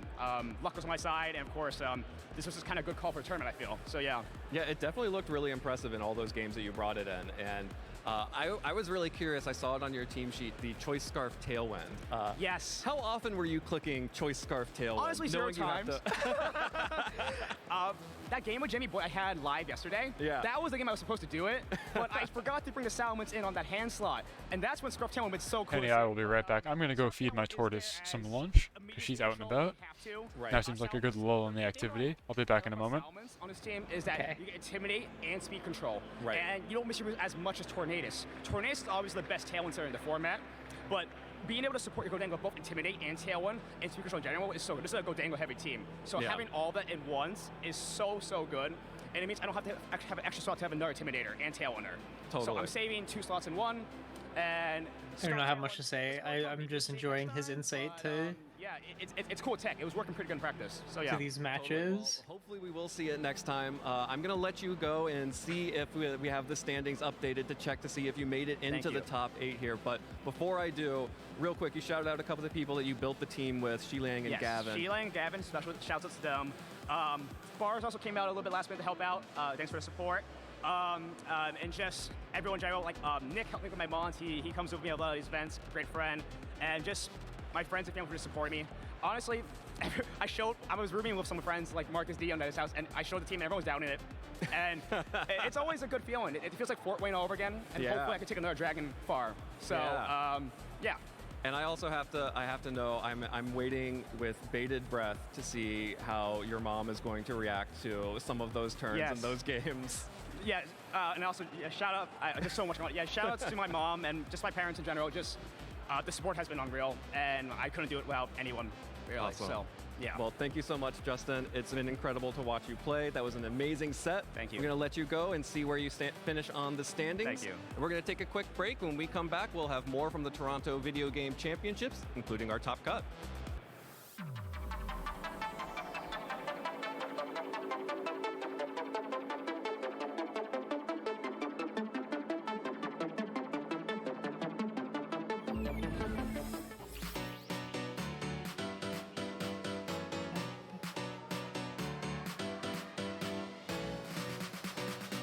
Welcome to the 2023 North America International Championship. This is my 4th time at NAIC, and I'm totally blown away by all of the new stuff that's going on here, like that setup where it's like you're in Mesagoza and you're like looking at all of the Scarlet and Violet Pokemon, and it's just really cool and really impressive, and I haven't even gotten to look at everything yet. Everyone's so welcoming. I enjoy the community, and all the battles have been so fun so far. It's always an absolutely great time. The vibes are absolutely electrifying. Just jump right in. These events are so much fun. I've been playing this game for 10 years, going to these tournaments since 2011, and I would adore to go to an event like this. Such a great event, such a great community, and yeah, if you win, you win. Yeah, great. But if you lose, you're still here with so many people. It's just amazing.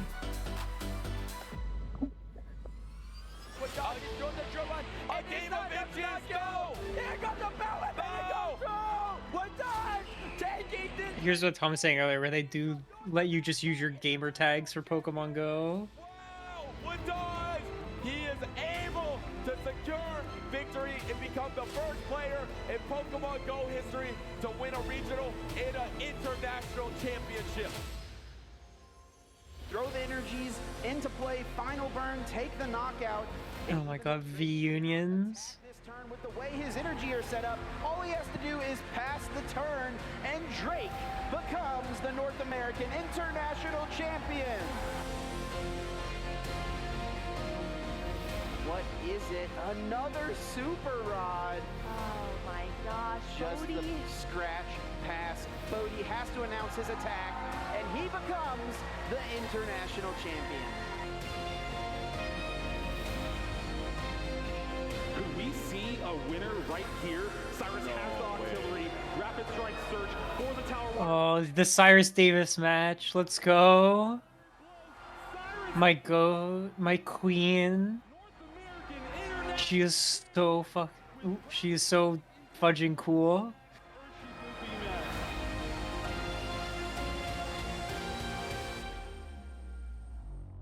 This is gonna be massive. Dragonite outrages into the Flutter Mane again. Shadow Ball into the Flutter Mane is enough to knock it out. And Takafi's Flutter Mane is down, meaning Dragonite is the final Pokemon that Takafi. Oh, this is the juniors match that Tom loves. Major congratulations to Avery. I'm back. Oh, Avery's on Justin, screen. yeah, I was just saying this is the juniors match that you love. This kid's the most childlike child I've ever seen. The Gyarados left at this next turn. He is one step away, one move. We got a good sizzle reel. We got to see the Transfem TCG win right into the Avery match. Ooh. It was awesome. That is awesome. Avery is a good VGC moment, though I don't think, by virtue of them being in the juniors division, I don't think they're going to escape orbit quite the same way that, like, Pachirisu did.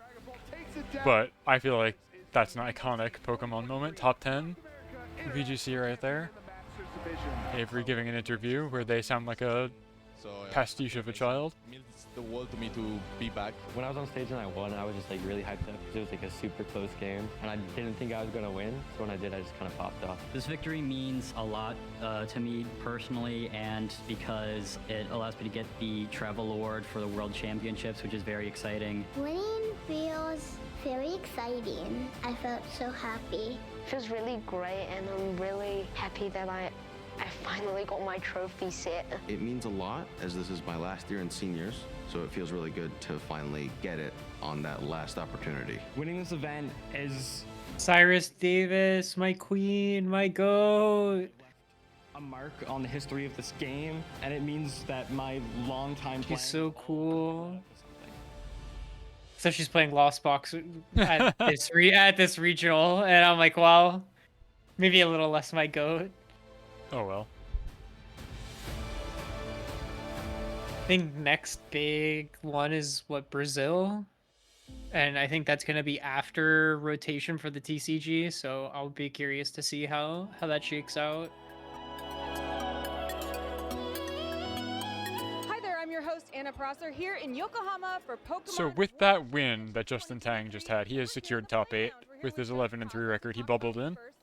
I'm looking at the sheet right now. Top 8 is Paul Chua, Chupa Cross, Raghav, who we just saw with the Reggie Drago team, Jamie Boyd, Bobby Rochelle, Enzo Recchi, Andrew Krug, and Justin Tang. Can players learn here in the play lounge? There's a lot of 11-3s that didn't Before they come here, make or it, can they start unfortunately. brand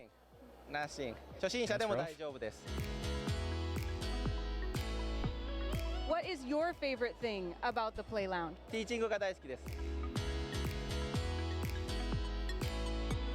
It looks like you're having a great time. We'll let you get back to it. I would adore to staff like a play lab or something. And that's it from the play lounge. Yeah, yeah. It's a thing I can apply to when I apply to staff events, but I don't know anything about the TCG. Here at the Toronto Pokemon. It's okay. You can learn the TCG in 15 minutes. Apparently. That's the point of the play lab, right? Yeah.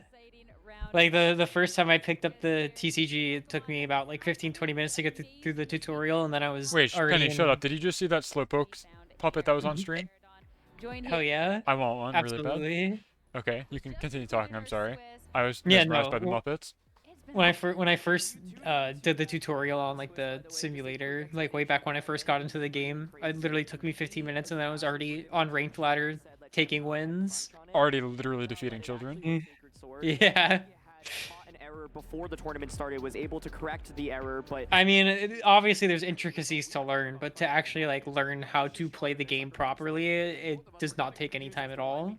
not seeing crunch and why Sucker Punch was the option, but it's because there just was no crunch actually as an option. So that end game should have been focused more around whether or not Justin is able to stall out the Sucker Punch PP. Kazuki actually managed to finally land that Sucker Punch at the correct time, but Golden Go actually had enough bulk to survive it as well. So an absolutely crazy finish, but I know many of you are confused because we were confused as well. Got some clarification after the battle, so just wanted to provide that context. But Justin actually, I believe, will be 8th seed going into the top 8. So Justin just narrowly squeaks in the top 8. And to also just make sure Justin did have access to the proper information as well. Yes. It's just us confused, but Justin, both of the players knew what was going All on. of Kazuki's opponents. I'm gonna quickly change into some sweatpants because I'm wearing shorts right now. It's getting chilly. All the players are informed. There's no tricky business there, but still super exciting end game in that scenario. And Justin just managing to get that last spot in the top 8. Then at that point, absolutely incredible, super deserved after that insane run, especially too like considering how just this competition has been over the weekend, and he's been fighting to make his way back up into one of these top 8s. That was just such a wild set, and we still have. Which means we could potentially see Justin Tang win his 3rd regional. It could happen. Because I think found some really cool adjustments, especially with that outrage on Dragonite. If you just get a slightly higher roll there, you win that set as well. So Pokemon can have the thinnest margin sometimes, and I really want to know how much HP and defense investment Justin has on the Golden Go, because I wonder what percentage of the time the Golden Go actually survives that Sucker Punch. I think it faints most of the time if I had to guess, but I'm not 100% sure. I'm just thinking back to that Icicle Crash too, because then it's like, wow, that changes so much. It changes so much, but that's something we'll have to really be. Oh, okay. For a bit. But we want to touch a little bit more on So, the that we saw going into day. They were talking about this just now on stream, but I didn't quite catch what he was saying. Apparently the sheet that's on Arcanine Labs for Kazuki, where it lists his Shenpao as having crunch, is incorrect, and his 4th mood is Sacred Sword, which cannot hit Goldengo, which is why we kept seeing Sucker Punch, despite considerably as it not being useful. Does that make sense? Urshifu is just so darn good. The number of times we've seen it just demolish on stream. Rain Dance, Water Terra, when supported with Tornadus, it just really can claw through teams so quickly. To me, I think the interesting things to note here, first of all, Hisu and Arcanine just had a phenomenal performance throughout Regulation E, and it continues to be super dominant. I'm now in much more weather-appropriate clothing instead of wearing shorts when it's 40 degrees out. I think in the field yesterday in day one, Not me currently wearing shorts. A lot of the best players in the world and in the Well, it was 80 degrees yesterday. Yesterday was. Today it's not. Especially with the nasty. Today is very much not. Continues to do well. And then seeing Iron Bundle at 20% usage rate is actually really interesting. Justin Tang, of course, who just advanced to the top 8, has Iron Bundle on his team, but we didn't see the bundle make an appearance. That being said, it's a really solid pick, especially into Ogerpon, even though Ogerpon isn't as popular right now. You know what I feel like I haven't seen in forever, surprisingly enough, is a Chi-Yu. Oh yeah! What happened to that Pokemon? I believe there is a Chi-Yu in Top Cut. Stand missing Overheat and Heat Wave. I don't blame it. Instead, we just miss our Icicle Crashes instead with Chant Power, right? It's just it feels different, but it's actually kind of just the same. But to give you a real answer, like let's take a look at these top 12 Pokemon, right? Water. Okay, so our tables for next round are going to be Palchua versus Justin Tang, top seed there. Bobby Rochelle versus Jamie Boyd. Raghav Malavia versus Enzo Recchi. I don't know what Enzo has. And then Andrew Krug versus Chupacross. So I don't know which one of these. Or no, this is top 8, so each of these is going to get streamed, right? I believe so. Let me check on here as well. Sacred Sword from Enzo's team. What does Enzo have? I get it. We just hate Chi-Yu over here. Like every Pokemon is no Chi-Yu allowed. But at least we're talking about it. Poor Ting Lu and Wo Chien. Do those Pokemon even exist? They got a Trick Room team, it looks like. The Bear! They've got Ursaluna! They've got Armarouge! Hold on! Trick Room is good enough to make Top Cut. 5 Nights at Ursaluna's, 5 Nights at Ursaluna's, let's go! It's the Blood Moon Ursaluna, too, so it's the really messed up looking one. Yeah, it's really kind of. I don't know if I can say the comparison. It's similar to an animatronic bear from other media. Yes, there we go. But also the rock slides that can fire off, it has the potential for such huge damage. It was interesting because I just looked back at my OBS and saw the top 12 Pokemon covering the entire screen and was like, oh, have I left this image up the entire time? After I popped it on stream before, and then I'm realizing that's just what they're showing on stream right now. Really good Pokemon, and I had the Choice Band set, but I can't really necessarily just lead with it and pick up knockouts because Rock Slide is a really good move, but it's a spread move, and as a result, you have reduced damage. So often, it's actually a really good closer where you've distributed damage. Enzo not only has Ursaluna Blood Moon, but they also have Urshifu Rapid Strike. So there are 2 scary bears in the Trick Room. Immediately, that's you have the Choice Band set, then you're often forced to switch out because that's a golden legally distinct bear, and classic legally distinct bear. The Armarouge has Wide Guard. That's incredible stuff right there. Wide Guard isn't a real move. I've never seen it. I pretend it doesn't exist. Top 8 participants, and this is a really exciting list. We've gotten to see quite a few of these trainers fight their way up. Of course, Paul Chua was having a really, really impressive run through Swiss. I think went 12-0 before finally the last 2 matches being dropped. Jamie Boyd, of course, traveling overseas to be here, putting on a show, and Justin just sneaking in after the most intense match all weekend. Yeah, there are some really winning players among this field. An incredible top 8. Paul Chua, the 2nd winningest player of all time in regionals history behind Wolf Glick. You've got Jamie Boy, who has 3 regional championships. My Oshi. Your Oshi. First top cut at regionals in many years. He's actually recently shifted over more to commentary and is an official commentator over in Europe, but one of the most creative team builders in the history of the game. Chupa and Raghav were just 2 of the best players in the US throughout all of last season and continue to be absolutely amazing. We've seen Bobby play on stream as well. It's really cool to see. I've gotten into a lot of YouTube shorts now. Yeah. Because I got hit by the short form content. They're comfy and easy to watch. They're comfy and easy to watch, and 90% of my shorts are just VTuber clips, and then Wolfie explaining historic VGC plays. And that's just all I do now before bed. Is just watch a bite-sized minute-long. Here's why this player did the right play here. I need to really consolidate those and get in and be the VTuber who explains to you niche VGC plays throughout history, and then you'd only have to watch one 1-minute-long video before bed. Yeah. Instead of scrolling for 45 minutes. Yeah. passing, and then Gabby and Jake get the second one. So whatever match you guys want to see, make sure to be voting now. So we've got, what, 6 more rounds before the finals, basically? It's really fun looking at the bracket. I'm like, yes. the top half of the bracket between Paul, Because Justin, they do stream all top 8, I think, right? regional titles. I believe so, yeah. In the Masters division alone, Rogov and Chuppa actually both have won regional championships in the Seniors division and had tremendous performances. Rogov got second at the North American International Championships. Chuppa got second at the very first regionals. But the silver lining, that sounds like a lot, but because they just happen in sequence and they're not waiting for like concurrent rounds, they will, like saying, oh, we got six rounds basically to go through, but they're just going to happen back to back to back. There's no waiting around for game 3 of that stall match on table 27. Because they're two of the newer players tips of the field, and I think they have some. I'm excited to see the Rogov versus Enzo one. One, because I'm just delighted at the concept of Trick Room making Top Cut, but also because I'm very interested on how Wide Guard Armor Rouge will fare against Make It Rain, Goldengo, and Dragon Energy Reggie Drago. I feel like he's got the unique tool necessary to like severely dampen that role. Having this Trick Room mode with that Blood Boon Ursaluna. Oh, they're talking about it right now. With our DLC and that Dusclops as well. So definitely a really fun team to be taking a look at.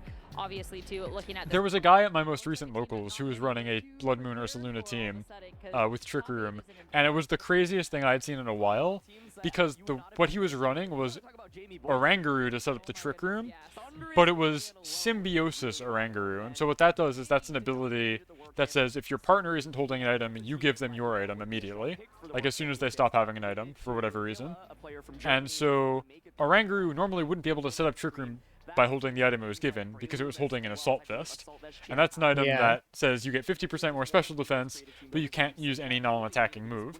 And so the whole plan was you'd have like Booster Energy Iron Hands, you'd have Throat Spray on Ursaluna, so it uses Hyper Voice and consumes its item. You'd have Grassy Seed on like Rillaboom, and then Oranguru could just give an Assault Vest to any one of these guys after they get the benefit of their other consumable item. And I was like, wow, that's really smart. But if your opponent doesn't let you consume your item for whatever reason, it's very bad, because then you're running Oranguru with Trick Room and no way to click Trick Room. The reasoning was, so who knows? I wanted So I thought it was really cool. wasn't gonna get hit by ground. No, that's sick. There's a couple of criteria, but this Thunder. I was gonna say it's like closed team sheet cheese, but it was an open team sheet format, and they came in second at the locals, so I'm excited to see pretty good. Just how far that team is gonna go, especially to Jamie making the travels over here. Had a 2 o'clock flight today, like. Sorry, buddy. Like, you booked the flight. You got to move that because, sorry, you just won too much. Yeah, it's really cool because this tournament in particular had a bunch of players from Europe fly over. We have Jamie, we had Eric Rios, as Marco Fierro, of course, the 2020 OCIC champion, Maddie Morgan, who got top 16 at the World Championships this year, or top 8, excuse me. And so really cool to see so many of Europe's best players come here, and many of them did advance to day 2 and had strong performances as well. And I'm trying to think of the last time we had like a non-North American player win a North American regional title. We definitely have had some Europeans fly over before, but yeah, it would be cool to see if Jamie can take another regional championship here in North American soil. Especially, too, that's world invite security. You're talking about the fact that he's casting as well. So, I mean, you would know that being able to just win a regional, get your invite, that's so much less stress. It's so much less stress for any of the players, but for someone who has to split their time, like, that's super, super valuable. Yeah, it's a big deal in this season in particular because 500 points to qualify for Worlds is a lot. I think the last time we had a bar this high was maybe 2017, and so think about it. You get 100 points for top 8 at regionals, which has over 600 players, right? That's a lot of points, but that's only 1/5 of the Worlds invite. If you're in that top 8 already, you're like, well, I'm just 3 best of 3s away from qualifying for Worlds immediately. And I think everyone in this top 8 is so skilled, and I would expect to see all of them competing at the World Championships, but you still have to go to the events and, you know, kind of make your way through the motions. And Pokemon is a really volatile game as well. So for one of these 8 players, whoever ends up winning, it's really nice to secure that victory and then just not have to stress about it for the rest of the season. And you get to win regionals. That's also pretty cool, you know? That is pretty cool. And you get to win regionals. And you get to win regionals. You get a neat little trophy. We're winning right now, or at least winning our Twitch poll. It's going to be Paul Chua and Justin Tang for our first top 8 match, followed by Bobby and Jamie for our second top 8 match. So that was voted by you. So a lot of great matches to be looking forward to. We're going to be taking a short break before we get started. Short break? Top 8. Yeah, Sierra, is it going to be a short break? How long is it? 5 minutes, okay. I'll believe it when I see it. God, I love the gamer esport pose. Pokemon Go holding their cell phone in a clenched fist. I love it. So good.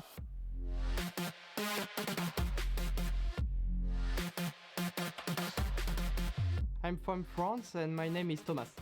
This win means a lot for me, for representing France into international, because until now there is 0 French player qualified for Worlds, so it means a lot for my community. If I won the World Champion, it's big, it's amazing.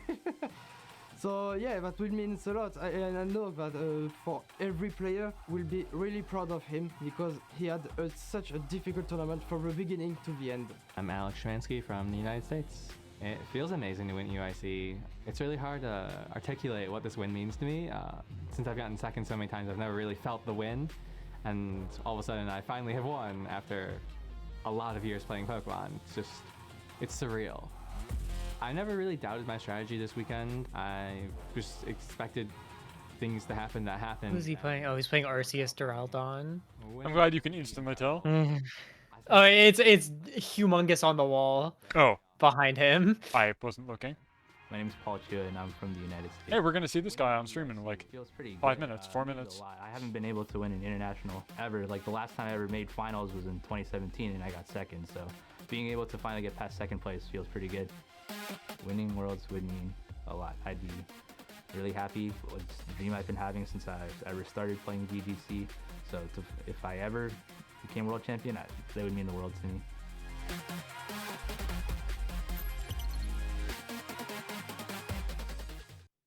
Hello everyone, we're going to take a quick break from the action to do a little bit of thing we call Master of Choice. I am Amanda, and if you don't know me, I don't blame you because I am relatively new to the video game, and that's why I have these two strapping young gentlemen here with me. Gentlemen, we are going to go ahead and dive into a question that is on everybody's mind here, and that is, when we're playing Flutter Main, do we want it with choice specs or are we going with booster energy? David, we're going to start with you. So, booster energy is definitely where it's at, because choice items are a scam. You a stat boost. People think they're real, but they're not. It also still allows you to pick and choose the moves that you want to use. He's so right. So it's if you're boosting special attack, you can lock into extreme speed, staring down the barrel of a ghost type, and you just instantly lose because of your held item. Nobody likes that.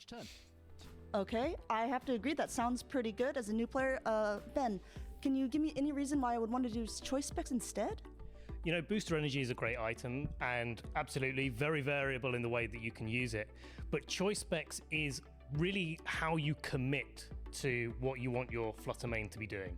So it has a higher damage potential than booster energy, and it makes sure that you can train your Flutter Main to be a little bit more defensive, maybe a little bit more speedy depending on how you want to go. But the crucial thing is you can pick up the knockouts that you really want to pick up, and that's why I'm going choice specs. All right. Do you have any counterpoints to this? Is this I mean, what is more popular with the people who are playing it? Like, if you see the Flutter Main... This is a strange bit. I don't really understand what we're meant to glean from this. I do not quite understand either. Do you get it? Do you get it? Choice specs mean you can only use the one move. You're locked in. People really should still be sticking with that booster energy because yes, get it? choice specs does give you that instant damage boost, sure, but so does terrestrialization. Not in singles, teehee.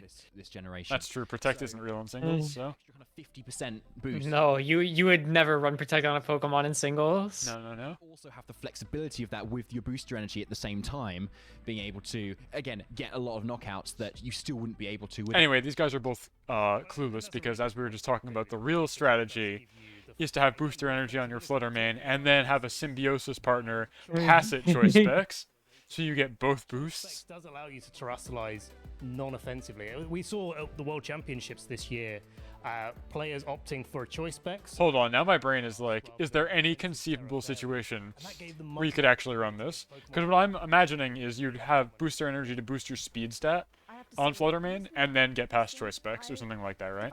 And so the only two symbiosis havers I'm aware of are Oranguru and Florges. Go with Master of Choice specs. I'm wondering if you could do it with Florges. Because like you wouldn't need to do anything. There's no agency required or interactivity needed for this, because you consume booster energy immediately on switching in, so you'd immediately pass the held item over.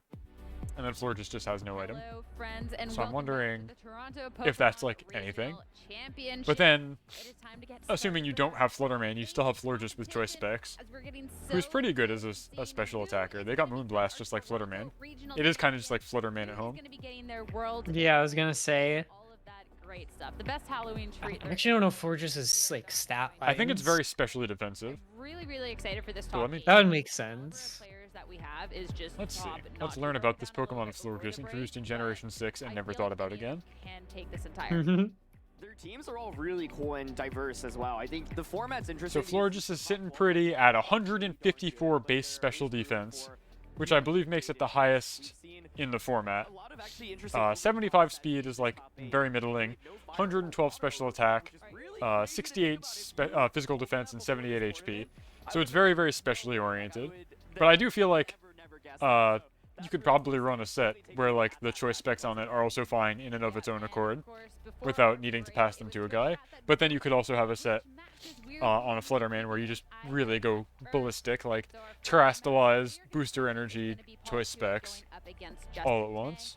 Followed by I think it could be good. going up against Bobby Rochelle. So a lot of really exciting things here, especially since you said between Ultra, Justin Tang, and Jamie Boyd, the amount of regional titles that they already share is just too high.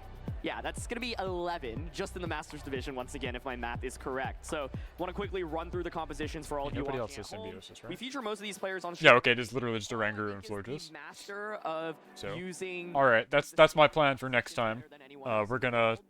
Next time I play, I'm gonna run a Fluttermane and Florges team.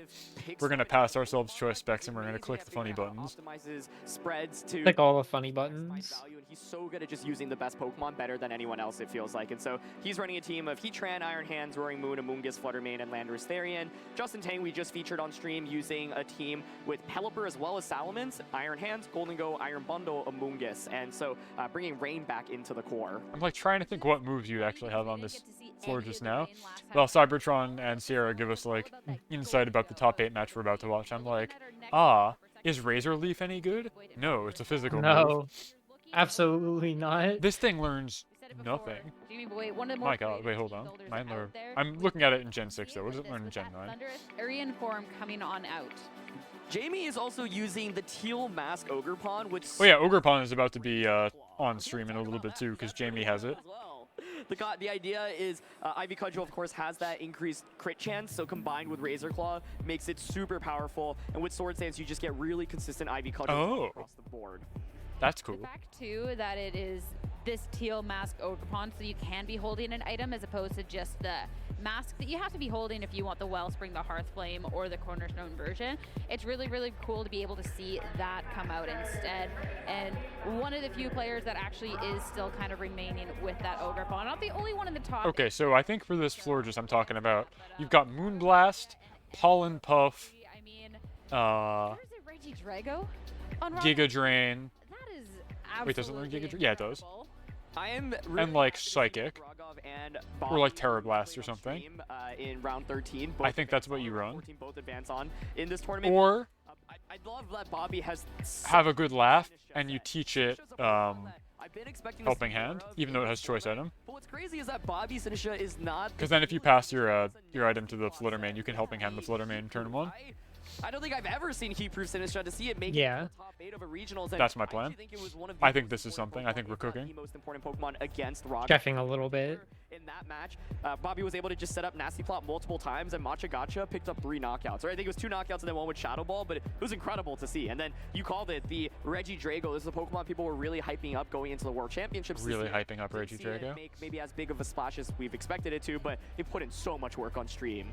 It really, really has, and it's one of those Pokemon that if you leave it, it can really start pulling some damage, but if you're targeting it down, well then, something else is going to be dealing that damage. Enzo, though, when we're looking over at this team, a team that is always talked about, sometimes feared, depending on what composition you're running, it is going to be that Armarouge in DD combo. Yeah. Just came off. What just came off there? What's up? And this expanding forest. Nothing. I broke a piece of the model kit that I am building, so I'm going to super glue Oh. it later. Any point. Which Gundam is it? Really interesting things here. Master grade Sword Impulse. against it, but I my plan is see. to just dodge it, so I'm not gonna play it. But Enzo is piloted all Sorry, I'm a little Seed, bit huh? We'll see if he can actually claim I'm a little bit seed pilled. Not even because I've watched it. I just think the designs are great. expanding force. You've got the tricky. Well, nobody's This perfect. team in particular has Throat Spray, Ursaluna, Blood Moon with that hyper. I like the robots. We've talked about Burgerath and the Armor Tail being able to stop the priority, but of I course when you're suppose. looking at this Indeedee being able to set up the Psychic Surge, that just stops. Can we put Indeedee on stream already? Can I see this the trick room? Like I'm getting baited here so hard. I want to see the size spam. Top 8 match. I mean, it said that there is another Ogerpon in this top 8. The cornerstone Ogerpon coming out from Andrew. That came off. Like the no water, no So fire. good. We've got the two other ogre. I'm like so confused. I think it's so cool. Like there's a part that obviously snapped, and then Everyone was, I feel like, over-indexing on, oh, we just like have really good offense with the two strong Ogerpon forms, but there's a lot of utility from Cornerstone Ogerpon. This is it sounded like something else came off, and I just don't know what it is. and Andrew's team is a Trick Room oriented. I could not tell you without seeing it.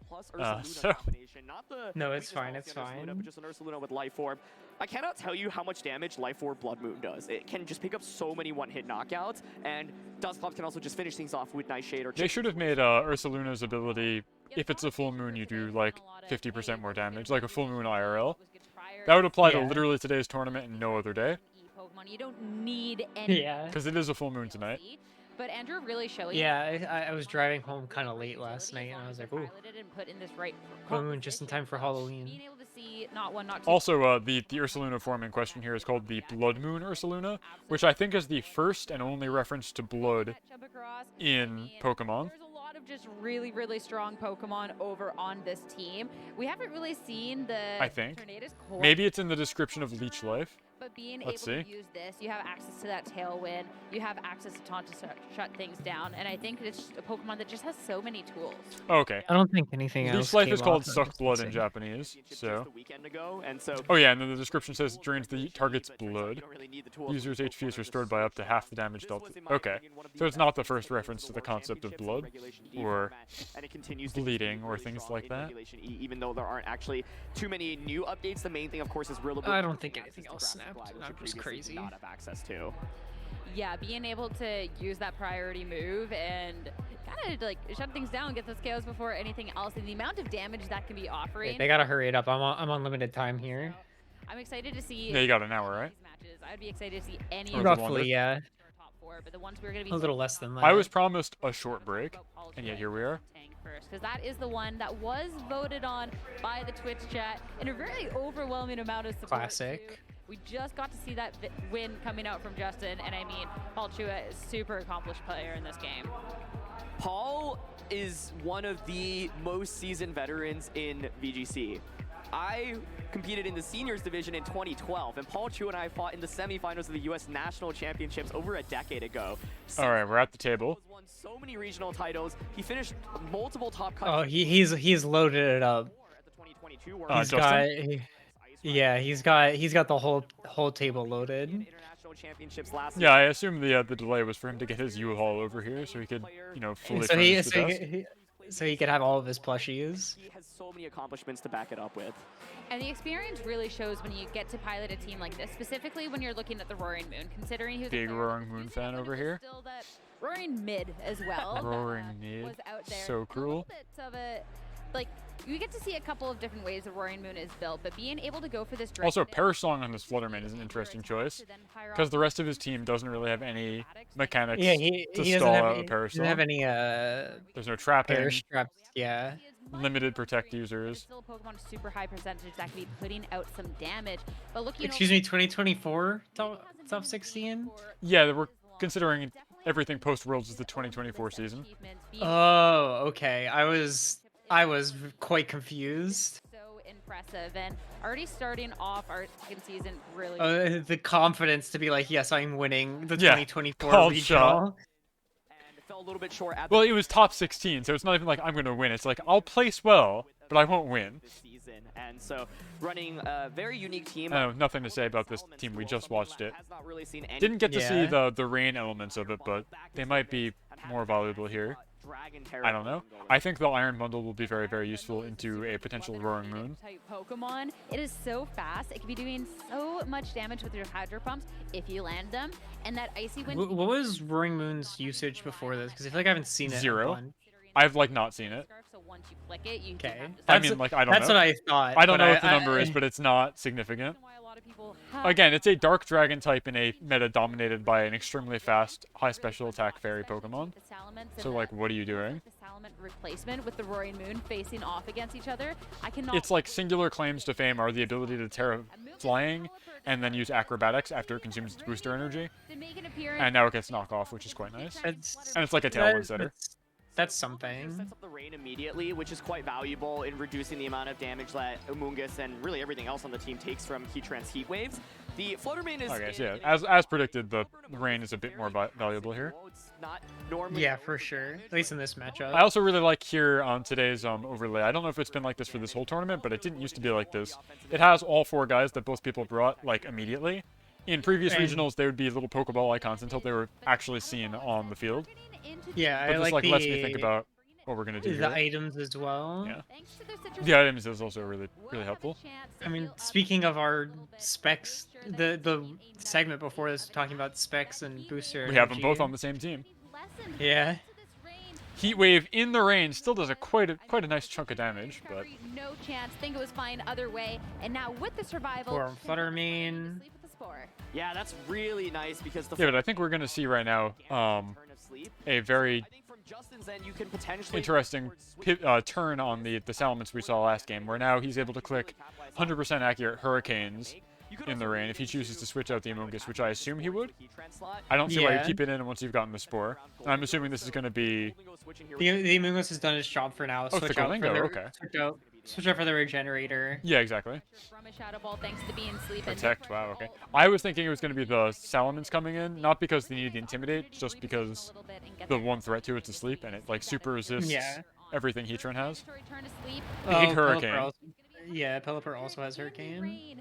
But the Flutter Mane's going to take the hit pretty well. Critically, though, Golden Go comes out, but Flutter Mane has the ability to potentially wake up right now. It's already taken 1 turn of sleep. This is true, Cybertron. Here would be devastating. The Pelipper on Justin's side also doesn't... This is why you Terra Dragon on the Golden Go. The Terra come out here just to make sure, even if the wake up happens, you're not fainting to the Choice Spec Shadow Ball that falls in. Especially, too, since the Flutter Mane did have that opportunity to attack on the first turn and lock in, too. But now it's really dangerous, because it's like, before it was super dangerous for a Shadow Ball, but now it's super dangerous for a another turn of sleep. So hey, Blast. Safe either way. But now it's well, it doesn't matter because it's dead, so it works. Yeah. There won't be a second turn. This is a fantastic game plan from Justin. So going for that Terra just to cover for Flutter Mane waking up. Flutter Mane does not wake up, and that's a really big deal, right? The Dragon Terra feels like it can be a little Weather Ball, yeah. Yeah. Kaboom. I love Weather Ball. To go back to YouTube shorts, I watched a Wolfie short where he was explaining a Gen 7 match where I believe it was himself playing and Primal Groudon activated Drought or Sun. Desolate Land. Yeah. Yeah, Desolate Land. I always forget the name. I mean, it's just Super Drought is what it is. Yeah, and the numbers advantage that I forget if it was his opponent or himself switched in a Primarina that had Weather Ball and like got KOs off of it. Which is like the least optimal way to, which is like optimal, you know, you're but 100 in the base least power optimal... fire type move, right? Is what you're saying on a water type guy? Yeah. Yeah. The most optimal way to put like the least optimal way to play optimally. Yeah, I think there's room for experimentation. At least there was earlier in the generation for Weather Ball on Arboliva. I've talked about this Pokemon before, which is like good in Trick Room. She has Harvest, so she can eat berries every turn, and she's very slow and has decently good special attack. And she can learn Weather Ball, like, even before it was a TM, so she could potentially have a fire type, 100 base power fire type move as a normal grass type when in the sun. So I think that was pretty cool. I've never seen anybody use Weather Ball in Ice or Sandstorm, though. I'd kind of like to. I feel like it's definitely at its most effective in Sun, but at one of these two slots. Even with that, I mean, here it's answering the prayers of every Rain player, because previously the only high damage water move is Hydro Pump, which is 80% accuracy. But now you're like almost as strong, but you have 100% accuracy. So it's really good. Nice and safe for this meantime. The knockoff We like that. for that KO, and instead it's going to be another round of setting it up for the Golden Go over onto Justin's end. No, the Among Us did already eat its berry. does not get the KO because there's no increased damage. Yeah, exactly. Berry was already consumed. Berry was already eaten. Knockoff does regular damage. Knockout, but that puts Paul in a really tricky spot because now Justin gets a very safe Rage Powder plus Make It Rain play. This is going to be the point at where we see the terrestrialization, the water type coming out. And this is why Terra is better than Dynamax also, because you'll often defensively Terra a support Pokemon, and I think that's cool. Protect and make sure that Whereas I don't think you'd ever do that for Dynamax. now as Rage yet again. The Golden Go with this +3 special attack is not something you want to be going down at any point. Now the Make It Rain, it's only going to be hitting into the Amoonguss on this turn, but the terrestrialization to make sure it's going to be a not very effective hit. You're sure about that? That was still a lot of damage. Yeah, I think Paul basically making the one play to stay in this one, though, and actually critically does get the knockout onto Amoonguss on Amoonguss violence. You hate to see it. Without that Terra, the Amoonguss will just faint. In addition, Flat fight in the mushroom pad. What goes on today? We're watching the finals day of the Toronto VGC Regionals. This is top 8. They just started top 8, Ty. This is round 1 of top 8. So we're currently watching multiple championship winner Paul Chua versus multiple championship winner Justin Tang in round 1 of top 8 for the Toronto VGC Regionals. Tang has a very interesting choice in the Salamence, and Paul has a very interesting choice in the Roaring Moon. You really don't see either of these guys, so it's a treat to see both of them. That's gonna be the moment. If you got any questions, feel free to ask in the chat. That's why I'm doing this. The Golden Go for the most success at this point to be dealing out this damage. Close, but not quite. At this point, so absolutely huge and critical as the acrobatics firing off. Not nearly impact or the amount of damage we'd like to see, though. Justin's Golden Go has taken quite a lot of physical attacks, but it continues to be clutch. Of course, there was the Intimidate from Salamence as well. Oh, yeah, Paul's out. Actually not even really Cannot do enough. Tailwind seals the deal. The Golden Go faints there Simply too fast, too strong. Again, Justin has the advantage of all of the crap loaded up on his desk. There's just so many accessories. He has a Pelipper now! I didn't realize he only had the Pancham and the Salamence before, I thought. Oh my god. He's got everything. So Tailwind gives you the option. He's prepared. Yeah. Might not generally expect. And I think the key thing in that game was just the lead, right? Heatran comes out, doesn't do very much, and the Amoonguss from Ty, I don't know if you were you're listening, but one of the other teams in top 8 has Ogerpon, but they're not running any of the masks on it. It's just holding Razor Fang, so that you can get even more crits on Ivy Cudgel. It's just like normal grass Ogerpon. And it's a Pokemon that can be putting out this pressure, but I feel like it just kind of needs a little bit more of that. Wait, you're saying it's a Pelipper from the audience? Literally giving Justin Tang their strength, like a Spirit Bomb? That's crazy. That's awesome. That's so good. Yeah. Situation. Also, Ty, they've got, on the other match that we're going to see after this one, Psyspam has made its top 8 after years of being derided.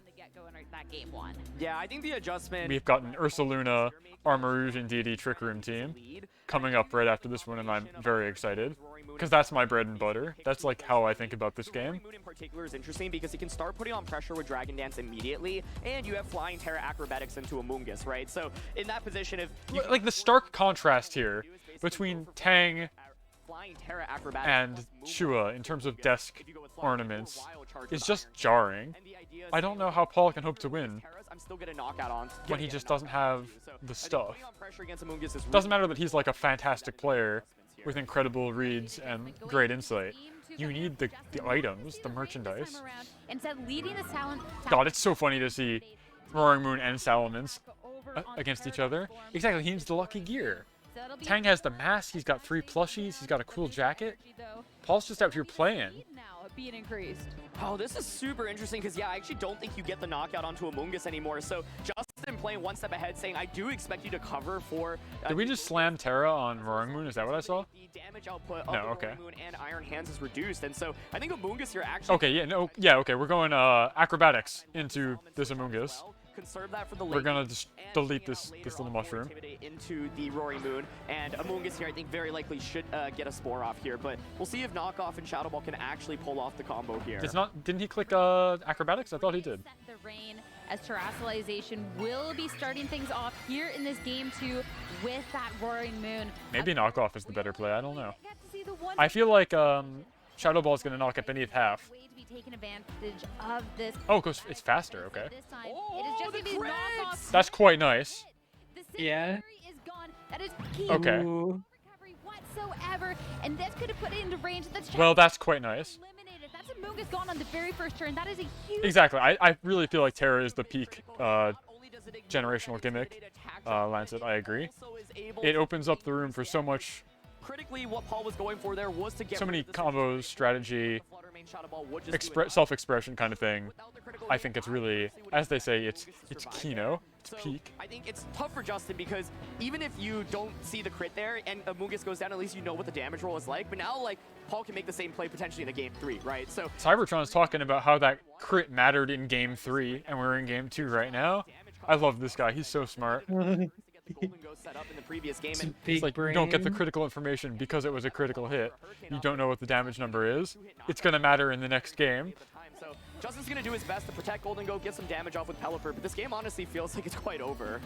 It's definitely Damn. especially taking advantage of It's the over. We killed the mushroom. There's no hope. this Roaring. I mean, He's many kinda such right, cases. but- Many such cases. Many such cases. Protect though will make sure that the Shadow Ball is Yeah, not like he's got the Tailwind support. Fluttermane is locked into it. Weather Ball's cool, but Weather Ball now you're hitting into a very specially defensive Pokemon in the Fluttermane. just down below half. Still a decent chunk of damage. Yeah, but you're not going to get to do it again, probably. In a way that matters. Like, maybe you'll knock it out after it knocks one of your guys out. To the Fluttermane slot. So I think Double Protect is worth considering because Justin's so far behind in this battle anyway, and that can at least swing some momentum into your favor. But I think the reality is that Justin just doesn't have speed control. He's going up against two Pokemon who are both faster than his Pokemon, and they exert Yeah, there's like Tailwind on both sides, but the Roaring Moon Fluttermane comes out ahead of that. pressure onto Paul's side. Yeah, absolutely. Could angle for that Double Protect. Otherwise, I think Golden Go likely just faints. So you could switch back out into Salamence. I do love that Pelipper is like seeing high-level play though, and like has for quite some time.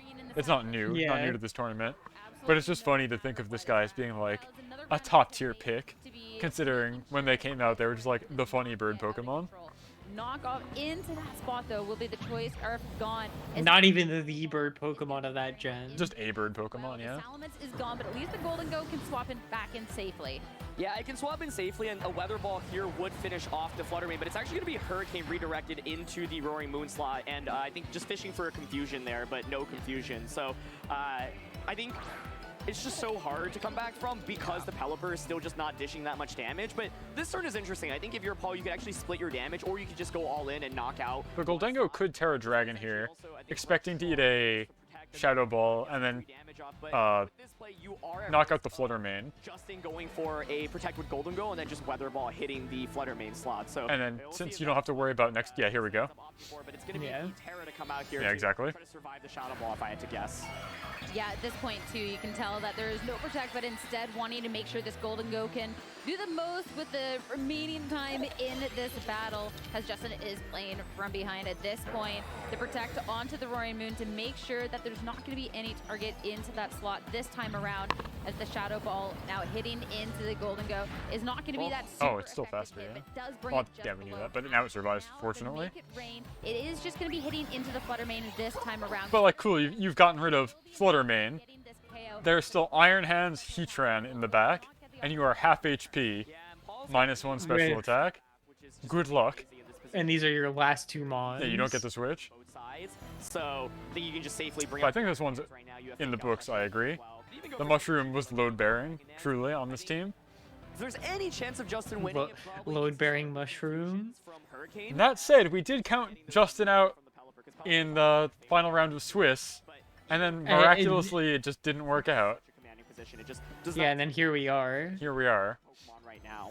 But I think getting through Goldengo, or getting through 5 HP Chenpao was a little bit harder than getting through Iron Hands and then also Heatran. To be able to do much to that Hurricane, you really have to hope that you get the confusions. But if it sticks around for longer than the rain, then the Hurricanes will no longer be accurate anyways. So effectively its position. And this Golden Go, you don't want to disrespect it either, because if it starts getting set up, it could be a little bit weird. Yeah, one thing to note, Justin realizes there's just not much I can do. Yeah. Critically, Paul did not actually reveal what the final Pokemon was there. He actually still brought Heatran. What I think made that turn 1 really difficult is Paul actually did not have a switch in into Amoonguss' Spore, right? Because Paul did not bring his own Amoonguss. So as a result, Justin doesn't get that added information that Paul actually had Heatran in the back. I think if you're Justin actually came up with a really good lead. I really like the idea. I just can't help but wonder how are Flutterman and Amoonguss trained. Does Paul actually expect to get the knockout onto Amoonguss with the knockoff Shadow Ball combination? Because knockoff really should do way less damage than it did. He's looking stressed now. So if you're Justin, do you want to Which lean one? into Amoonguss once Justin? again? Justin, yeah. I mean, he's endured a lot today, emotionally. Yeah. It's like this back-to-back is definitely rough. It's not that easy. Yeah, and that's the Like, Paul lost his earlier match today, but he was already in. Because, like they said, he had a 2-game, like 2-win advantage over the next best guy. He was undefeated, and the next best guy had 2 losses. So, like, he was in no matter what. Whereas Justin just had to play out of his mind to get here, and now he immediately has to play here. This could have been a really bad situation for me had that not gone through. So that's also another thing to consider coming out from Paul's end, knowing that if that was the best lead coming out for Justin, that maybe he has to be sitting and reevaluating what he wants to be going into for the 3rd and final match in our top 8. It will be an Totally different lead from Paul. Interesting. next to the Iron Hands. This is really interesting. Dude locked in his moves at light speed, knew exactly what the plan was. I think he clicked Heat Wave. Even with Golden Go, I'm not sure. Boost off in this matchup. Okay, looks like it might just be a double protect option instead, which I think also makes sense to scout out for what Paul wants to do. But basically what I was thinking is even if you nasty plot with Golden Go, it doesn't do that much damage immediately onto Iron Hands and Heatran. And you at best can maybe go for Shadow Balls. Like Make It Rain is obviously not very good against this duo. But Paul actually returning to the basics here, and this lead would have been fantastic against Salamence plus Amoonguss, which is what Justin led in Game 2. So Paul going back to this because I think he doesn't expect Justin to go back to the Game 1 lead. But it's the amount of mind games that can happen, and we see an adaptation from Justin's end as well. Yeah, and now the Golden Go and Amoonguss is 2 Pokemon that's staring down the Heatran. You'd have to imagine there has to be the swap into the Pelipper to be bringing that rain, to be neutralizing that damage, or a Terastallization to make sure this Golden Go is nice and safe, because this Heatran, it has to be taken care of at least in that way, because that could be such a huge hit going on forward. It'll be the Golden Go swapping out here at this point, not wanting to be setting up. Pelipper. Keeping parties safe with this Pelipper coming. I guess that's one way to protect your guy from Heat Wave. And this does leave the Amoonguss in position. It can go for something like a Spore. Yeah, so I think the key decision that turn is who switches out into Pelipper, and the Wild Charge But goes into the Golden Go slot. that's the price you pay. Yeah. That's actually a really big deal because Pelipper... But I think Amoonguss is way more valuable to keep alive, so... You get the hands. Yeah, you do get the hands. It does leave a turn for this Amoonguss to go ahead and go for a Spore. So that will be the Iron Hand falling asleep at this point. But... yeah, that Heatran is so tricky at this point. At least the Heat Waves won't be doing quite as much, but still, the Golden Go attacking Like, back. cool, but now what does Goldengo do? Like, still, how do you engage with this Heatran at any capacity? Maybe even +4, +6 special attack in this battle. You really want to actually put on offensive pressure. So Amoonguss pivoting out here I think is great because you get an Intimidate off into Iron Hands. You get some offensive pivoting with this as well. You can actually put on pressure with Hurricane. The main thing right now is you got to deal with the Heatran that is facing against you. So a Terra from Golden Go here would just, prevent you from taking as much damage. I don't know what on his team really deals with the Heatran. I don't see the... It's going to be neutral Shadow Balls at, like, +4 special attack. Avoid the attack. It's only the Salamence that's going to be taking the hit. That's quite nice. That Heat Wave miss is actually huge, I think. Granted, it's in rain, but, like, no damage versus some damage is a big deal when every hit point matters on Goldengo. Looks like he's going to be doubling up into the Goldengo as well. Yeah. To Terra at this battle. I think one of the reasons to not Terra immediately is because you might be worried about a Flutter Mane. Alright, now Amoonguss is healed through Regenerator. We're back in it. We see that Paul actually does not have the Flutter Mane in the back, but Justin doesn't know that yet. Yeah, there'll be information to be... Time to learn how much a neutral +2 Shadow Ball does. Quite a lot, okay. Quite a bit, and the SpDef drop. The SpDef drop doesn't matter, because it would have 2-shot anyway, but... I think... Oh, well... Oh... Oh, but it's Volt Switch, not Wild Charge. But anything else that comes out is going to be faster, unless it's its own Amoonguss. But I'm assuming just Roaring Moon comes out. Yeah. and you just clear. Yeah, holding on to that Just Terra, clicks but buttons. getting punished really Any button will do at this point. For a Dragon Terror, Golden Goat would have way more HP right now, and you'd be able to support it properly with the Amoongus as well. But once again, I think Justin holding on to that Terra because he's worried about the potential of Fluttermane in the back. And yeah, Shadow Ball +2 is strong, but that's why earlier I was saying I think Golden Goat maybe needs to boost up even more, because at +4 you can actually get those. But Amoongus can just Rage Powder, and you're fine, I think. Paul's happy to take that Yeah. trade. I mean, I'm fine in the sense that you don't die immediately, but I don't know what you continue to do. I guess you can get rid of the Heatran. But then, what, your Salamence into their Roaring Moon? I don't think that's going to favor you any day of the week. Low Absolutely not. brought down on the previous turn, you can now go for that spread damage move and be able to pick that up. So The real problem I'm seeing here is I feel like Justin's bringing 2 support guys. He's got the Amoongus and the Pelipper each game. And then he only has Goldango and like kind of Salamence to do damage. Whereas Paul has Heatran, who's doing big damage, Iron Hands is Iron Hands, and Roaring Moon, and then just the Amoongus is their supporter. So I feel like Justin's team comp is like too damage light, or too dependent on a couple of frail guys. Yeah. Gets to come in safely, and that gets an Intimidate off onto Roaring Moon, and there's no potential acrobatics this turn. So Moongus is going to take some damage from Heat Wave, but not that much. yeah, it's just a little bit of chip over and over, but the Spore, that was targeted into that Roaring Moon slot, so no Pokemon going to sleep this time around. So there's the pressure of Draco Meteor right now, of course, onto the Roaring Moon slot, and there's rain. So Hurricane is an option. Bulky but passive, exactly. Into Amoongus here. And it's like not even that bulky. Like we saw Pelipper went down in 1 shot because he got hit by Iron Hands, like the second most common Pokemon in the format. Like a single electric move just does you in. So it's not even that bulky. Like Amoongus is very bulky, yes, but Pelipper, not so much. Have to see if this is a switch that can be punished, as of course Roaring Moon, having taken that Intimidate, is in a position where it might want to be just like swapping out. Yeah, I think if you want him out to come back, it starts with Amoongus. I think Paul also critically brought Amoongus in the back this time around, so it's not as easy to get these spores off, right? And so really good recognition saying, okay, I got lucky in game 2. I got to adjust and make sure I have another Amoongus answer this time around. So Amoongus pivots in. Mushroom slap fight. Mushroom on mushroom violence. The Terastallization into the Amoongus, going into this water type over on Justin's end. Make sure that it was not going to be taking a super effective hit at this point. Hurricane! Ooh. Oh my god! Will be It Confused, did get the though. Confusion. Yeah. coming out from Justin. Really fantastic call to go for the Hurricane. The Water Terror there just would have covered for Roaring Moon staying in and going for an Acrobatics Heat Wave combination as well. You guarantee that Spore off, but... Hurts himself in his confusion? Oh. Oh, because, yeah. And nothing is going to be put to sleep. If the Hurricane got the knockout Wait. that turn, the Spore would have went into Heatran, and it would have been absolutely Oh. disastrous. But Amoongus has just... I was like, what do you mean Spore didn't work? I was thinking it was Paul's Spore. Go for that Hurricane. Yeah. My mistake. If you want to click Hurricane, it's inaccurate. There's no more rain. And with the Pelipper... Well, he's gonna get Regenerator, because nothing can kill the Mushroom. You can't kill me in a way that matters. But, swapping out, have the Regenerator and the Hurricane...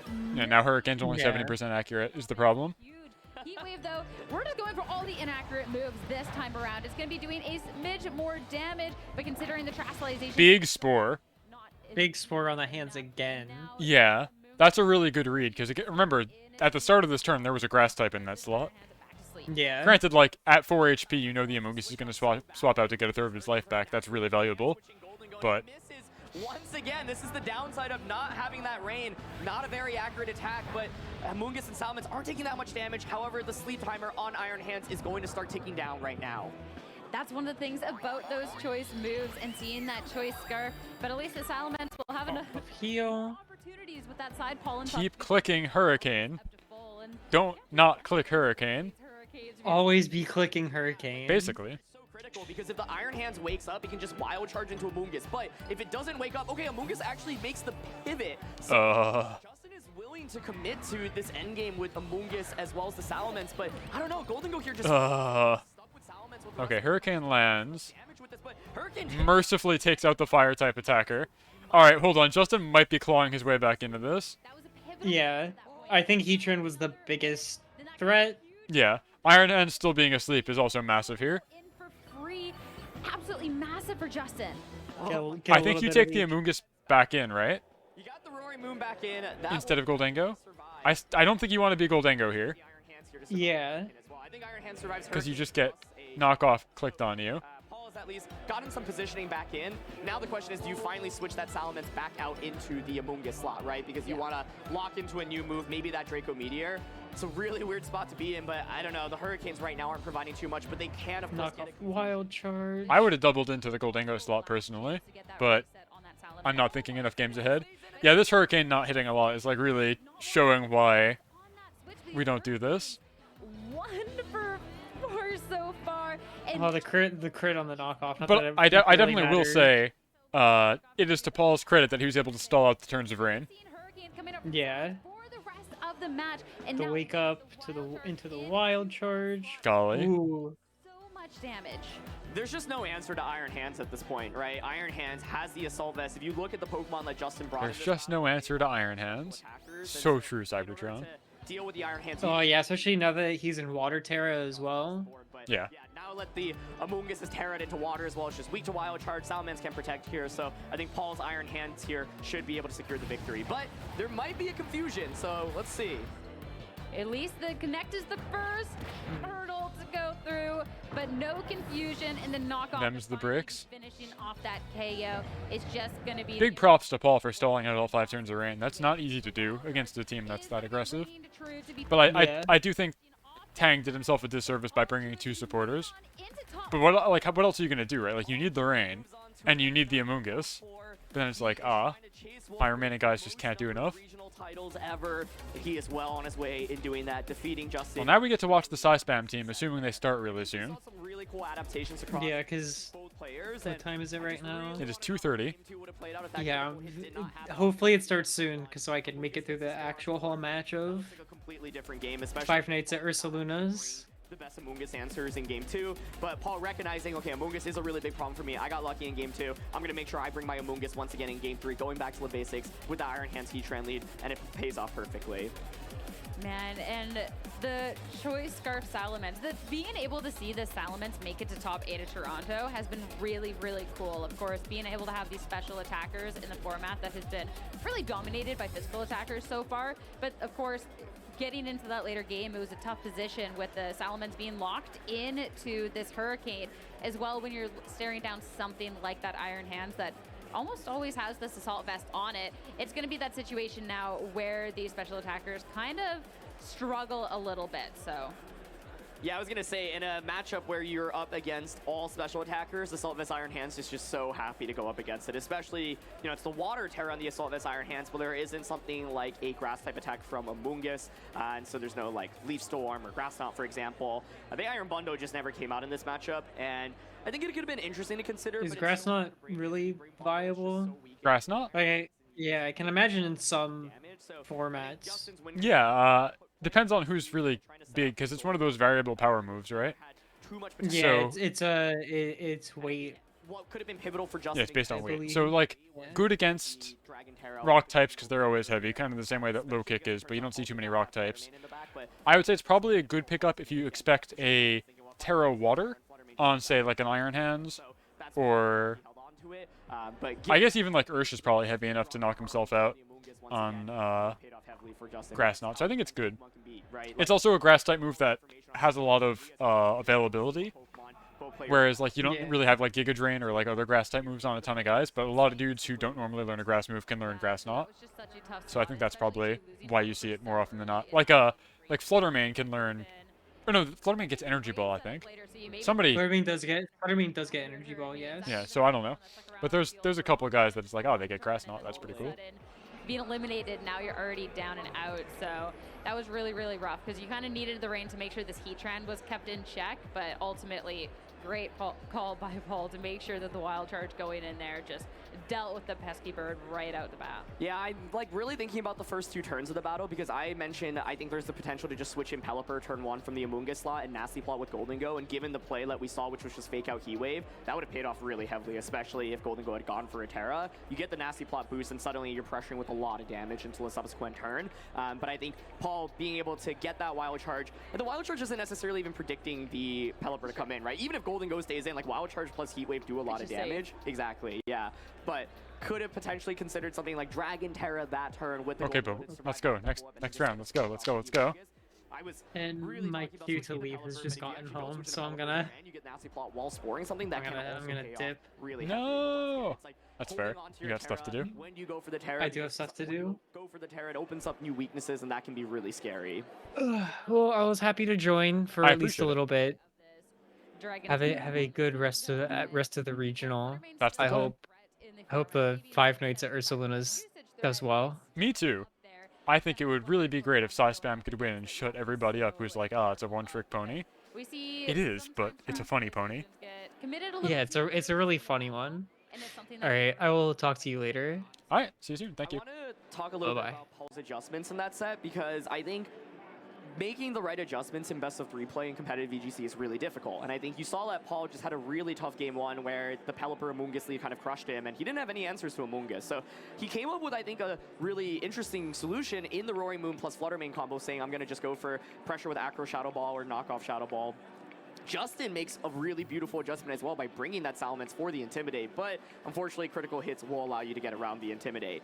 Paul recognizing that goes back to his kind of game 1 game plan and dropping a bunch of the things, realizing, okay, I don't think the Roaring Moon Fluttermane is actually that consistent of a lead, and Iron Hands plus Heatran would have covered for Justin's Salamence plus Amoonguss combo. But Justin also adapted, went with something new, so a lot of adaptations from both players across the board.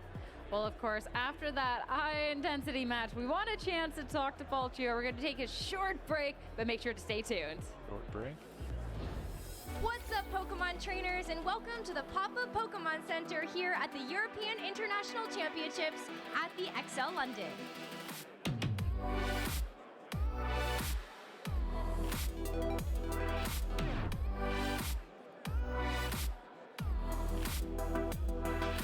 Hey, Amandine, how's it going? I'm just in a living dream today. Yeah, I mean, check out all these amazing plushies. Which one's your favorite? Probably the sleeping Larian just here.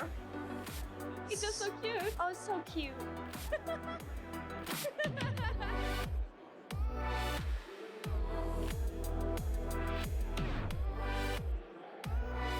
No way. All the jumbo plush? You've got to be kidding me. We've got the Psyduck, the Slowpoke. Okay, that's my favorite. The Piplup and the Lucario. I mean, what more is there to want here? Oh. Oh, hey, Rosemary. Didn't see you there. I'm good. How are you, Spraggles? I'm doing amazing. I'm just enjoying Arcanine's beautiful hair and its volume. I mean, you definitely know. One day, I'll get there. Oh, hey, Boo, how's it going? Going pretty well. I'm looking at all these beautiful play mats. They are pretty amazing. Yep, all these super exclusive, just for EUIC international play mats. I love that. The play mats are really cool. There's notebooks. There's kind of a lot here.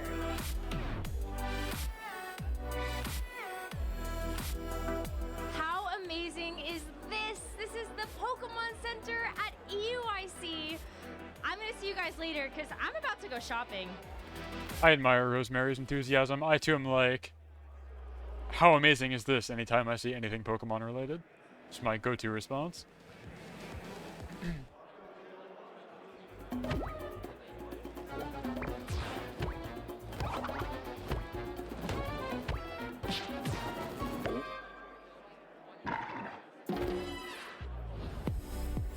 Welcome back, everyone, to the Toronto Regional Championships. I am joined by a person you are probably extremely familiar with, having watched our broadcasts over the years. Someone I was getting down to sit at the desk with you, Paul, and I was thinking, like, this feels so familiar. I'm pretty sure we've done this, like, maybe double-digit times over the course of the entire broadcast history. Maybe. I wouldn't be surprised if that's the actual number. But I have Paul Chua here, who just won his top 8 match over Justin Tang in a thrilling 3-game set. Paul, congratulations on making it to another top 4 at a regional championship. Thank you. Well, you really put on a clinic in that set. It was a really fascinating adjustment. We've seen over and over again in Justin's matches that it really comes down to managing the Golden Go, which has been the ace for that team. When you saw that, you saw the matchup you had pulled. What did you start thinking about to bring into this matchup? Okay, well, I had a feeling that like when I looked at the matchup that it was pretty negative for me, just because Pelipper helps a lot with, because Amoonguss is a pretty big problem for my team, because I don't have like substitute on Heat Ran. The only way I have to block it is my own Amoonguss. And Heat Ran usually does well with the Golden Go and Amoonguss, but since he has Rain with Pelipper and the Weather Ball, he can basically always check that. So I had to like, kind of like improvise. I had to get a little lucky in the second. While the winner's interview is happening, I'm going to go get some water and take care of some things. I will be back in a moment. While keeping Amoonguss busy so that doesn't like spend time pollen puffing. Totally. Well, it looked like this was a team you're extremely familiar with and comfortable with. In fact, it looks very similar to your EUIC winning team from last season. A couple minor adjustments. Yeah. Roaring Moon got some big buffs and getting knockoff instead of having to run more mediocre attacks. It gets one of the best attacks in the game. And also having the Heatran on the team now. How did you come to this sort of Roaring Moon style balance team that you'd used before? So originally going into this event, I was going to use the team I used in Peoria, which was like Shen Pao, Ogerpon Water, like Amoonguss, Iron Hands, Landorus, Flutter Mane. I decided against it just because the team didn't have a fire resist. And I feel like at a time like this where Heat Ran's kind of popular, that's kind of not a smart idea. So I looked at the results from Lil and I saw Marco Silva. He used this exact same 6 Pokemon at there. And I thought that like it basically covers the same matchups that my old team did, except it covers the other ones a little better. Like Heat Ran helps with like Snow is the important one. Yeah, for sure. And like Roaring Moon, like typing wise, it does really well against Side Spam, which I struggled with because I had Chan Pao and that Pokemon's like pretty frail. So it wasn't really the greatest Side Spam matchup, even though it was the Dark type. So I felt like this team is just like it's has a better matchup spread than my Peoria team. So that's why I just decided to stick with this, to pick this one. Cool. Well, you're now advancing into the top 4 here at Toronto. You have 6 regional championships under your belt. One more would tie you with Wolfglick as the person with the most regional championships in VGC history. Do you think you have it in you? We'll see. In recent times, I haven't really gotten past top 4 at a regional, so I don't know. I might have to get a little lucky again in my top 4 to make it to the finals, so we'll see. Well, we are definitely going to be waiting with bated breath to see if you can break the top 4 curse here today in Toronto. But we are going to have to take a quick break. We're going to let you get back out in the field and start getting ready for your top 4 matchup. Congratulations again. Real quick, do you have anyone you want to shout out before we take a break? I don't really have people in mind. I'm just gonna like shout out all like all my friends and family who helped me, support me, all that. I just don't want to like leave anyone out, so I'm just gonna keep it general. You know who like you are. Yeah. Awesome. Well, Paul, congratulations again. We are going to take a quick break. When we come back, we will have our second top 8 matchup to see who's going to be joining Paul in top 4. Stay tuned.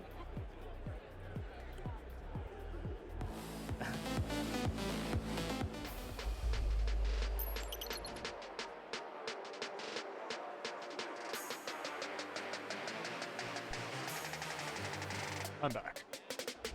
It seems that I have not missed much.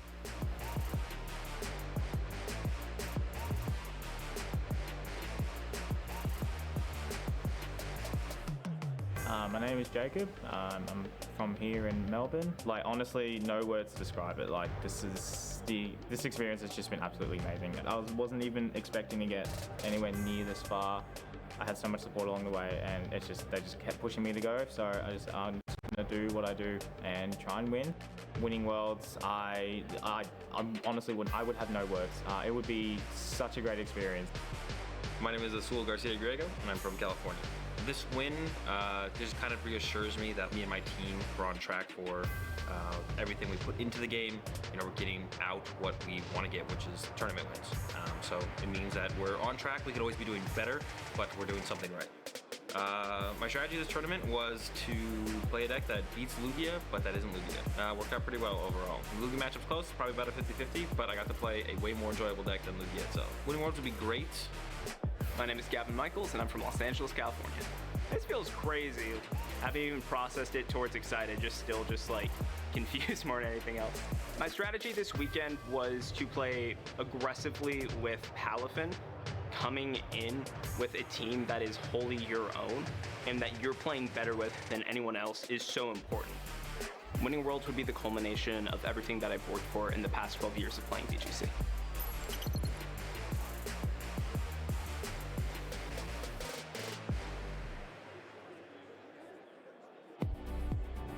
Welcome back, Pokemon trainers, to the 2024 Toronto Regional Championships here in Ontario, Canada. I'm still Gabby Snyder. I'm still joined here by Jake Muller, and we are still enjoying our incredible Halloween shenanigans. Hey, Punko.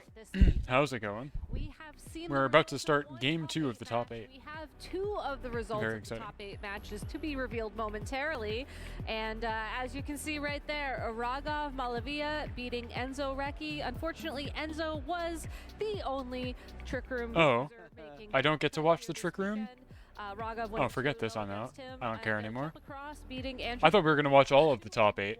after Okay. beating Andrew 2-0 in the final round of Swiss. So That's a shame. overall, Trick Room once again snubbed to victory. Paul Chua, Justin Tank had an incredibly close matchup. Okay, and so we are get to watch Bobby versus Jamie next. our next match It is a pity. Bobby Rochelle versus Jamie. I'm not terribly surprised that it lost. Again, it's like a And Bobby on stream already this weekend.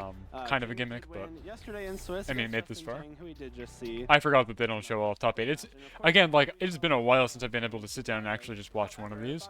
Otherwise, I'd have done this more than once since Worlds. Some of his opponents doing much better I'm than usually some of only the able other to tune players. in like for day 1. So because I'm of typically that, Bobby finds himself very in busy, contention for the championship here in Toronto. but I guess that makes sense. And successfully locking a best finish for him, finishing at least top 8, if not higher, here this weekend. Previously getting top 32 a couple weekends ago. To go to any this year, I applied, or I will apply to staff Portland in Oregon. Of Urshifu, But other than that, no. Hisuian Arcanine, I don't think so. Tornadus, Iron Hands, And that's not this year, that's next year.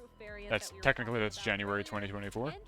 But if you mean this season, Portland is the one. I applied to Pittsburgh and they rejected me. I'm gonna apply to Portland now that I have an infinite amount more experience under my belt than I did when I applied to Pittsburgh. I've run. By the time Portland happens, I'll have run over a dozen locals. I will have staffed 4 championship events.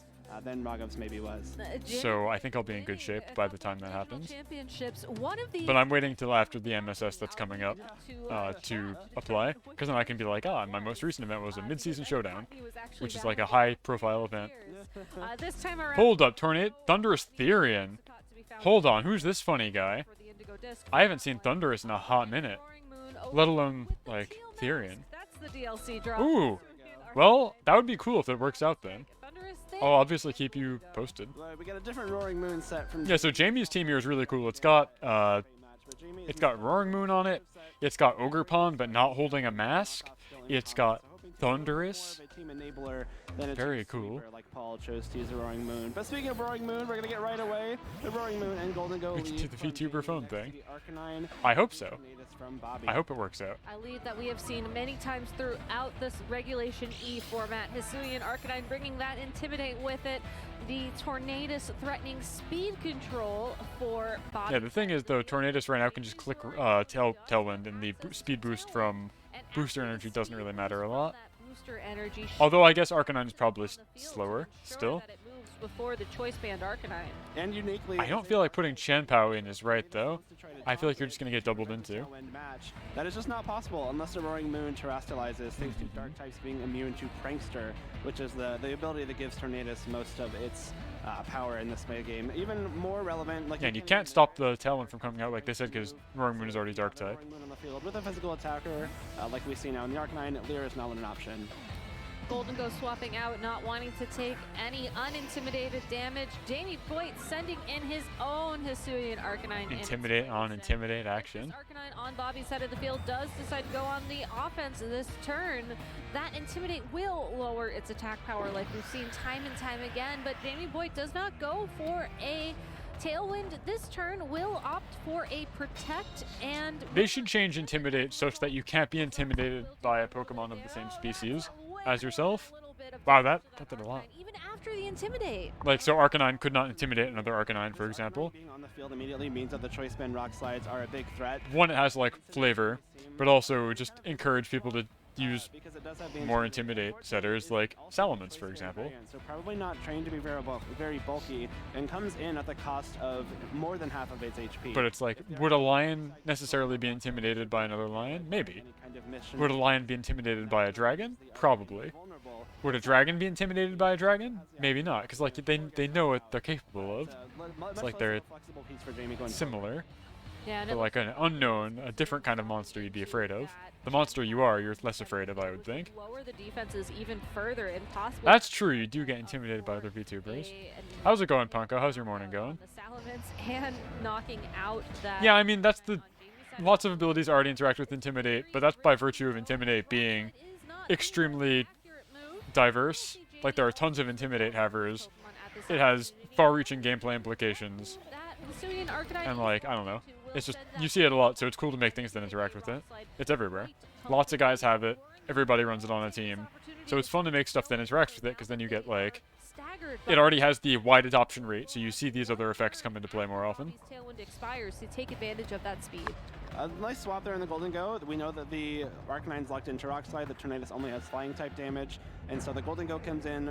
I remember in Gen 7 they added the Adrenaline Orb, which is an item that only procced. It gave you a speed boost if you were specifically afflicted by Intimidate, which I don't think I've ever seen anybody run, but that was when they like started trying with that kind of thing. Work to do, but just want to play games, yeah. I should be cleaning my house right now, but instead I'm watching this, and I'll be cleaning tomorrow and end of tonight. I think you do. I gotta figure out what my upcoming week is gonna look like, because it's completely unknown to me. How valuable a defensive Terra typing on your Golden Go, on your special attacker can be, and Jamie Boyd will. All right, we're going for the big damage on the Golden Go. Typing on his Heal, Terra, Life Orb, Breaking Swipe to effectively be another Intimidate. On Bobby's side of the field. The big question here is just how much will Lash Out do after the Terrestrial? Whoa, wow. But Rock Slide cinches the deal.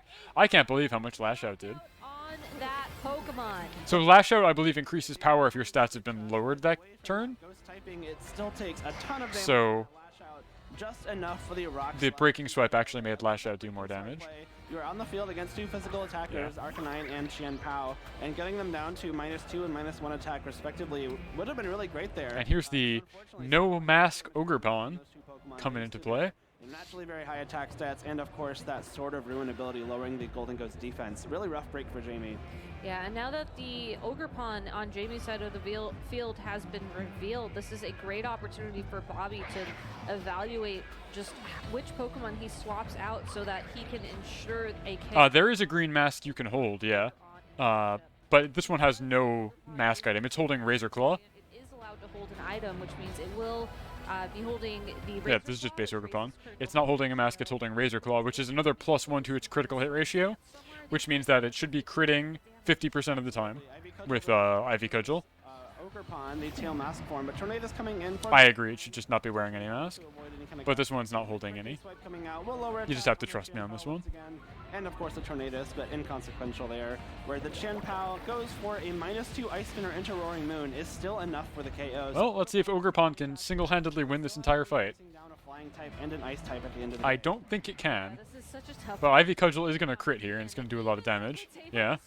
critical hit off that Ivy Cudgel for the KO on Qianpao. I think the biggest part of that turn for Bobby was getting the Hisuian Arcanine off the field and being able to send it in this turn. I think you need to go for the Iron Hands into a Fake Out, into the Tornadus. Fake Out plus a But then the Arcanine could come in and just Flare Blitz your Grass type. that his Tornadus is running. Yeah.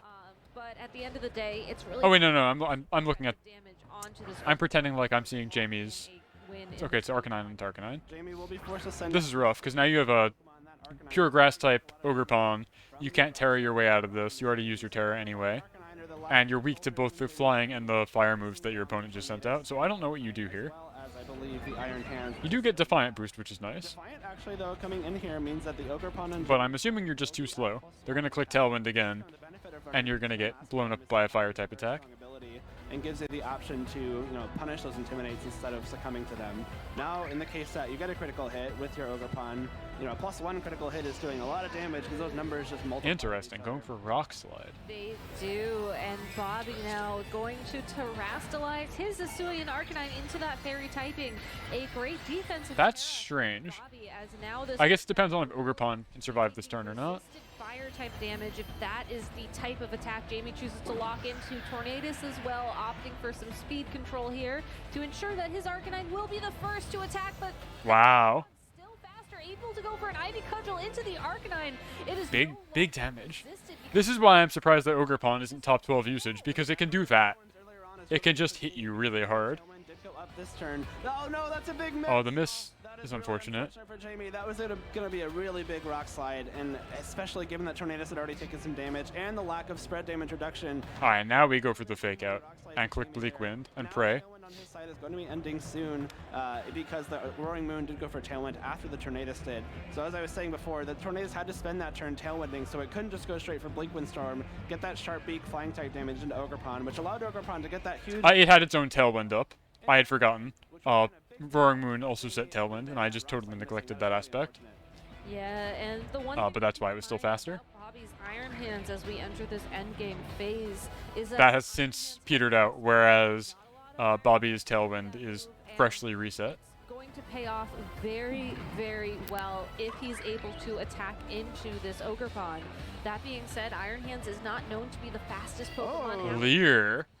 That the Ogerpon will still be able to outspeed, but first a prankster boosted Leer. You saw that. He forgot. He forgot. Oh no. He forgot that Defiant gives you a +2 attack every time you lower one of their stats. What the? What? That is insane. Ogerpon now at +5 attack, I believe, thanks to the Defiance and the Sword Stance. That's unfortunate. If he just attacked there, it would have been way better, actually. But there's no way he could have known.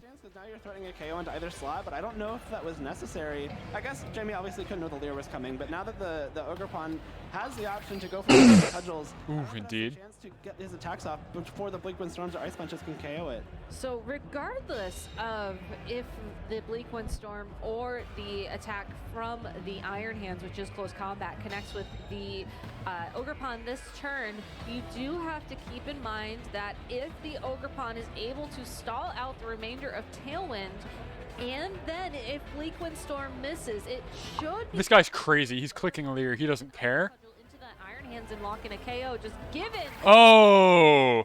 I believe he has successfully stalled out Tailwind now. Will not be taking damage this turn, but dangerously. Bobby goes for another Leer into that. This is crazy. This is a very hype final turn. So now Tailwind's going to run out, which means Tornadus either has to set it up or risk getting blown up. I don't know what the remaining moves on Ogerpon is. If Ogerpon has, like, Horn Leech, I think this is just done. Jamie's priority. Yeah, because now we can Ivy Cudgel the Tornadus, ideally. And then next turn, you just kill Iron Hands. It might get this KO with close combat with a resisted... Oh, okay, never mind. Iron Hands is still Iron Hands. Not coming into play there because one close combat... That's a shame. What a crazy endgame there for both Bobby and Jamie. I guess the Leer really did matter. I wanted to see +5 Ogerpon critical hit into Iron Hands and blow him up. Thanks to the massively boosted attack in that Ivy Cudgel. Unfortunately for Jamie, Bobby clearly at this point has pumped a lot of speed investment into that Iron Hands, as we've seen from some prior matches as well. And Bobby probably knows that. Staring at the Venusaur, contemplating the Venusaur. You probably want to invest speed to a certain point where you know you're outspeeding certain things, and that's exactly what happened there. So well played to Bobby there. Not afraid of the Defiant, knowing that those Leers would come in really handy. Yeah, a lot of people... Yeah, I guess the Leer did make the difference about the Iron Hands. For sure, one shot. You don't like Venusaur? I don't really have an opinion about Venusaur, but I am a Sun user, so I assume I'll like it when it's back in. Bobby has put together. Looking back at game number 1, he first was able to take an advantage when he got that early knockout on the Golden Go despite the terastallization from Jamie. Followed that up with a KO from the Shenpao into that Roaring Moon, and then it really was just this Ogerpon left standing for Jamie.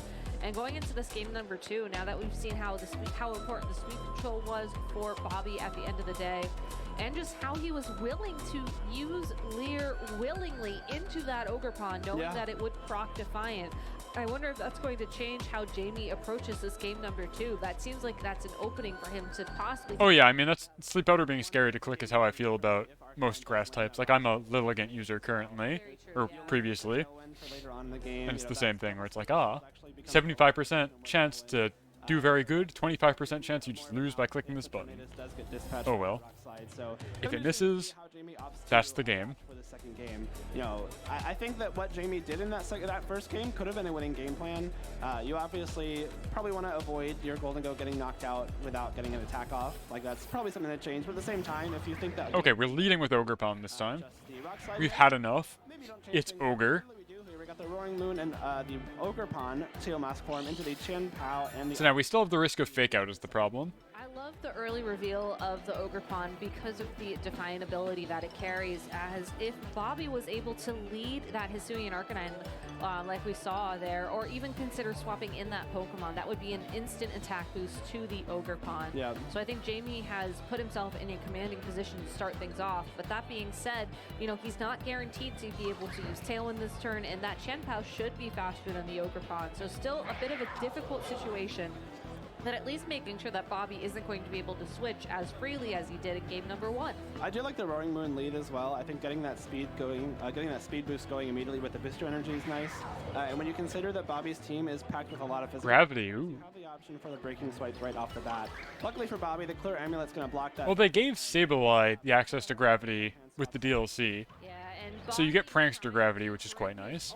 Speed control back onto the board. I don't know if that's anything, because then you still have Sableye on your team, This turn. which is maybe not great. But you could potentially run Priority Gravity with a Sleep move on a very fast guy. And Ogre Pond follows suit with another Spiky Shield. We see the Chen Pao target What? Ice Spinner into the Roaring Moon, so Bobby recognized... Did you not know that? Yeah. Sableye got Gravity as a TM previous game, and this in the DLC. And a really nice switch. So you can finally have a guy who has Prankster Gravity, which is good for inaccurate moves. It's good for, you know, Hypnosis. It's good for whatever. To double protect, especially considering they're both pretty weak to that. I don't know who the fastest Hypnosis or Sleep Powder user is next to a Sableye, but you can. You can go for the Tailwind, match the possible Tailwind. Is there a list out there of who got what? Probably.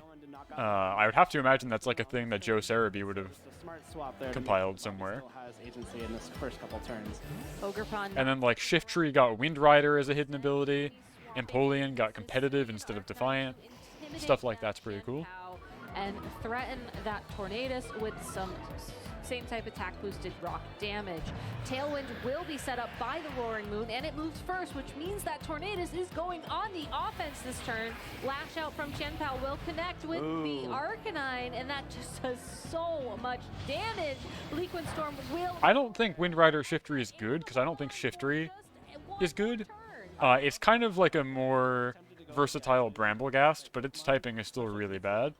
But it does have, like, moves, whereas Bramblegast doesn't really have moves. The Golden Go swapping in, which could be a You can run, like, Fake Out on it while you get, like, a Tailwind up, and then turn 2 you can do something goofy. Lash out and Bleakwind Storm, even with the Intimidate, still does a good job. Yeah, Fake Out's like the move it gets. So really smart turn there from Bobby.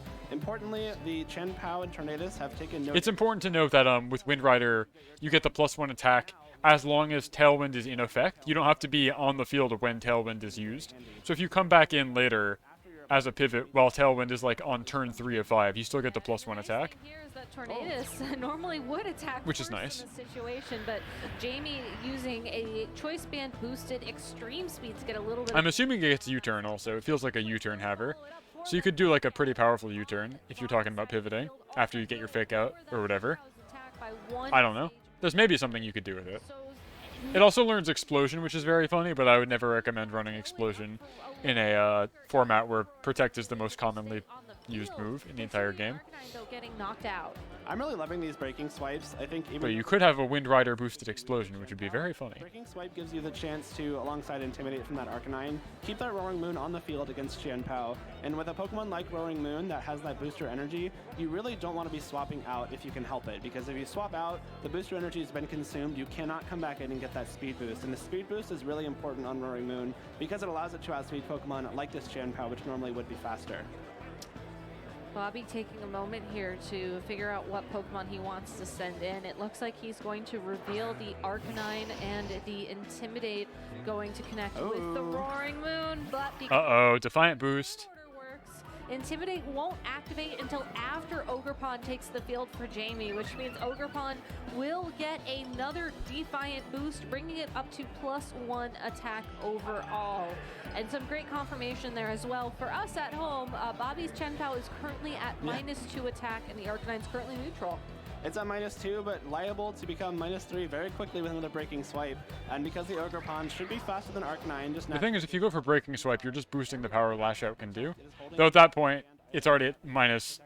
It would be so lowered, it's a physical attack, that maybe that's fine. I don't know. I want to see Iron Cudgel bop somebody. I can't believe I'm rooting for Ogerpon, but like it feels like the underdog here. Ice Spinner should not be able to KO this Ogerpon if that's what Jamie opts for. Yeah, it's tough. The way that Jamie's adjusted his strategy, I think, was very smart and just kept the Roaring Moon on the field the entire time because it's not there to deal damage. It's mostly there to act as a defensive, supportive option with Tailwind, with Breaking Swipe, and having the ability to remove items via knockoff. Yeah, I mean, it's just a funny little grass girl. She's got Spiky Shield, she's got Ivy Cudgel. Here she's just focusing on doing crits as often as possible. Chen-Pao will not connect with that Arcanine though, thanks to the Fairy type Terrestrialization. Ice Spinner into the Roaring Moon. Wow. A surprising amount of damage given that it's at -3 attack. Rock Slide from the Hisuian Arcanine does connect. Yeah, that's why I'm rooting for it. Like, it's hard not to cheer for something that deters Amoonguss usage. Hanging on there is good for Jamie because now it threatens another Breaking Swipe into that Chen-Pao. Hey, welcome back, Marco. Oh! Attack, which would be even better for this Ogerpon. I love that Terrestrialization from the Arcanine though, because that does mean that it is immune to Breaking Swipe. So there's no chance to drop its attack by 1 stage, keep the Ogerpon a little bit healthier. Lucky for Jamie though, it does lock into Rock Slide, which is much better than Flare Blitz in terms of keeping the Ogerpon healthy. Ogerpon, if it needs to, should be able to survive 1 Choice Band Rock Slide from this Arcanine and potentially fire off a big Ivy Cudgel. Chen-Pao switching out, removing those attack drops from it on the field, and the Iron Hands is Bobby's final Pokemon. We're Terra Grass, let's go, all in. Item as well. Big mask. That Breaking Swipe is no longer a viable option for Jamie if his goal is to control the damage output. Here she goes. And her speed rose. I forgot that's what the grass move is. The speed boost is actually huge, I think. Considering you already have Tailwind support. Ivy Cudgel now connecting with the Arcanine. It is at +1 attack. It's enough. Deleted. KO, even though Breaking Swipe yet again failed to do any damage to that slot. That Ivy Cudgel at +1 was all the Ogerpon needed. I love that. Yeah, your Tailwind peters out, but you're still at +1 speed, which is like really good. And the chances of Arcanine swapping out there, and now she can Spiky Shield, and I believe they got Protect on Roaring Moon, right? So you can just chill, then set up Tailwind again, I think. Tailwind has run out. Spiky shielding on the Ogerpon here is pretty much a no-brainer because you, 1, stall at the final turn of Tailwind on Bobby's side, which is just that 1 turn of offset from that Tornadus. Yeah, this seems and like 2, you dodge a potential like fake out Icicle's Ice Spinner play into that slot as well. And of course, after the Tailwind ends, the Ogerpon is now at +1 speed as well as +1 attack, and it will be faster than the Chen-Pao, which is massive for Jamie here. That's like the... Yeah, this is a really good position for Jamie Boyd, I think. Potentially use this teal mask version of Ogerpon over one of the other masks is because that speed boost in conjunction with a possible Swords Dance... No, that's the players doing that. You also get to hold an That's not me, Ty. I keep saying oops because it's funny. No, the player they're watching on stream is actually doing that. He keeps hitting his own button. There's a lot of say to have a fire type or a water type Ogerpon on your team. Jamie Boyd showing us that the grass type Ogerpon... Yeah, it's not great. I wish there was like a spectator mode that worked. We see the Chen-Pao go for a Sucker Punch into a target, and Ice Punch from Iron Hands will be targeting down that Roaring Moon. So Jamie just taking this last turn of Tailwind on Bobby's side. Now, do you bop Iron Hands for a ton of damage, or do you just finish off Chen-Pao? I think you finish off Chen-Pao, right?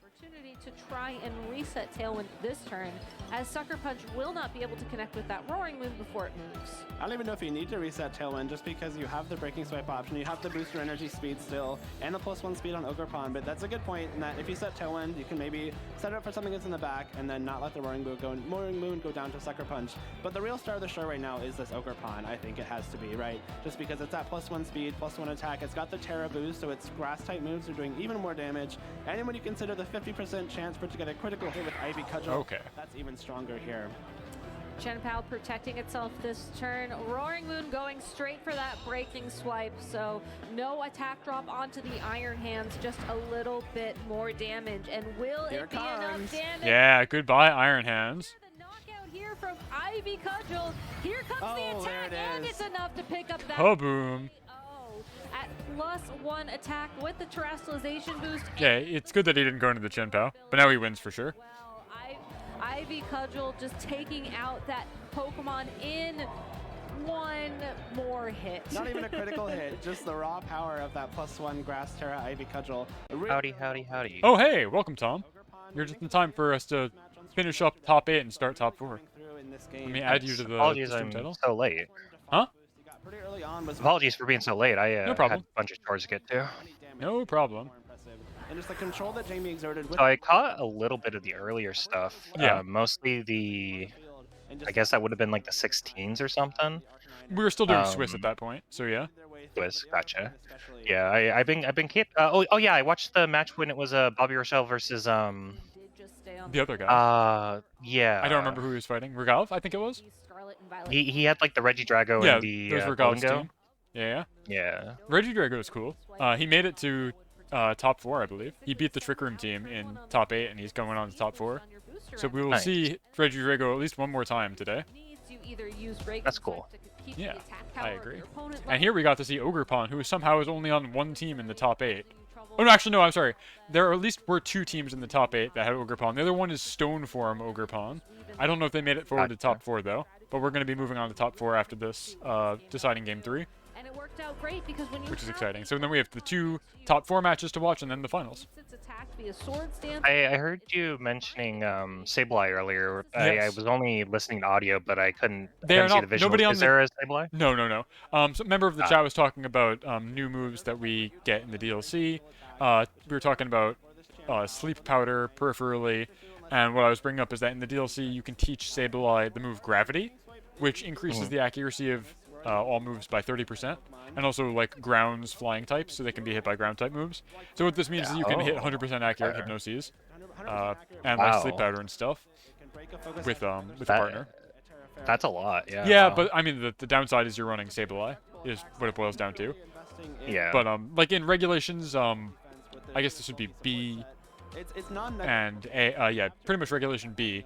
What you'd see sometimes is people would run a Sandy Shocks, if you remember that guy.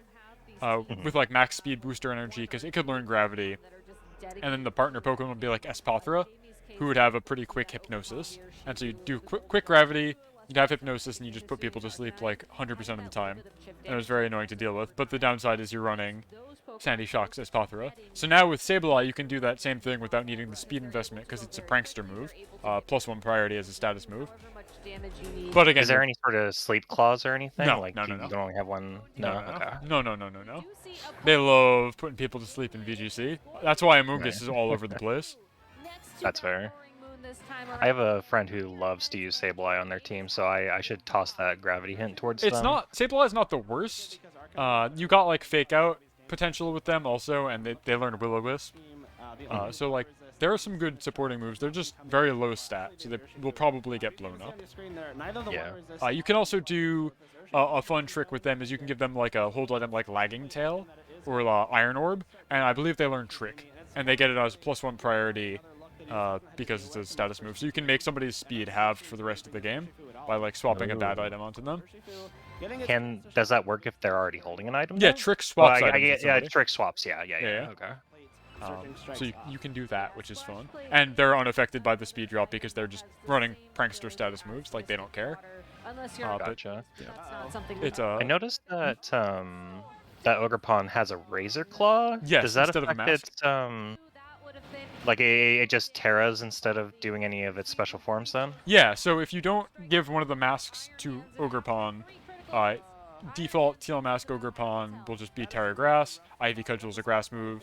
It has Defiant as its ability, and then Embody Aspect plus Speed when it terastallizes. And then if you were to give it one of the other masks, the Fire, Water, or Stone one, it turns into those varying types. And so Razor Claw is really good there because Ivy Cudgel goes from, I think, 16% chance to crit to 50% chance to crit. You go from +1 critical ratio to +2, and the maximum is +3. At +3, you'll crit 100% of the time. But with just the item and the move having an increased ratio, you are at 50% of the time critting, which is very good. Let's see what the targeting is. Very, very strong. The Tailwind Speed Boost will move first and will be able to deal 3 more hits of damage to that Iron Hands for the knock. Goodbye, Iron Hands. I believe Iron Hands went for a wild charge into that Urshifu as well. This Roaring Moon has also been putting in a lot of work with Tailwind. I gotta say, I'm like very pleasantly surprised by Roaring Moon. This tournament, I didn't think it was going to be good. Has there been any Flutter mains? Yeah, there were a couple. In the beginning of the day, there were a couple. I actually don't think I've seen any on top 8 though. At least brought. I don't know if the teams. I don't remember if the teams have them, but I haven't seen anybody bring it to top 8 so far. I remember when we were watching Worlds, it felt like there was a Flutter main on like every single team. So Flutter main is currently number 3 in top usage. It's behind Urshifu at number 1 and Iron Hands at number 2, which is nice. I welcome this. It's fine. Nature is healing. I think getting rid of the Iron Hands is nice. Despite having little Pokemon knowledge these days, I'm enjoying this. I'm glad. If you've got questions about what somebody's doing, like what that weird dragon-looking thing is, who's this little cat, feel free to ask. There's no such thing as a dumb question. The game moves very fast. There's literally over 1,000 guys to know. Even more move combinations, etc., etc. Right now, both teams are running a high-tempo speed control archetype. They're using this move Tailwind, which doubles your team's speed for 5 turns, and they're both just kind of mashing into each other with heightened speed. That's really the gist of what's happening here. And then they just have hyper offense on both sides. Confirmation that this Urshifu most likely is. Yeah, by all means, don't feel bad about not knowing stuff. Yeah, because there's no such thing as a dumb I'm question. on here as the person who knows about catching all these, but not necessarily what they do in battle. Other Tom here has literally 100% did Pokemon Home. They've completed every challenge that there is to collect. They have a living dex of every guy. So they are the Pokemon master. I just watch it as a spectator.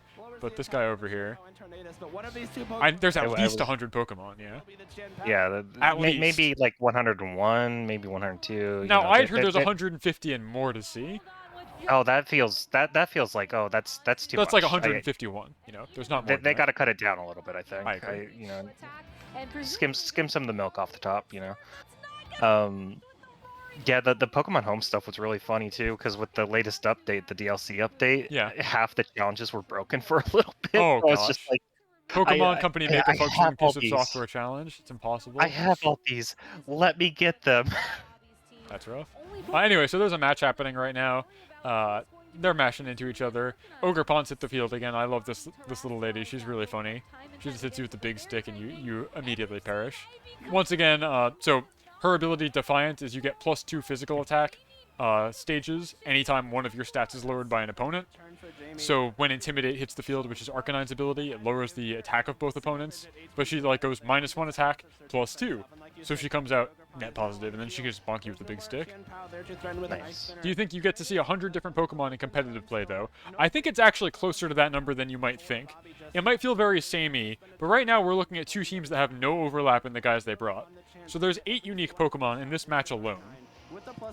Yeah, and if you compound that across every match, even just on stream, I think you see a lot. It used to be a lot more centralizing, where it was like Fluttermane, Iron Hands, Amoonguss, Landorus every match, and there'd be 5 of the same guys. But here, there's actually quite a lot of diversity. The archetypes are very similar with hyper offense, but the actual implementation, I think, is unique and fresh. Yeah, I feel like you have a lot of that similar top 12 Pokemon. Yes. But probably you have maybe 3 or 4 of them distributed onto teams. Yes. Whereas you then have 2 or 3 spots for anything that works. Yeah. And there's so many people there. It's like, yeah, you'll see at least 100. I think you'll see. It might not feel like it at any individual match. You're like, oh, they're just running these meta threats. But then I really do think it adds up. One thing that I'm really admiring in this particular match is the Tornadus is running an offensive item. It's got the Sharp Beak to do more damage with its flying type attack. Okay. What does it normally run? You'd have like a Focus Sash or Covert Cloak to prevent Fake Out from going into you. Gotcha. Something like that. You usually think of it way as a defensive support. Like your goal is to click Tailwind and then like Taunt or maybe Leer. But here, Bobby is using it to click an offensive move. Though I believe he is cooked. Yeah. Yeah. Defiant coming in so clutch here, and between the knockoff and the +1 attack. I think Ivy Cudgel can do 7 damage. Makes it into I'm pretty sure. in Toronto. What an Very cool. Well played. So I noticed, first off, I noticed that Sharp Beak, but then I also noticed the Splash Plate on the Urshifu. Is there really a difference between those types of items? Well, like, is there Splash a Plate reason versus you like might- Mystic Water? No. Yeah. They're both 20% damage to a type. So like water Gotcha. flying. I don't know why you'd run one versus the other than I guess maybe you just have one lying around, but they're the same. Maybe one lying around, also maybe like aesthetic sort of thing. Aesthetic sort of thing. I love giving my Urshifu a plate to hold. I'm so glad we get to showcase Jamie on this stream twice now this weekend. He is such a creative team builder, and beyond that, he backs it up. Like, again, he's a 3-time regional champion, hoping to make that 4 here. And every time he's won a tournament, it's been with a team like this. Like we said, Cottony, like not even Whimsicott, like the baby Whimsicott. It's very cute. It is, and now Jamie has a different unique grass type in the Ogerpon here that is doing... Are they telling me that Jamie Boyd has previously run Cottony, the not fully evolved Pokemon, in a tournament? Is that what I'm meant to believe by their comments? Because that's what it sounds like. But he will not be moving on to top. I don't know why you would do that. Jamie Boyd's place. Does Jamie Boyd have? Because like it has Prankster, so it like doesn't care that it has like no speed. You did. But like I don't know why you like Eviolite doesn't matter. More of an opportunity to focus. And then the only reason I could think you'd do that is you need to underspeed something on a normal move in Trick Room. But you're a Prankster guy. I think Jamie. Yeah. There it is. Ty, tell me. I need to know. Ty, you have to come back in a voice and explain right now. For good luck. And, you know, I need to know why he was using Cottony. I can't wrap my head around this. Is there a reason that you'd use Cottony on like a Trick Room team? That's what I'm saying. The only thing I could think of is you need it to be not fully evolved so that it's really slow for a normal move. But still has Prankster for its status moves. Because it can't be that Eviolite matters. That thing does not have any bulk. So I would imagine you have to give it Focus Sash. So like at that point, does it matter one way or the other? I'm so curious. Cottony. This is why you see 100 different Pokemon in competitive, because people will do stuff like that. Like your Ogerpon's. Trick Room doesn't invert priorities, right? No. But within a priority tier, the speed is still inverted. So like if 2 people click Quick Attack, normally the faster user of Quick Attack will go first, and the slower user of Quick Attack will go second. But in Trick Room, it would be the reverse. It would be the slower user of Quick Attack will go first. +1 Ivy Cudgel. So no. Priority tiers are mercifully... Well, depending on who you ask, they're mercifully retained. Which is why, like, Chien-Pao Arcanine is, like, really good into Trick Room, unless they get the Psychic Terrain up, which blocks priority moves. Yeah. Whatever. All right, so just win. Yeah, of course. That's Simply knock out your The first thing's coming to mind where I would think like a terrain setter or a weather setter on Cottony. It's like I feel like there's just better things to do with that. Yeah, so I mean, Whimsicott used to be the de facto Prankster Tailwind user before as well, because I think that there really is like some Tornadus really came into play because it's trainers who a maybe Tailwind haver. It also has priority sleep powder, which is good. I think really taken a break for a little bit to join the casting. But yeah, I don't know.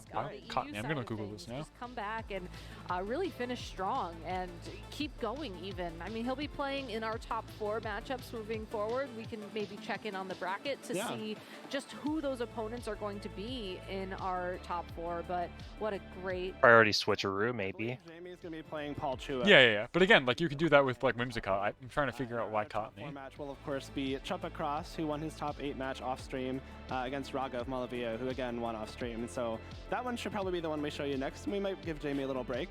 But I think that'd I'm be nice. really excited to see that match between Chuppa and Raga. Okay, so this was in 2016. like the 2 best I found the team it was on I have not found what moves it was running, though. The information is not present. But Jamie won the Liverpool Regional with a team of Mega Rayquaza, Rotom Wash, Aegislash, Xerneas, Infernape, and Cottony. So why Cottony? This is not a Trick Room team, I don't believe. That was Aura's time, right? 2016 was, I think so, yeah? Thanks, Because guys. 27, no. Rejoined That might have been, by our friend Jamie Boyd, who has I don't know. come across It could have been either Auras or Sun and Moon. Because Sun and Moon was out by then. In 2016, I think, right? It was like September 2016-ish. Yeah. It was great. I've got a medal. You've got I was not expecting to get a medal because, like, I, to be honest, I'd lost a lot of confidence in my abilities over the last couple of years. Like, this is my first. Trying to find information about what this team was running. 4 years. I'm so curious. I'm sure as soon as I see the moves, it will all make sense. I'm washed up, and I started to believe it, but this is a huge confidence boost. Well, I'm so glad you've had that confidence boost because you absolutely have deserved it the way you've played this entire weekend. And I was hoping maybe you might have some advice for some of our newer players out there, because I know that stages like this can sometimes be nothing but a heartbreak. But you know, some of the newer players Found are the team looking up report. to you and Oh, it's a YouTube video. No, I no. want to do it that way. I need to read something. I can't watch a YouTube video right now. The best thing to say would be train your Pokemon very, very well. I know I've seen a lot of posts on X, so I do have to say my On base X? points are Ugh. incredible. I hate hearing people say that with their mouths. So often, like you saw there, 1 HP once again, 1 HP. Every single time. Yeah, some trainers just go for, I'll just invest all in speed and all in attack. I don't need to worry about anything else. But if you split your training, if you work out, I need to survive this and get this KO. What's the name of the person? Jamie Boyd, B-O-Y-T. My Urshifu had no right surviving. Oh, Ty typed this in chat while I was looking elsewhere. Okay, I'm back. It was full support. I think Infernape needed the focus dash, so Eviolite Cottony lives... No way! There's no way! Let me look at Cottony's stats. You know, we want to make sure you have some time to prep. It has slightly more defense when it's Eviolited, yeah. Here in the lounge, you That's assured crazy. me that Teal Mask Ogerpon was actually doing work for you out in the field, and finally we have. Cottony has 40 base HP, 60 physical defense, 50 special defense. So that's 40 HP, 90 defense, 75 special defense with Eviolite. There's no... I guess 2016 was like a really charmed time before the power creep was too aggressive. But like, I can't imagine that doing you any favors. That was a cornerstone. That's cool though. So I'm noticing 2016 World Championships, Masters Division Top Cut teams. Jamie Boy is on here, and it looks like he changed it from Cottony to Whimsicott. Ah, okay. Well, he did get a regional win with Cottony, so that's pretty cool. Now that you're back here, getting ready for your top 4 match. Yeah, no, I just want to thank everyone around in the venue and the people I've been staying with as well have been supporting me so much. This thing has 280 base stat total. That's less than that's about half of what you'd see. It's been fantastic in like a modern format. North American regionals, North American regions. We'd love to see it. Invites. Yeah, it must have been for very specific matchups. I just can't imagine it. I'm like thinking how frail that sounds. Pokemon away. Yeah. Well, Jamie, thank you so much and congratulations again. You absolutely deserve it. Very happy to see you back at a top cut here. We are going to Whimsicott has our what? casters and get ready for our first top 4 match of the day. Take it away. Whimsicott has 60 base HP, 85 defense, so it has the same special defense, marginally better physical defense, but less max HP. This doesn't make sense to me. I don't know. Whatever, it doesn't matter. Literally doesn't matter. He won with it. He knows way more than I do. Stop by and give us a little bit of insight as to what they're thinking. Especially Jamie. Yeah, like, especially Jamie. That's so cool to learn about. It's so hard to know what goes on in Jamie's head, and so the only way is to ask him, and so it's really cool to hear from him.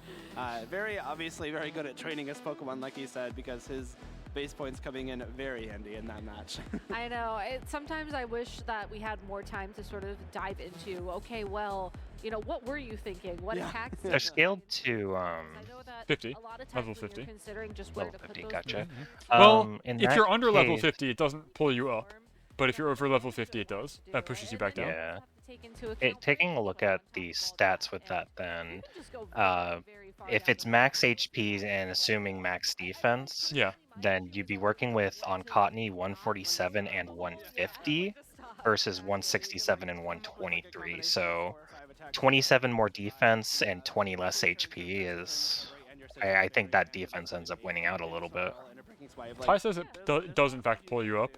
Really? It didn't used to. It hasn't always. I'm very sure of this. Of course. I think they changed it in like the 3DS era, I think. Okay. Because I have like vivid memories of people running not max level, I believe, Groudon, so that they could underspeed Kyogre to get their weather set over rain. Because you want to be the last weather setter moving, typically. Yeah. I have like in, very clear memories of people running like level 48 Groudon or something. Yeah, back in the day, when I went to 2010 regionals in Seattle, I think. Oh wow. I didn't finish leveling up my team because I was like 13 or something at the time. As one is. A child, and my like level 37 Electivire was still level 37, but I also didn't get to play, so it didn't really matter. Oh, well, you win some, you lose some. They had like a lottery format for like who got to play, and I just lost out on it. That's interesting. We probably would have said. And yeah, Ty's like, yeah, that's why they stopped having that be the case, just because like you'd have truly perverse meta developments where you deliberately have underlevel to like underspeed or something like that. Yeah. Too much, not good, not meta development in a healthy way. That's just like trickery and debauchery. I don't need no special mask. I got my own. Okay, so we have 2 matches of semifinals and then the finals, and that's the day. That would have been kind of That cool. would have been cool. Because like that has like the gravitas of like exactly. This The is dark ages of Pokemon tournaments. Yeah, as I've spoken ad nauseum, as gung-ho as I am and like fully leaning into being a professor now and like helping run tournaments IRL and such, I really hadn't paid attention to the actual in-person tournaments for VGC until this generation. Previously, I just played in the format on the simulator because I thought it was a good format. Like doubles is inherently fun. There's a lot to chew on. But I never like paid attention to like the tournament circuit. All the players are effectively new to me as of this generation. So I know like a couple of the legends like Pachirisu, the Will-O-Wisp stuff with Cybertron, but like only stuff that really escapes orbit. So I'm not familiar with the dark ages of Pokemon tournaments. I know it only became open team sheets this format, which is quite nice. I cannot imagine tournaments in the closed team sheet era, but I'm glad I don't have to. Regidrago about to be on screen. Nice. Tom, here's some trivia for you. When Regidrago terastallizes, do you know where the hat is placed? It's placed on the like arm that looks like the top of the head, right? Yes. It's on its right shoulder. Nice. That's correct. You pass. You truly are a Pokemon master. A lot of the time. I will be right back. I have to swap out the washer and dryer. Hammer, Grassy Glide, and U-Turn are also all very good. And to run high horsepower, you have to drop one of those. In this case, Raghav is not running U-Turn, which I think makes sense. If you're running the Terra Grass Rillaboom, that's more of an offensive set, and you want to probably have access to both the Wood Hammer and the Grassy Glide. Yeah, a lot of times in this metagame as well, U-Turn is better off on faster Pokemon, and Rillaboom cannot match the speed of something like Urshifu Rapid Strike. Choppa, his opponent in this... Is Regidrago like a Reggie that's dragon? Yeah. So Crown Tundra introduced Regidrago and Regieleki, a dragon and then an electric type Regis. Place at the Dallas Regional Championships in 2018, really looking to break through that finalist title to earn the title of champion. And his team may look very familiar to you. It's because it's almost virtually identical in terms of moves, held items, and Terra typing to the team that won the Lille Regional in the previous weekend. That is Chien-Pao, Rillaboom, Arcanine, Urshifu, Tornadus, and Fluttermane. I think at this point, Choppa's probably like a consensus for one of the best North American players that has not yet won a regional championship. And so that's something he is certainly looking to break through with here. I think there's no question that he's capable of it. Like he's shown multiple times. He's reached multiple finals, reached multiple like top 8s at internationals, which is arguably even harder than winning a regional sometimes. And so there's no question as to whether it can happen. But Raghav, well, unfortunately, will be trying to stand in Choppa's way. Yeah, Regieleki would be like the like modern technology age. Would pretty standard. Like these 6 Pokemon find would themselves Regidrago be like the Dark Ages? Well, no, because it'd be Regidark, wouldn't it? Is it like the nuclear era or something? that Raghav may be a little bit more prepared going into this matchup. Yeah, one thing I also want to call out is that I was talking to Chuppa a little bit earlier, and I believe Prehistoric, maybe. friends running the same exact 6 Yeah. during the rounds of Swiss, so he does have a little bit of knowledge of at least how these Pokemon play together. Obviously, there's no way for us to know if those Pokemon were indeed identical in terms of their base stats, or if Raghav made some adjustments to fit his play style a little bit better. But I do know that the Regidrago was not brought in that matchup, so something that Chuppa could be anticipating moving forwards. I mean, it's not necessarily the best Pokemon when you're staring down a Chien-Pao and a Fluttermane in particular, but at the other side of things, I mean, Raghav has done very well and has brought this Regidrago to situations where I personally would not have committed that Pokemon. So. I think one thing that Regidrago likes kind of preying off is Fluttermane. It's hard to say Fluttermane going down in usage because it's still like very, very high up there. But there were metagames in the past where Fluttermane was in like the 60s and 70%, and this is very much not that metagame anymore. The Fluttermane is now down to, you know, about half at most, even getting down to like the 30s and 40s in terms of percentage of players using it.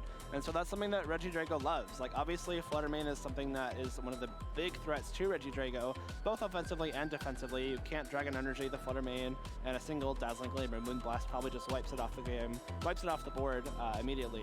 So something that might be a little bit tougher for Raghav to bring, especially considering, like you said, Gabby, that Focus Sash Chien-Pao is a big issue as well, and the Prankster Tailwind from the Tornadus on Chuppa's side can match that from Raghav. So the speed advantage and the power advantage, not really necessarily in Regidrago's favor in this matchup, unfortunately. Yeah, it's also interesting to just look down the team sheet and notice just how similar and how different these teams are at times. For example, Chuppa's Hisuian Arcanine has a Choice Band, Raghav's is holding that Citrus Berry, has access to Will-O-Wisp, which is not a tool that Chuppa has. You see the Rillaboom with the Assault Vest on both teams, but Chuppa did opt to bring U-Turn over. I'm back. What have I missed? Okay. Is Regidrago like a Regi that is a dragon? First I've seen it that's a wild, the Dragon Age, and Electric Age. Oh! I never put that together. That makes sense. Last generation I bought and played was the Unova generation, so I'm like a decade behind. Prehistoric, maybe. People swear by Gen 5. People really like Unova. I don't particularly get the hype, though I get that the games were rather pretty. Like, they were, like, the sprite art done at the absolute maximum level. There was, like, animations, there was, like, pseudo 3D, kind of like Mode 7 style. So it was good. Okay, yeah, I think I'm caught up on chat now. That's all. Yeah, okay. Gen 5 was definitely like the absolute maximum that Pokemon had been at that time. Yeah.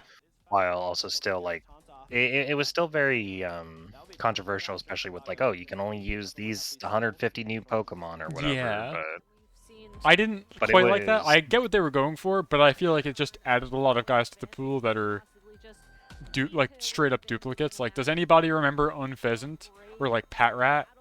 Like, no, we don't. Unpheasant's one. Well, no, not Unpheasant, but the Middle Evo Tranquil is one of my friend's favorite Pokemon. Okay, I guess everybody's somebody's favorite, but to me it's just like, thank God we made Pidgey 2.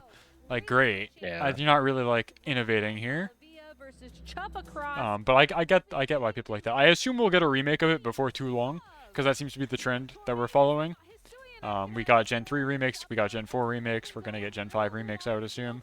The Gen 4 remakes were quite bad, so I hope Gen 5 does a... I'm trying to convince myself that they're going to do a Coliseum remake. I would love that. They're going to do a Coliseum remake, and if it's bad, it doesn't matter. It was a side game anyways. They should, and I genuinely mean this, do a Battle Revolution for Gen 9, where they can just focus on making this aspect of the game look very pretty, instead of like trying to shoehorn it in with addition to like all the open world stuff. Like, I understand the Switch is not a home for open world games. Like, there's a lot of data, there's a lot of models you gotta render at variable distances. I'm willing to accept that Scarlet Violet has issues, but like, I wish they could just make a standalone Battler client that is genuinely very pretty, because it has less to worry about. Yeah, it'd be nice if they could like split, not split, but create two teams. Like, they'd have to get more people for this, I feel. Yeah. Like an adventure team who focuses on like Scarlet Violets, those sorts of games, and the battle team who makes the simulator. Yeah. I would like that as well. But unfortunately, small indie company, not enough money, I guess, or something. +2 make it rain is a huge Okay, so once again, we're kind of looking at two hyper offense teams. Ragov here on the left does not really have a form of speed control, whereas Chup Up will have Tailwind.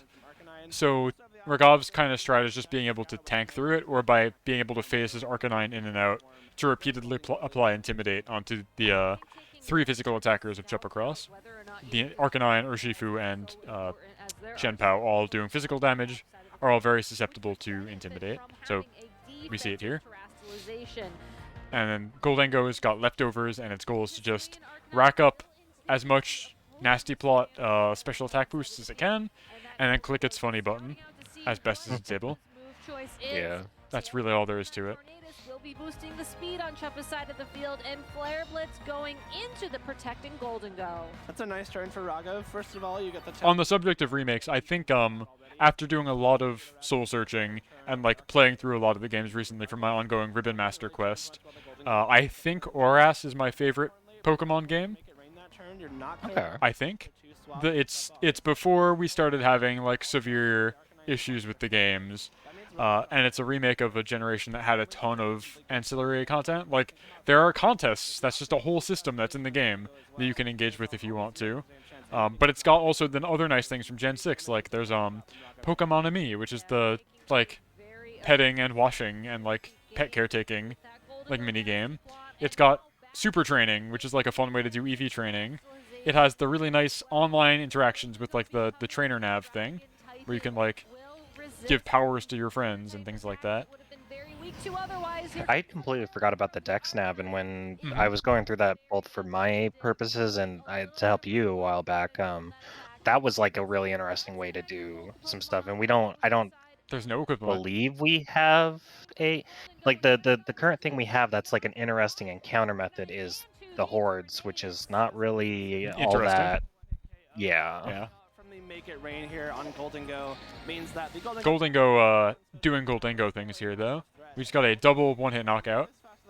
Something for Chuppa to keep in mind later on, but the offensive it succeeded in clicking its funny button. Massive threat to anything that might come on the field, but unfortunately for Raghav now is down to much lower health. The plus side though is obviously you're up 4-2 in Pokemon count. You have the option to control kind of how the rest of this game goes. You've got the Rillaboom in the back. You have the option to bring it back in for some fake out pressure. You have your Arcanine on the field, which so now, unfortunately, because Raghav does not have any speed control, he's staring down the barrel of being like quarter HP or third HP into 2 very powerful physical attackers who have not been intimidated. His Arcanine's already on the field, so he can't just send Arcanine out to apply Intimidate. One of them, Shenpao, hits super effective in the Dragon type that you are, though I don't think it really matters. I think even neutral will knock out Goldengo at this point. And that's kind of the price you pay for focusing so heavily on offense and not enough on tempo. But I don't know, maybe he can make it work. I think he's going to swap out Arcanine to start with. Goldengo, I assume, is going to protect, but Urshifu doesn't care about protect. That's its gimmick. Its ability lets it pierce protect. Oh, wow, okay. That's very conservative. I would have thought he just goes for any old move into Goldengo here. Like, even a close combat would have been good because he's not Ghost type anymore. Well, now, Rillaboom can fake out either of these guys. Surely would have knocked it out, but Raghav recognizing that the more likely attack is probably the Surging Strikes into that Arcanine slot, or even less likely the possible Protect from Urshifu, so a Protect that pays off. Grassy Glide, okay. Yeah, that's why Rillaboom is like the grass type Pokemon that people use offensively. It sets grassy terrain, and then its move Grassy Glide is, 70 base power grass move that has priority if there's grassy terrain. So like, you bring your own terrain, and then just immediately hit supercharged quick attack, and so you're getting stab on that, and grassy terrain is another 50% boost to the damage. So it's very, very, very, very strong. Yeah. It does remove the option for extreme speed later on. I think the Grassy Glide is kind of only balanced around being introduced in the Dynamax format when guys would have 3 times as much HP running around. But in like the modern format, I'm surprised they didn't lower its power. Unfortunately, though, it's not a fake out, it's a Grassy Glide. Yeah, like, cool. And it barely misses the KO onto that. Oh, wow. Okay, I thought it just had Sash for some reason. But no, Shenpao's the one with Sash. So Urshifu lives with 1 HP by its own merits. That's crazy. close combat, and it will secure. Wow. Okay. Well, Grassy glide is crucial because we're back to 2-2 now. for an extreme speed from Yeah, and they're going to get intimidated now. Yes, and Urshifu is in extreme speed range, like no problem. So Arcanine's going to come in with its super priority, and then the enemy Ursh, or in this case, allied Ursh, has a choice scarf, and the Tailwind is petered out from Chup across his team. So I think Rogov still has this one pretty neatly in the bag. I don't really see what Chuppa could do as a counterplay. So an expertly navigated Tailwind there from Raghav. The choice scarf Urshifu only coming onto the field once Tailwind expires means that the scarf will allow it to be attacking first no matter what. Exactly. A tough end game for Chuppa. He's going to have to make a crazy prediction to try. So Extreme Speed picks this one up. Extreme And then any old Urshifu move, I believe, would be fine with Shenpao. It's got Sash, but yeah, Ursh can hit 3 times in a row. strikes, but like you were just saying, let's see. I think it actually will survive this volley, but it doesn't matter. Like, it can at most knock out one of these two, enough to pick up that but not both. Yeah, because Extreme Speed is going to take it out next Well, turn. Well, no, because it's a Ghost type also. Right, yeah. That crit mattered, I believe. But Ursh is still faster. It can use Sucker Punch. You're going to get Sucker Punched, but you're going to be fine. You're going to resist it, because you're a fighting type. Going for it. Yeah. No. Even a crit wouldn't have saved him there. Yeah. Oh, it was a crit. In fact, okay. yeah. Never mind. Yeah, totally fine. No regrets, but unfortunately will be knocked out by a Surging Strikes, and Rogov takes the game. Definitely held out really good, though. Yeah, I mean, surviving any amount of other turns after you lose both your leads in a single turn is commendable. It's very hard to stabilize, like, both mentally and just, like, mechanically, even if you had unshakable mental. Sometimes there's just literally nothing that can be done at that point when you sustain losses that severe. So, Chuppa held on pretty good. Yeah, so here we're seeing a bit more of a similar. They both have Ursh, they both have Tornadus, and they both have Rillaboom. And they both have Arcanine, actually. So these teams are actually more similar than I was giving them credit for. But overall, today I feel like we've seen a pretty big diversity of guys. Yeah, and even like what they're bringing, they have such overlap, but even in that particular match, they only brought one of the same guy, which is impressive. Hard to do when you have everybody similar. Yeah. Just throwing it out there. Maybe the fake out chip the fake out contributed a flinched little ones? bit. Yeah. Okay. I see what you're saying. But still, though, like that's Yeah. That's like exactly what you're looking for if you're running Nasty Pot Golden Go, right? Exactly. You get it into a spot where there's like no chance you can get knocked out that turn. You just got off a huge make it rain and kind of blow the game wide open, and that's precisely what happened on that third turn of this game. Yeah, and I think that if Chuppa wants to try and find an advantage in this game number 2, he can't let that Golden Go have the opportunity to go for that early nasty plot once again. I think Raghav is very comfortable just leading that Pokemon, and it doesn't necessarily matter what Pokemon is alongside of it. You know, fake out. So Raghav's Urshifu has Choice Scarf. Yep. What does Mystic Water. Chuppa's Arcanine have? Oh, his Arcanine. Choice Band. Choice Band, gotcha. Yeah, so he's I just wasn't hitting sure if Rock it was Slide Choice really Band or hard. Muscle Band. Yeah. Muscle Band would be funny. You'd be having your own speed, right? He's going to have a really tough time. Oh, is that what that does? Oh. Right, that Muscle Band is the EV training item, isn't it? Is try and force the Terrestrial. No, it's the physical moves go up. Oh, okay. I'm thinking of Power Band. Or like Power When Anklet, this item sorry. is held, the holder's physical attacks are increased by 10%. That wouldn't be worth it. 10%. don't- I I mean, don't if you had no other hold item, like 10% is better than 0%, but no. True. Like, you might as well just run, like, Charcoal to boost, like, your Fire type 20%, or whatever the normal type equivalent is. Choice Band is the one that makes it boost one attack more, but you can only use it. Yeah, you get a 50% boost to your physical attack with Choice Band, but you are locked into the first move you pick. And you can obviously recycle that by switching out and back in and picking a move again. But yeah, you're locked in.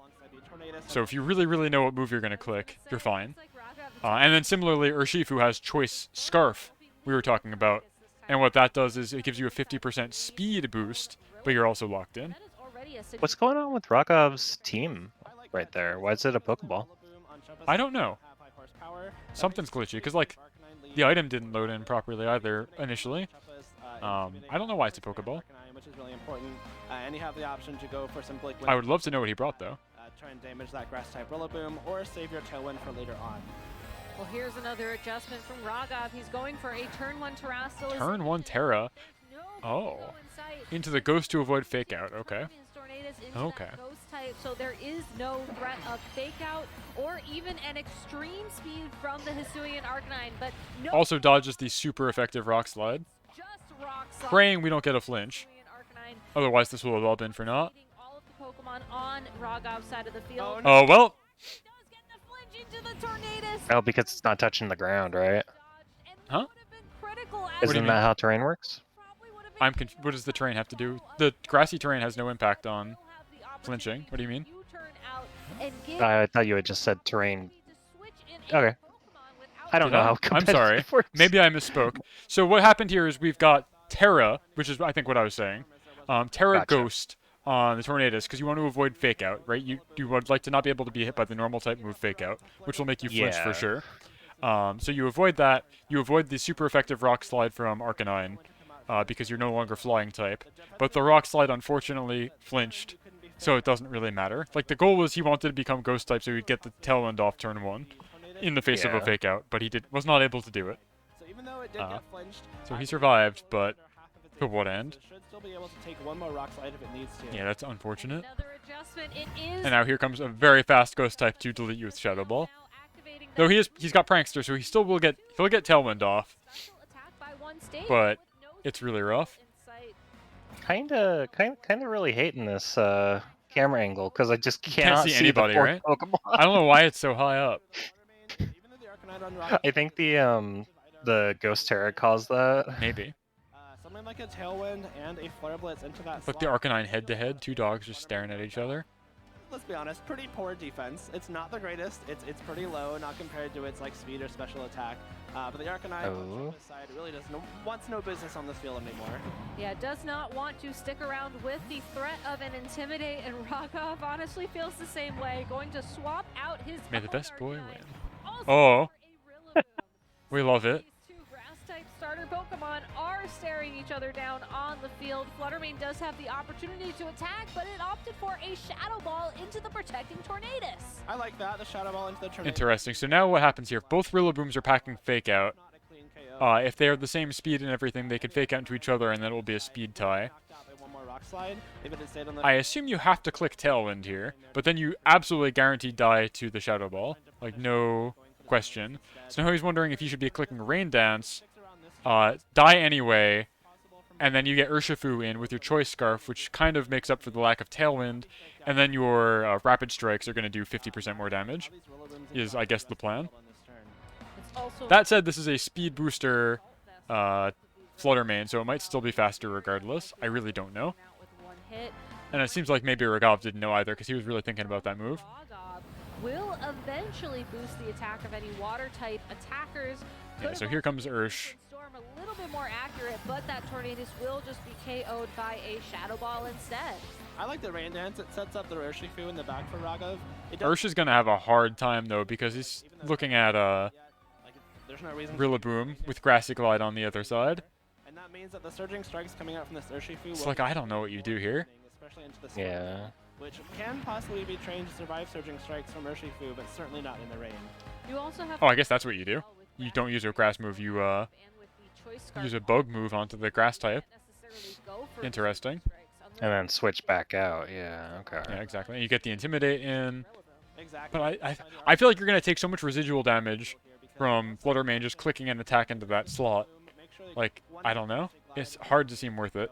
Unless this, Go for something like a U-turn, which might just be unless this U-turn literally kills, which I don't think it can. But maybe I'm wrong. Oh, no, wait. Rillaboom's like half HP. Maybe Yeah, this will actually do it. U-turn will kill. Maybe it will. I thought he was full. U-turn, no. Okay. Will just pick up that KO on Rillaboom. Yeah, the other thing is, like, you could have just done Grassy Glide into Urshifu, who's a water type. And I feel like you would have done tremendous damage to him. Out onto the field, presumably to take a Moonblast or possibly. Okay, well, now Rillaboom is going in to die. Well, he's got Assault Vest, so he'll actually be okay. He can survive some special hits. But he's not happy about it. It just does so much damage thanks to the booster energy. That's a really cool play from Raghav. I love that maneuvering because switching the Rillaboom out. Assuming Cheppa's going to send out Arcanine as well. Nope. I would assume so. Or you could send in his own Urshifu, honestly. In its place. Doesn't take it very comfortably. It looks like that's the guy he has in the back The one that we haven't seen yet. that kind of wants to be taking it the most. The Arcanine, even if it switches in on that Moonblast at low health, thanks to the booster energy, may even be knocked out because of that Rock Slide chip damage from earlier on in the game. But the Arcanine switch allows the Urshifu to survive a Grassy Glide if that was what Chupa had gone for, and also, again, allows you to reposition that Rillaboom. This Urshifu on Raghav's side now is very well poised. We can see that Chuba does not have the Tornadus. There's no chance for any kind of Tailwind. So this Choice Scarf Urshifu... Yeah, here comes his own Urshifu, benefiting from the rain all the same. From Raghav on this side, especially considering the Arcanine obviously will just be knocked out by it. Surging So like now what? Because Fluttermane can knock out the Arcanine, no problem. But more importantly, this Fluttermane does not have the... I think the same thing just happens to this Rillaboom now, where he gets U-turned. In one set of hits. Yeah, now the mind games begin, though, as Urshifu is revealed to be Chuppa's final Pokemon. I'm wondering, Urshifu is in a very close combat might be the better option. Well, actually no, because U-turn you could bring out Arcanine again. That's what I'm saying, right? You just keep circling Intimidate or whatever. Yeah. Do you go for your own Grassy Glide? Protect? Interesting. Okay.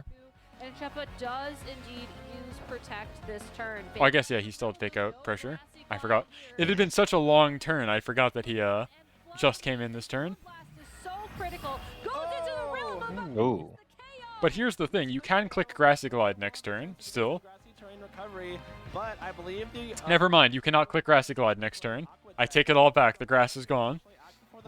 Thanks to the rain that Raghav set up themselves, might be enough for the KO there, which would mean that no Grassy Glide comes out before the Urshifu can attack.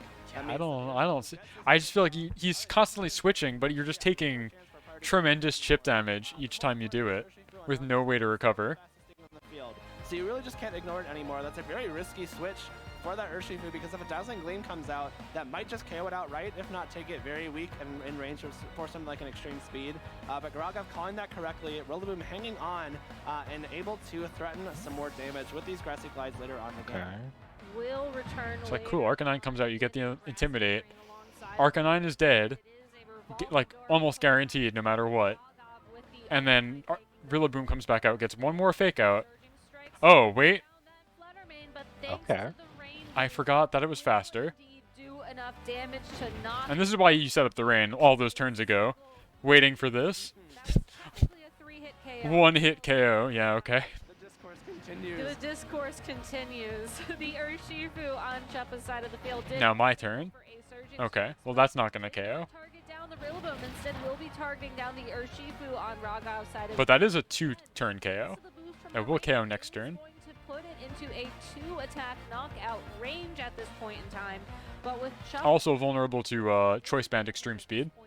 with only that So Arcanine remaining, this is certainly a very tough position to be in. this is so funny. Complete mirror match on the field, but one guy's got full HP, the other doesn't. If he swaps out the Rillaboom and it takes a hit, it's at 7 HP, so it's just going down. Yeah, that might be good, but like I don't know what that buys you. Other than you get one more round of Intimidate off, but you're like not going to be able to use Fake Out. So I don't know, maybe that's the plan. And if you do up for close combat, that means you're lowering the own defense of your own Urshifu. The thing is, I think you just get Extreme Sped to death by this full HP Yeah. Arcanine. Some kind of miracle here where you're able to attack with this Urshifu once again to clean out this Arcanine, because if Urshifu doesn't have that chance to fire Surging Strikes off into Arcanine, into Chuppa's Arcanine, it's going to be really difficult. But if you get this, if you go first somehow. is finally a Terrestrial. All right, so he's going to Terra off the Arcanine and he's going to survive, right? Arcanine. Oh, it's Terra Normal? Okay, yeah, this game's over. Extreme Speed guaranteed knocks out now. Super for sure. Choice Banded, Terra Normal, Extreme Speed. Take your pick. There it is. You're fine. Okay. KO on And then like any old Urshifu move will do it into the Arcanine. out of the way. Urshifu following it up with an Aqua Yeah. Jet into the opposing. I didn't realize it was Terra Normal. That's fresh. I like that. That's like what you see on Dragonite, but kind of consolidating that into the Intimidator slot as well. That's quite cool. The Rillaboom swaps in there. The Aqua Jet goes into the other slot. Extreme Speed picks up that KO, especially with the Terra Normal boost, and then Aqua Jet's redirected towards that Arcanine, or even a Rillaboom so if it switches into that slot. that's game. Two guaranteed KOs there if you're Chuppa, so really smart turn there.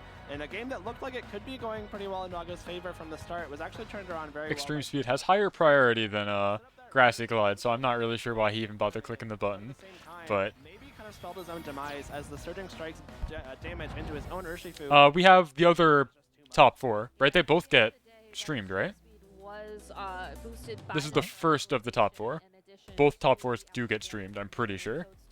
I was wrong about top 8 all getting streamed, but I'm pretty sure both top 4 matches get streamed, right? Yeah, so we've got one more thing of top 4 and then the finals, yeah? From the Arc-9 possible, and again opened up the game for Chuppa to tie up the score and bring us into a Game 3 during this top 4. We saw Chuppa make a very interesting adaptation there, bringing the A small break, as they say. And pick up some KOs against a Dragon-type Golden Go. Instead, was able to find a KO against the Ghost-type Tornadus very early on in the game, but that was not enough to put Chuppa in the driver's seat. This game was really back and forth, knockout after knockout, and it really wasn't until we had the double priority moves on Chuppa's side of the field that I think you could feel like he comfortably was in the driver's seat of that game. It's so back. It was so back and forth too. I really liked the Flutter Mane adjustment there from Chuppa. Not exactly the use we thought it would be. Maybe possibly forcing some damage into the Golden Go after it terastallizes. Golden Go not even showing up this game, but Tornadus and immediately turning itself into a Ghost type. It meant that the Shadow Ball there was a big threat. I think Tornadus usually survives any kind of attack from Flutter Mane, but unfortunately turned into the Ghost weak Ghost type, allowed Shadow Ball to pick it off, which meant that the Tornadus, which was another mix-up from Raghav in this game, I don't believe we saw at Game 1, was enough for the KO there. So a lot of thinking these players both have to do. Again, a lot of thinking. You know, very experienced, very so true. Moving on from this second game into a third game. And it's going to be really cool to see what they opt to do. It was kind of surprising. I am happy to see so many Game 3s. Just because it was so important in that The first couple series, like the very first series of the day was Chuppa Cross 2-0ing Paul Chua, who by no account should have been 2-0'd. Paul hadn't lost a single round getting up to that point. And it's just like, oh, Chuppa completely had his number somehow. So I was like, oh, that's a little disappointing. But everything else has been like a 3-game set pretty much. One of the more significant For better or worse, it does make the day go longer, but... Do you bring the Golden Go again? It worked out so well in game number 1. You didn't bring it in game number 2. And yes, you could have won in a couple of those positions depending on how things went. Without it, you just struggled to find damage. And if we're talking leads, we're not going to see any Golden Go just yet. Instead, 2 Tornadus is on the field, but the Flutter Mane and the Urshifu is on the field alongside of them. And I think this is the first time we're seeing these Tornaduses on the field at the same time to see who's faster. It is, yeah, that could be very important. If Raghav gets caught trying to go for Tailwind while Chuppa is faster and taunts it, that could be pretty disastrous. However, the Poison type Terra from this Urshifu actually might be coming in very handy right off the bat, especially if the Tornadus and Flutter Mane opt to go for offense right away. The Poison will allow it to resist any Fairy type attacks from Flutter Mane and be neutral to that Bleak Windstorm from Tornadus. So defensive typing on the Urshifu we don't see too often, mostly players opting for that Water type for extra power. That might be a that is interesting, the Terra Poison.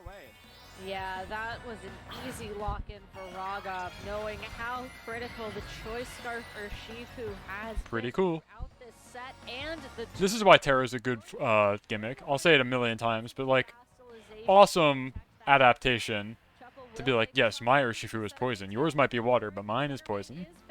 I will survive the fairy hit. own Tornadus sets up Rain Dance, and we saw how much damage the Urshifu does with that. I'm surprised that didn't kill. The Moonblast into the Tornadus. Here comes Love the rain damage. and that is in one attack knockout once again onto the Flutter Mane. Big turn for Raghav. I like that play a lot, just because getting the rain. It's a good mix. Yeah, exactly. Like, I feel like even watching a defensive Terra, like watching Amoonguss Terra Water, is still hype because you understand the level of resource that has been dedicated to making that happen. And then you're actually like, oh man, is this X Factor really going to make the difference? Like, can he survive now? This thing that would have otherwise completely blown him up. I think that's still cool. And I like the fact that support Pokemon can be the ones using the gimmick instead of just make your sweeper sweep harder, like what we saw with most Megas. I assume that's how like almost all Dynamax got used. So There's I a think lot it's of cool. variability and personality behind Terra's choice. I keep saying it's like expression, but personality is what I'm trying to get at here. Where it's how you want to play the game. You'll see hyper offense players almost always choose one of their existing types. Just go crazy with the hyper offense. Although in this case we saw Chuppa Terra normal his Arcanine to get even stronger extreme speed, which was very, very cool. really depends on what Pokemon he has in the back and what kind of endgame he's trying to set up for. Rogov does indeed swap out his owner Shifu though and reveals he brought the Rillaboom once again. The Rillaboom. Time to eat some Surging Strikes for dinner. Delicious. But I think more importantly, we get the reveal of Chuppa's Terrastic. Terra Water? Terra Ghost? Terra Water? Alright. And he's going all in on offense on that. Yeah, so this is what I'm talking about. Like, it's a difference in philosophy. We had Rogov with a defensive Terra on his Urshifu, and he still gets the goods and, like, kills Fluttermane. But here we're seeing an offensive Terra on Chuppa's, and he might be able to just punch through a resistance, depending. No accuracy check in the rain does over half of the health damage to the Rillaboom. Yeah. I think Very good. see Surging Strikes into the Rillaboom now. Yep, and this should KO at half, I think. The 3 critical hits with the Yep. with the Terrastalization, it's going to be close. Crit, Mystic Rain, Terra, and That is a knockout onto the Rillaboom. there's one I'm forgetting. Same type of attack bonus. I love that Bleak Windstorm. Right? Yeah. Pretty much stacks upon stacks upon stacks. Yes. There are no less than 3 modifiers in play here to make that move do extra damage. Or I guess 4, because you've got same type attack bonus. Terra modifies that, and then Rain boosts it, Held Item boosts it, and then a crit boosts it. So 5 modifiers or something crazy like that. But at the same time, it's no longer a water type, and it doesn't have the option to resist that Surging Strike's damage anymore. And again, cannot protect itself thanks to that Choice Scarf. So the Urshifu on Chuppa's end is very well poised here. Something like a Yeah, I think, I don't know, it's looking rough for Rogov here. I believe should KO either of the Pokemon on Rogov's side of the field. So The threat of Tailwind, In-Rain, Terra Water, Urshifu from that Surging Strikes. can just continue to delete guys one at a time. Thanks to the critical hits, it's not a factor in the damage calculation. And yeah, as Gabby points out, you can intimidate Urshifu all you want, but as long as it uses its signature move where it continues to crit, that doesn't matter, because critical hits ignore drops to your attack. Yeah. So it's full attack. Oh no! Rocky Helmet! It's going to be taking recoil damage from the Rocky Helmet on I mean, he knows it's Rocky Helmet, but should be able to pick he up did this for a reason. after the third. I guess just gotta get rid of it. It will be at almost half of its own Yeah, health. you take 3/6 of your life from hitting Rocky Helmet 3 times in a row. On it this turn, or the Yeah, the existence of Urshifu Zabel has brought Rocky Helmet into the meta in a big way for exactly that interaction. It doesn't even need 3 of those. Does not need 3 hits. It's difficult to imagine Chuppa doing anything else on that turn. The only thing that could possibly damage the Urshifu on Chuppa's end is Rogov's own Urshifu, and knowing that the Tornadus is also a threat, like you kind of have Yeah, to. so I think this one's done. I think Chuppa has clinched this one out. Injury there, but at this point, the burn really wouldn't have mattered. Rogov is down to just this Arcanine remaining, which means that even a burned Surging Strikes in the rain with the Terra Water, with the Mystic All right. should have been enough for the KO. Much more brisk game 2. Power of an offensive Terra in the rain. To finally close that gap between the finals and the championship. A Thorn-like effect. Yeah, exactly. Both these trainers, though, as they've played in the past, and that they will surely. So Rogov secures top 8, which is very, very good. Been an absolutely Still in the money, still gets a bunch of points. throughout the past, I would say, season and a half. Yeah. Or sorry, he secures top 4. What am I saying? That was top 4 match. So very, very, very good. Gets a lot of points. Will not be earning their Worlds invite this weekend. I have no doubt in my mind that Rogov will qualify for the World Championships this year if they decide to go for it. Yeah. Going back to the recap of that game number 3, though, it was that critical rain dance from Rogov early on that ultimately spelled their demise, as it made sure that the Bleak Windstorm would always connect with its targets, and when compounded with the Mystic Water and the Terra typing on Chuppa's owner, Shifu. All right, and then the other table is Paul Chua versus Jamie Boyd. And we'll get to see who our finalists are. So Chuppa's at least top 2, very cool. And then Jamie, we were just seeing, was the Ogerpon team. I'm personally rooting for that because I think it's cool. I can't believe Ogerpon is the underdog. But Paul Chua also has a Roaring Moon, so both teams that brought Roaring Moon are seeing each other in the top 4, which is kind of cool. Even more powerful Surging Strikes. Jamie's is definitely more of a supporter, whereas Paul's has knockoff and is like a big damage doer. Something that kind of came around. Which is cool. Hey, hey Ricky. Good to see you, Doctor. How's it going? We are into the second of the top 4 matches, and then following that will be finals, and that will be our day. his benefit. It was, I think, a pretty easy decision to just click Bleak Windstorm at that point in time. Right. You no longer have to worry about the accuracy, and at that point in time, that little bit of extra damage Bleak Windstorm was doing was enough to ensure that whatever Pokemon was... I am, like, kind of mortified by how fast the time went by. I've basically been sitting here for almost a work day. By the end of the stream, it will have been, like, effectively a work day here on a Sunday. Like, I booted this up at 10:30 a.m. It's 4 o'clock now. I do not feel like 5.5 hours have passed. You are motorcycle certified. Congratulations. I'm glad that you're able to wield a motorcycle now. But if you aren't terrestrializing, Do you, like, own one, or is it just hypothetical?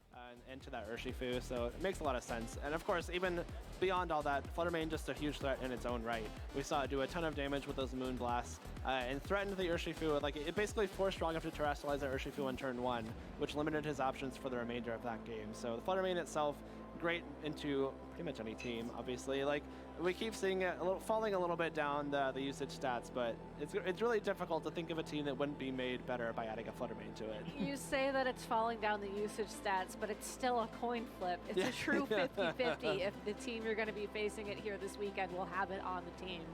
And that's also, I think, something to keep in mind as we're moving forwards. I mean, we do need a little bit of time here to set up for our next top 4 match, which does give us a little bit of time to reflect. And it does make me wonder just where is Fluttermane going from here? Because I feel like we've seen it drop down to this 50% usage point in the past, and then it just bounces right back up again. That's such a funny thought, too. It drops down to 50% I know, right? usage. You would think otherwise, like 50% is I really have a high. certification, but I don't own one yet. Probably wait until spring. That makes sense. You don't really need a motorcycle in the dead of winter. Especially, it's not advisable to be motorbiking in the snow, I would imagine. That's probably the first thing they teach you on the certification exam is like, when there's ice on the roads. Motorcycle, very bad actually. Motorcycle not designed for ice on the roads. From Jamie. So, that's good. I see that you're putting your certification to good use and didn't fall for the easy bait of being like, ah yeah, I'm a snow biker. That's a different kind of device altogether. I don't know if you need a separate, certification for a snowmobile, or if that's covered by something else, or if you even need one at all. Who knows? Play at one point in time, choice scarf, choice specs. Like, I'm not certified in any of these things. I just have a driver's license. And sort of figure out what exactly you need it to do on your team, and it's that kind of flexibility as well that I think is leading it to its popularity. And it's the same thing with your Tornaduses. It's the same thing with your Hisuian Arcanine. They're the same Pokemon, but you can just play them in ways that aligns with your approach to the game a little bit better and just take advantage of that. Yeah, it's really great. The variability in sets is something that a lot of Pokemon benefit from. Fluttermane is kind of the one example. It's got a lot of items it can possibly run, but that kind of goes for a lot of different things. We see Tornadus with a lot of different items. We saw the Sharpbeak one in top 8. We've seen Rocky Helmet, which is really nice in a metagame with something hitting 3 times physically for Urshifu. Like if you're attacking a Tornadus, you just lose half your health immediately, which can be very helpful. And we've seen, you know, something like a Focus Sash, a Covert Cloak. Like these are things that have been on Tornadus in the past. It just goes to show like flexibility is a very strong quality in Pokemon in your team building. It can give you I think for snowmobiles. Oh, were you like doing research in the interim? I was just being stupid. Yeah, I think for snowmobiles, I think they're considered like more like all-terrain vehicles, like the 4-wheelers, 3-wheelers sort of things. But And they're so not is really that a separate type of meant- license from an automobile? Because like as Ricky has they said, don't really motorcycles seem are. to have a license at all. Is Okay, the thing. that's very American. That's kind of what I thought. It's like, They're oh, they're this- meant more so for like trail usage, off-road usage, rather than actual road usage, which is where the licenses go. I guess that But makes sense. if you are under a certain age, you do need a safety education certificate. Yeah, I guess you just need the license because you're using public through fair. Though if you were to take, like, and I guess you can't really take like an ATV through like a national park, because that's like other problems. So, that'd be tearing up the environment or whatever. I don't know. Not surprised though. Americans and not needing licenses for heavy machinery kind of go hand in hand. Able to vote for which pumpkin you think is the best, and of course the winner. I like this man's Gardenia cosplay. So, Oh, yeah. without further ado, let's take a look at the pumpkins that we have created. Starting. Oh, It's this is a Wooper. beautiful pumpkin. This is the Paldean Wooper. The Wooper. craftsmanship of this Pokemon is clearly the best of all of them. You can see the intricate detailing on the bones, on the body tattoo of the Paldean Wooper. You can see that this is a poison type, not your traditional groundwater type Wooper. That is So true. fine pumpkin right there. Truly a great board. Next up, we have a Gimmighoul. pumpkin. Jake Muller's Gimmighoul pumpkin is extremely pretty. You can see the glittering of the candle behind, mimicking the glittering of the coins, which make. I always thought Gimmighoul looked like the Reddit alien. This is a fine.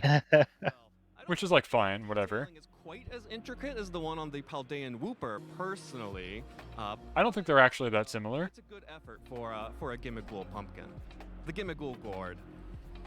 Up next, we have our third entry. Now this doesn't feel like this should count.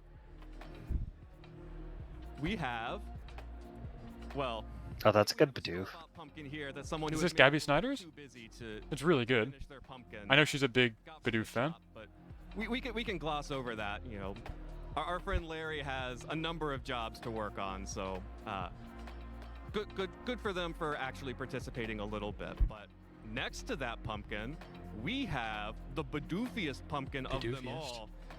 Using Yeah. colors, using shaved pumpkin, not just carving techniques. Gabby Snyder, This our is really good. Bidoof master, has carved a pretty fabulous pumpkin here. I don't know that it reaches quite the heights of the Paldean Whooper, but it does include interesting detailing like It's got everything you ever want right here. This is perfect. This is Kino.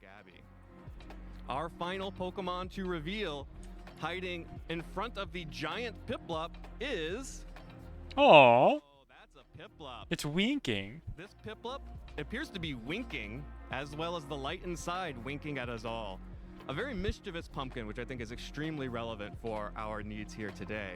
Again, multiple different carving techniques, including shaving, not just carving, and some coloration on the pupil of that Piplup.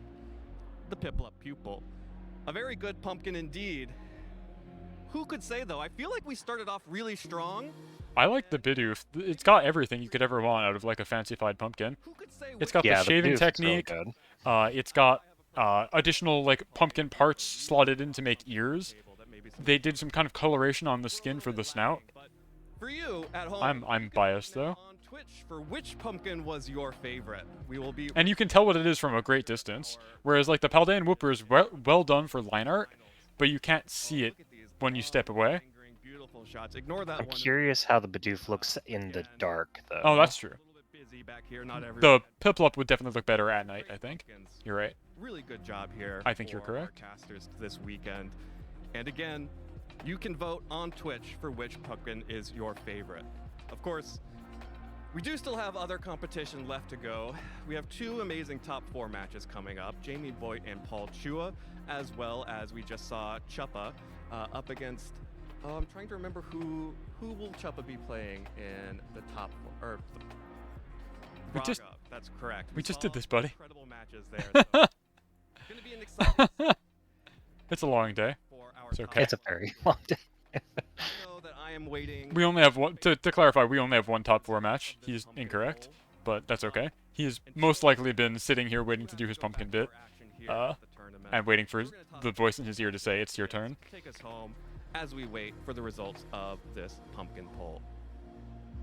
And I mean, he is paying attention to the important competition. In the chat for my favorite pumpkin. If it's not the Piplup, I might get up and walk out. I I'm not put in gonna a lie. lot of work with the Team Rocket one, so if that one. I didn't click with me that Cybertron here is cosplaying as Gym Leader Larry, which is a very budget cosplay. Yeah. Like Sierra's supposed to be Infernape, not Infernape, Incineroar, or one of the forms of it. She's got like the striped socks and everything. Yeah. But like, I just thought Cybertron was just like dressed up as he does at every other regional. He needs like the big Nori eyebrows, like the guy from Fooly Cooly. That would really make it apparent to me. Yeah. But given that he already has such light eyebrows, like it just was not registering to me that this is like a cosplay. Regional titles, and they're looking to add one more to the list. I will say the fact that the tie is stealth is completely in line with Larry as well, because a lot of people just did not notice. I just can't see it at high enough resolution to determine if there's a pattern on there. Like I'm looking at the stream through OBS right now. Gotcha. Because I typically don't need like 4K HD Pokemon. Moon, which feels like is one of his Go ahead, sorry. signature Pokemon. His tie is cloud pattern, yeah. Okay. Yeah. If I were like in person or like watching on my other monitor, that would probably be more apparent. But I'm not. On the resolution that you're sharing it with, like it's you can see the tie very clearly, but it's also super reflective, Yes. so you can barely see that pattern.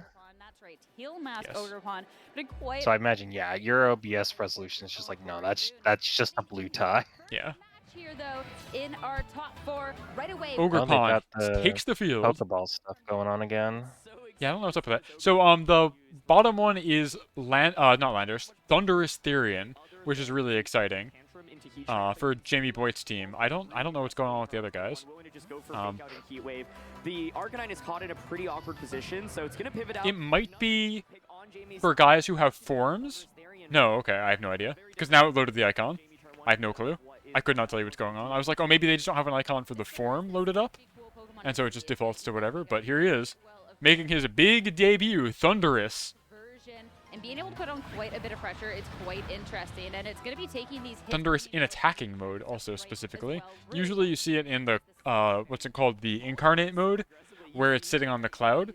And it does something very similar to what we've seen Tornadus do, where it has Prankster and uses status moves. But here he's going for an offensive setup, where he's got electric moves, and he's even got Grass Knot. And he's running Assault Vest on there. But critically, with the Shuka Berry, will be able to survive. Yeah, we've seen a lot of Heatran sets cool. with this Leftovers or this Assault Vest, but It cannot come up with a good spectating software now. I'm looking at the red icon, like the red border around all of the item icons also, and I'm like, this looks pretty rough.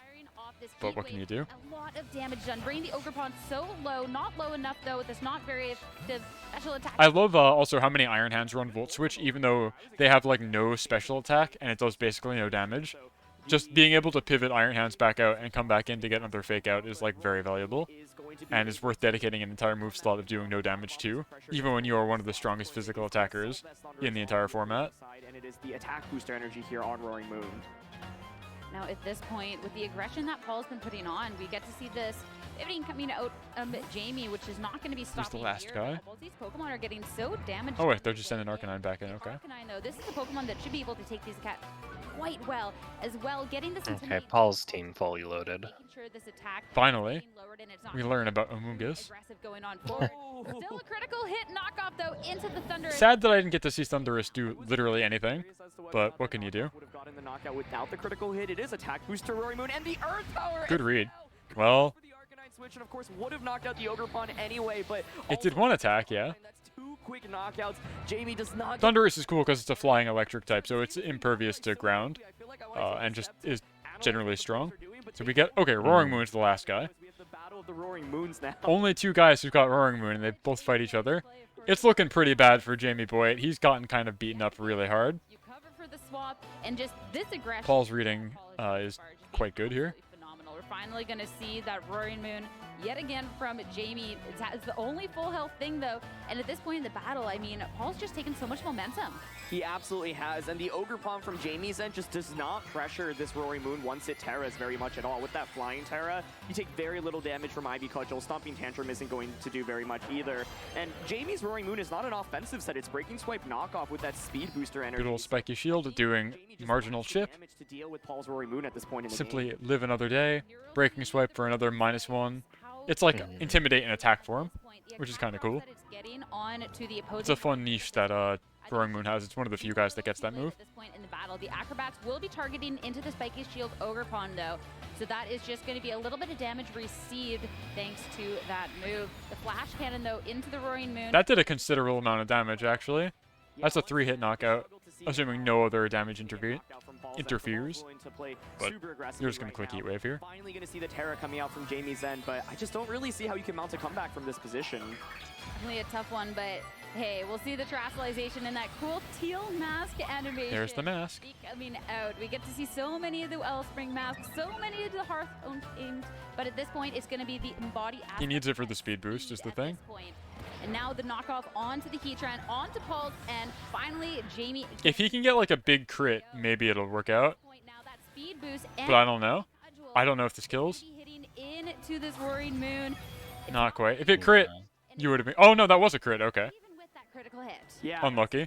The crit is nice, but Roaring Moon at the end just resists it. And unlucky. Another knockout here onto the Ogre Pawn, and it's a 3v1. There's still that Iron Hands in the back. So I think we're going to very quickly look towards game 2 already. And to me, the main thing is that Heatran put in a ton of work in this early game, right? It survived so many... Yeah, he's got full health Iron Hands in the back and full health Among Us. Like, 2 of the most brick wall type Pokemon in the format. Like, what are you going to do? I think you just tap, yeah? Not very much I can do, so we're going to head to a game 2 very quickly. I feel like well, that's a sharp turnaround from how Paul was playing this morning on stream. Like, much more decisive, which is good to see. I'd expect nothing less. Pokemon, it doesn't really matter. But Paul, a lot of respect there, having that Shuka Berry. So is he? I feel like the Thunderous was just not useful here. Just like complete dead weight. I don't know what it was meant to counter or whatever. With Jamie, with the adjustments in game like nothing on his team is weak to flying or electric or really grass. What this team could do which are against Paul's given a better 3 types that I remember it has. Rapid Strike Urshifu is an interesting consideration because it does put on a lot I don't know why he brought it. Maybe game 2 will be a lot more competitive if he doesn't just have one of his sweepers get blown up immediately. Struggles against his Amoonguss, and Paul has Rocky Helmet Amoonguss on his team, but with Substitute you can safely set up a substitute. Going back to the question of do you see 100 guys in competitive Pokemon? There's only one overlap here, and it's weirdly enough it's Roaring Moon, who's already an incredibly niche pick in and of itself. So that's fun. We saw that all the other 5 members of both teams are unique, so that's 10 unique guys right here. Because there was ways for Paul to be firing back attacks to then be dealing with this Ogre Pawn, considering that it's not going to be resisting that hit or anything. So I'm curious then if we will see that adjustment coming out from Jamie to maybe have a little bit of a better answer into this Heatran going into game 2 of our top 4 matches. That Urshifu right Melvin leading with the Ogre Pawn though. Next to the Ogre Pawn, and yet again we'll see that Heatran did so much for Paul in game 1 starting it off. So the Urshifu adjustment is here. There's still mind games on turn 1 with the fake out, right? I think if you're Jamie, you could go for a very safe. Paul's team's exactly the same for this round. What was that? What's the question? Paul's team's exactly the same for this round. Yeah, I mean, why change what works, right? That's typically how I feel like game 2s go if you win. It's like, especially when you win that commandingly, like, why change? It's up to your opponent to figure out how to win, not you to figure out how to lose. It'd definitely be a nice little punish here. So the Heatran swapping out and the I think Jamie swapped Thunderous out for Urshifu, and that's it. Yeah. Again, I really feel like that Thunderous just did nothing. And anything else in its place could have at least done something. But I don't even see what it was meant to do. Oh no, Surging Strikes into Rocky Helmet. We hate to see it. So the Amoonguss is going to take this hit really well, and that's going to be a lot of damage. Masterfully, called for here. He had the double weak, the singularly weak Heatran, and it switches out for Amoonguss, who has Rocky Helmet, really punishing Urshifu for trying to do anything. And the Wild Charge. Oh my goodness.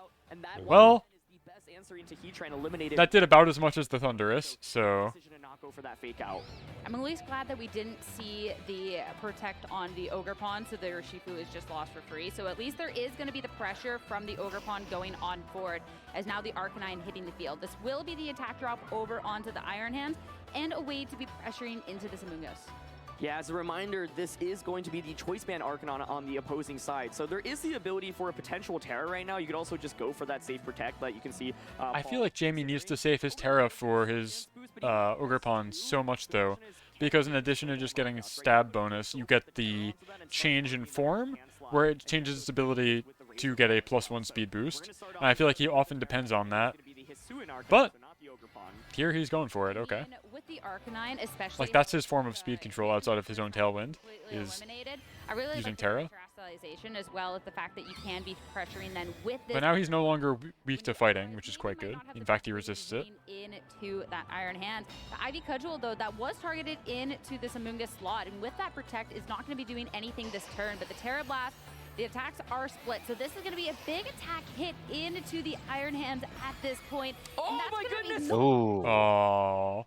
Taking it down. Now the Volt switch, a chance for Chua to reposition. Oh, that's such a big deal as well, right? Yeah, it surviving there is actually huge. Now you've committed to the Terra Blast, so Amoongus is looking really good going into the subsequent turn, and the Roaring Moon is such Unfortunate. as well because it It's the doesn't game we care play. that much about the Ivy Cudgel, even though the Ogre Pawn on the opposing side is boosted. So now I feel like you could just Terra flying, Terra flying on the Roaring Moon as we just saw him lock in, and you're fine. not really a great switch into Spore other than Golden Go, but you can see Jamie actually did not select Golden Go in this battle.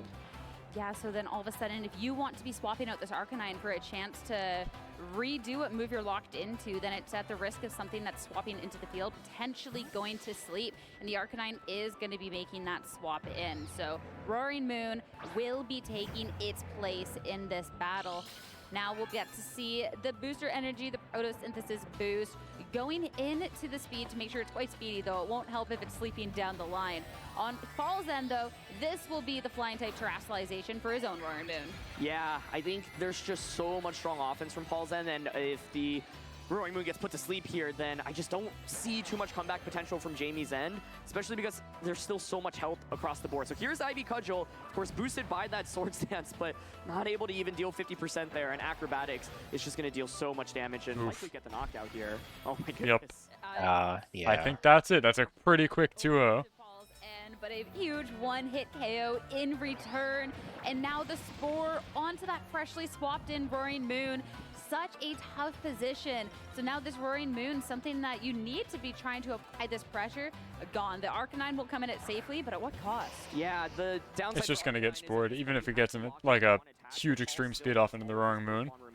It will simply be spored. Game choice user, right? Because you aren't able to hit everything on Paul's side for much damage, and so I think Paul is in a very commanding position. It's difficult to see how Jamie can win this at this point. I agree. It'll be the first turn of Sleep. And he didn't even lock in the extreme speed. Yet again, he's going to be firing into the Arcanine, bringing it down to about a third of its health. Now the Rock Slide, that will... Hoping for a flinch on the Amoongus, I guess. Onto the Roaring Moon, onto Paul's end, so... The Just buys you a little bit more time. From this Arcanine, we'll have to see if we can fish for any flinches, though. No. No luck. Is still coming out, and the Arcanine's also taking a nap. Yeah, good choice by Jamie to lock into the Rock Slide. I think any other move choice in the game is just immediately... Oh, there's still a Heatran? I didn't even realize. Yeah, this is over, unfortunately. And the win con was basically a hope for a There's just no way. critical hits. Yeah. But with the Arcanine falling asleep now, this Roaring Moon cannot touch the Heatran, so Heatran should comfortably win the game. You saw Paul recognize, okay, Hisuian Arcanine is the bigger threat right now, can at least deal damage with Rock Slide. The Roaring Moon can only really go for knockoff onto Heatran here, even if it wakes up, so I think Heatran in a comfortable position to secure Paul a spot in this Grand Finals. Yeah, and if anything were to happen, he needed that Roaring Moon to wake up, but securing now the fact that Paul should be able to 100% clean this up. The Flash Cannon, critical hit just for the memes on the way out. Didn't need that one. Arcanine was going down anyways, but now it's just the Sleeping Roaring Moon against the world.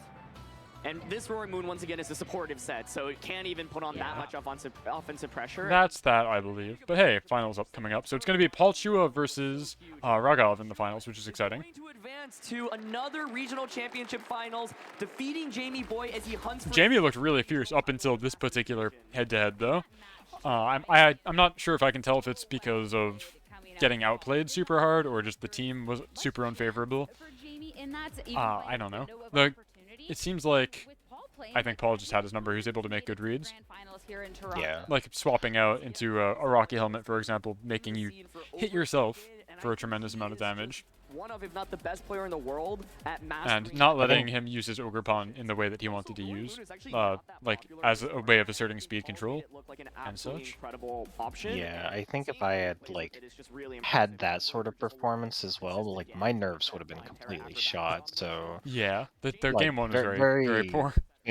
Big props for him holding in there for what he could. Getting your big sweeper blown up turn 1 or 2 both games. Not where you want to be. And then you do your big hit and the guy survives anyway. On 4 HP with Iron Hands. Yeah, and you just have to commend Paul on that first turn then of that game too. Recognize. I have to wonder where that was on the range of if that was a high RNG, roll already, or if that was a low roll and it could have potentially. Yeah. I don't know. Anything that was going on. I don't know. I don't know. I'm massively excited for the grand finals, all things considered. Yeah, I think maybe one lead Jamie could have considered in game 2 was something like Hisuian Arcanine plus the Rapid Strike Urshifu because Arcanine gets the Intimidate onto Iron Hands and at least pressures with damage with either something like the Terra Blast or the Flare Blitz. The problem, I think, for Jamie in that game was that Ogerpon actually just contributed very little, right? Yeah, you got a Swords Dance up, but even after the Swords Dance, you're still not doing very much damage. So I think it needed to be more offense because if you have Urshifu and Arcanine out at the same time, then even if Amoonguss switches in, you could potentially make a read, go for a Flare Blitz onto a Heatran slot. That sounds kind of crazy, but when you have Urshifu covering for it, then it's not as wild. And if you can nail the Amoonguss on the switch in, that's a really I'll be right back again. I gotta swap the laundry one more time. Gotcha. Deal with it effectively, I think, is that Hisu and Arcanine. There's also Golden Go, but Golden Go is really awkward to bring into a matchup when your opponent has Heatran as well as the Iron Hand. So I think the matchup felt very heavily skewed towards Paul, but he also executed it basically perfectly.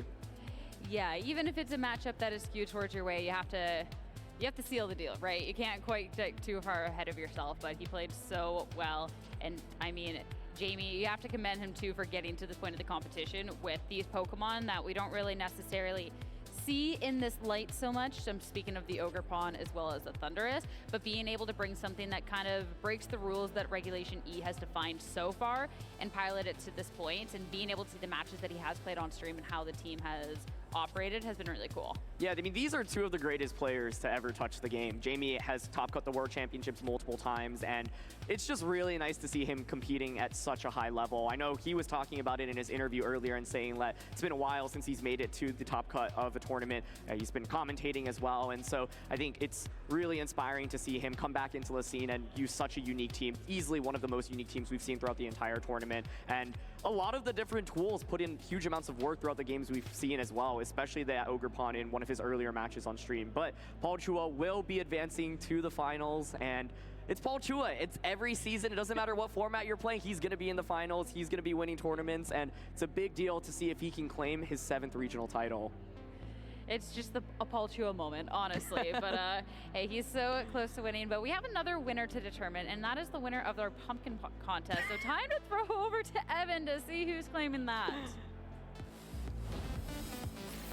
Sierra, I am so excited to be awarding our inaugural pumpkin art contest winner. We're going to be crowning a champion here in the lounge, and then very soon we're going to be crowning a champion out on the field.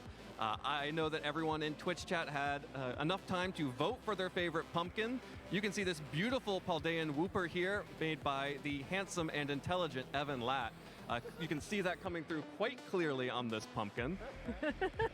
Next up, we have Jake, your Gimmighoul gourd, which is also made by someone handsome and intelligent, but maybe not quite as much as the previous. Welcome, Fubitus.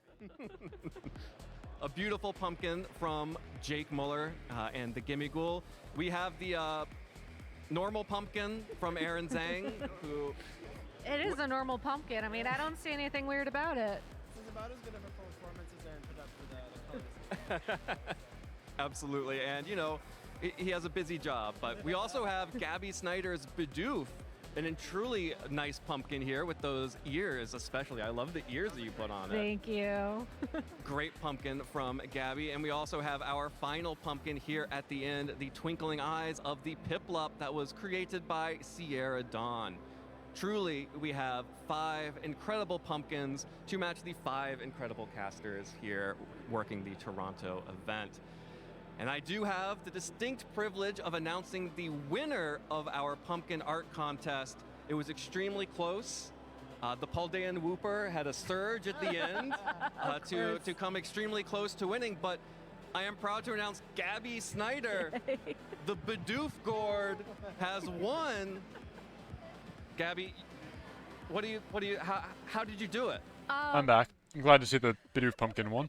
Perfect. Yeah. I just followed my I'm heart. curious. I'm waiting for Jake to speak because Jake's mic was not on earlier. Oh. I'm wondering if they noted it yet. Do have a prize for you. I was remarking earlier how, since you can only see him in the panel from the shoulders up, I thought he was Kiryu Kazuma. Oh my god. What is that? Is that like everybody's badge? We crown you our pumpkin art contest champion for the Toronto Regional Championships. There is the Bidoof, the winning Bidoof.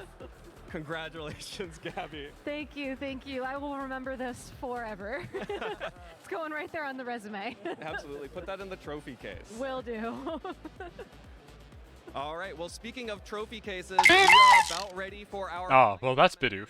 That is a... That Pokemon cry is Bidoof. That's one that I would know for sure, even without the context. I don't know if I know what Bibarel sounds like off the top of my head, but that one was definitely Bidoof.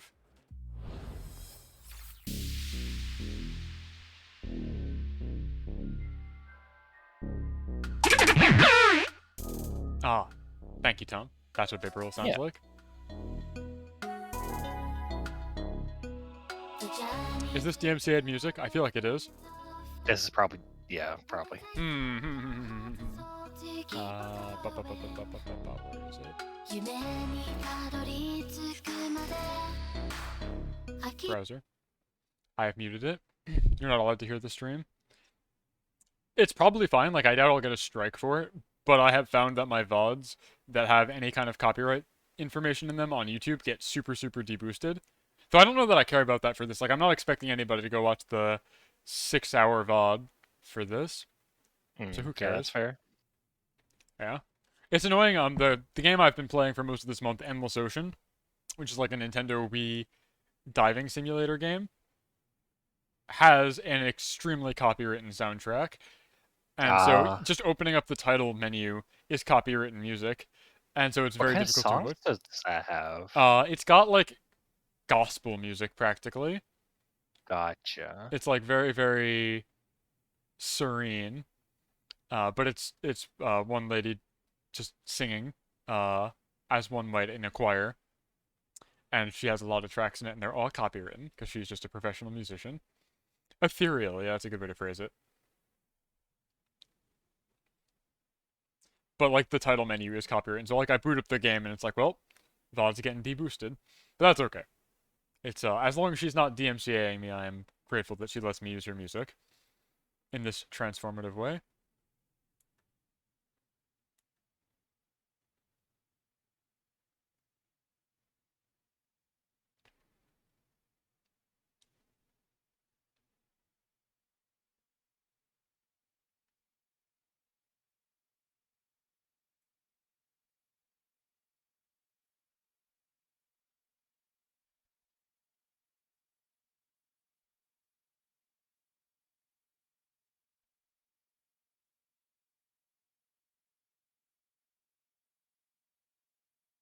Oh, I can put the stream back on. This is the question. Does Among Us have the oomph and... We watched this live, possibly together. I don't remember who was on during finals. Is your 2023 but we were here. I was there. By which I mean I was here. I will be right back because my brother's dog is barking a lot. Good luck.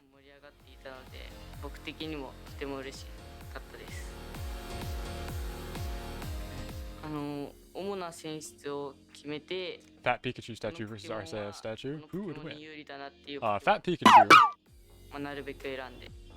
Unfortunately, Fubal, I was reading chat when you put that one in. I gotta figure out if there's a way that I can get it to immediately rescind your chat message.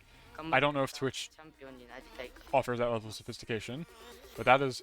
I'll remember that's Rockruff. That's a very cute bark noise. It's like almost squeaking. And Lycanroc, I'm assuming... I don't know what Lycanroc sounds like, but I'm assuming it's more growly. Let's find out. I'm gonna play it right now.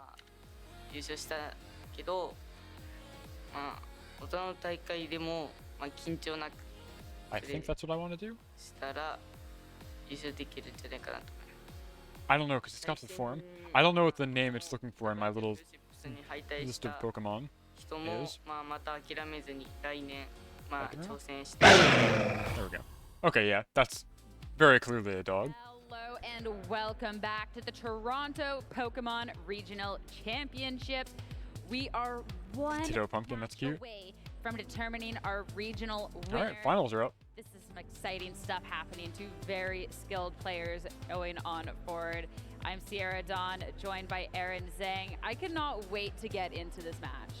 This is going to be a really fun one because on one hand, you have Paul Chua, a 6-time regional champion looking to hunt his 7th regional title. On the other hand, you have Chuppa Cross, who is one of the most accomplished VGC players across the last season, feels like he's top cut basically every event, but he's actually still looking for his very first regionals win in the Masters division. Chubba did win a regionals way back in 2012 in the senior division in Rhode Island. That was over a decade ago, but he's reached this level of consistency that's kind of unparalleled across the last 12 months, and he's looking to claim that title. I'm doing all right. I probably should not have sat down and watched Pokemon for 6.5 hours today. It was maybe irresponsible, poor way to spend my Sunday.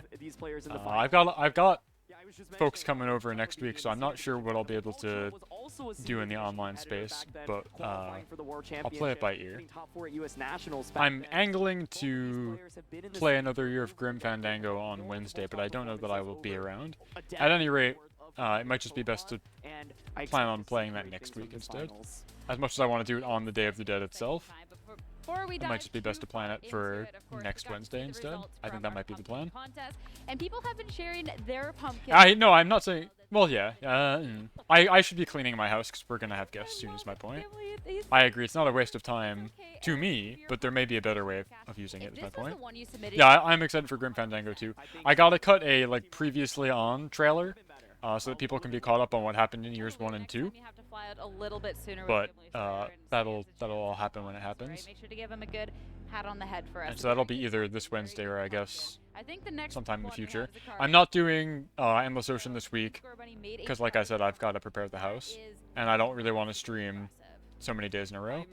So this week might be a wash, but later in November should be good. And then this weekend I'm staffing an actual tournament, like Pokemon tournament, big one. Not quite a regional, but 32-person tournament, worth a lot of points. People are excited about it, so that's my upcoming week is exciting. I'm very, very excited to help this tournament out. These are good pumpkins. I didn't carve anything. I just have a pumpkin. And I'm like, this is festive, but carving is beyond me. Yeah, I also hope everything goes well. Thank you. I appreciate it. They're asymmetrical. I've gotten pretty good at tournament staffing and running, so it should be fine.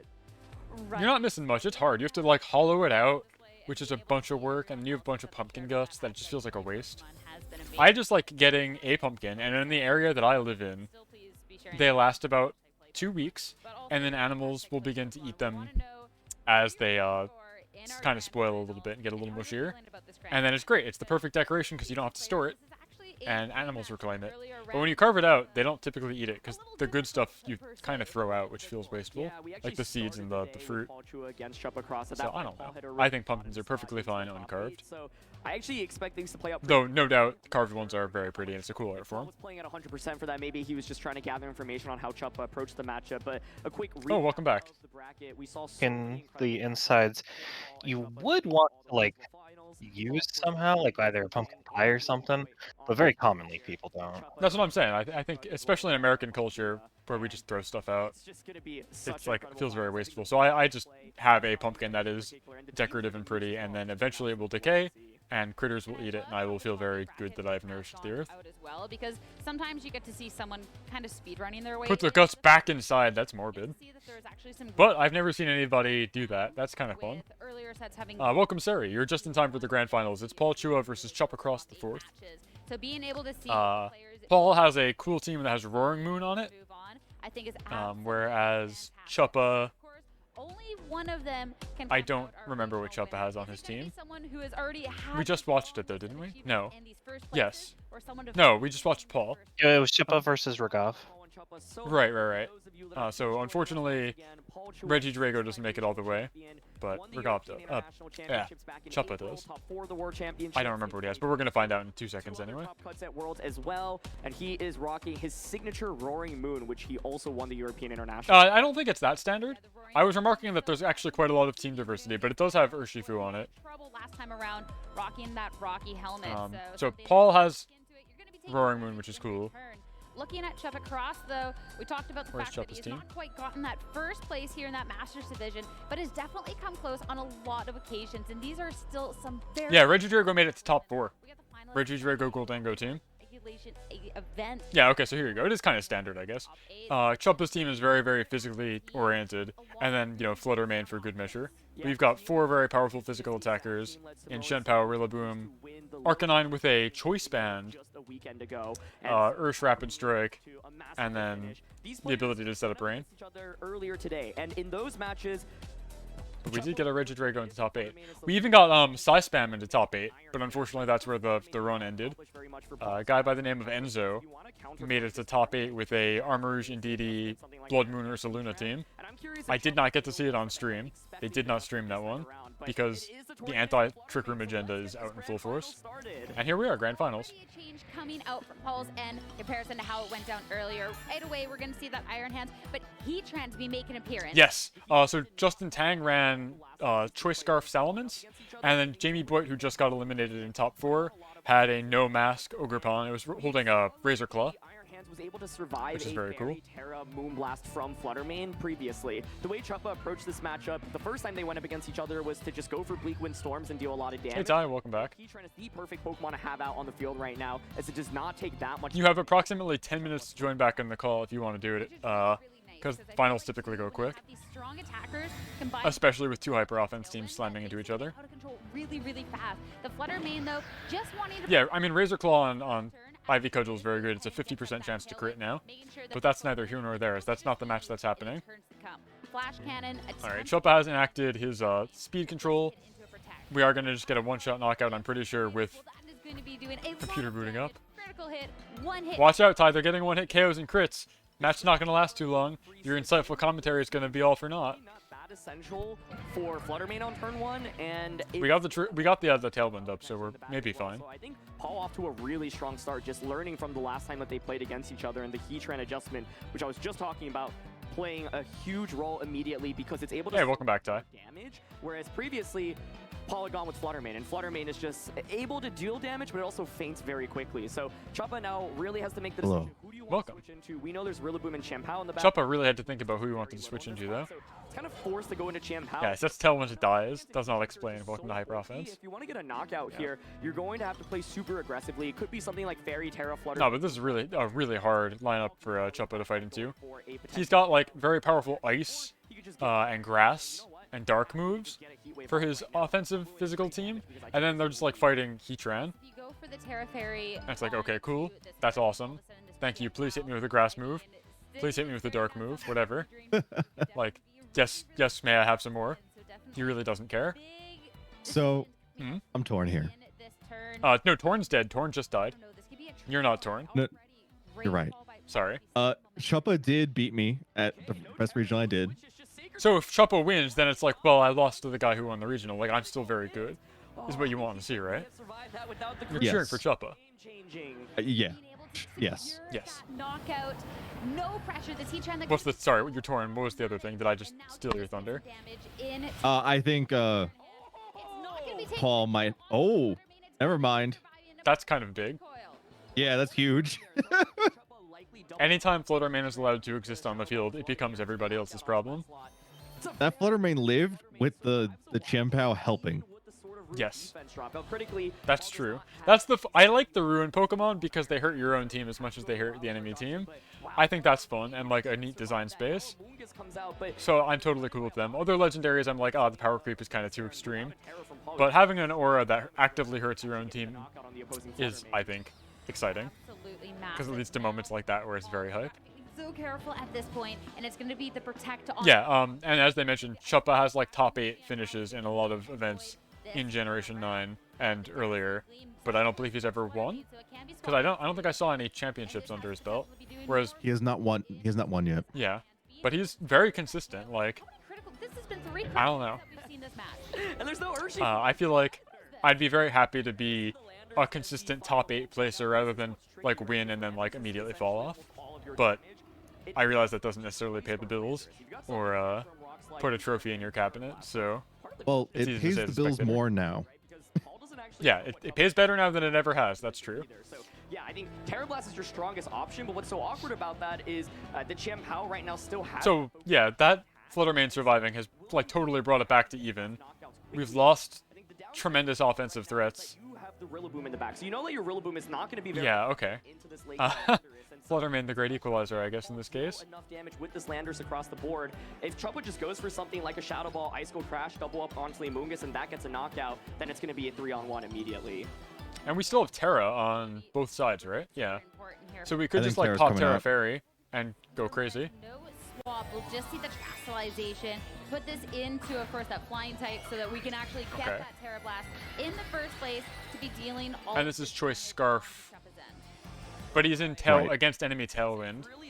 So I don't think he's faster than Fluttermane. He can't be. There's no way. Fluttermane hanging on earlier, so Amoonguss is going to start this off with the Rage Powder to redirect any attacks away from Landorus. Ice Cold Crash critically does not miss, connects onto the Amoonguss, and it does so much damage. It's a lot of damage. There's that double. But Fluttermane's definitely dead now. Does they get the knockout? It absolutely But doesn't matter. With the Rocky helmet, Fluttermane's done her job. I don't think it matters. I don't think it matters either. Like, you're gonna Terra Blast here, cool. Ooh. Oh, he did into the focus sash. That'll be the Terra Blast in the He didn't even KO.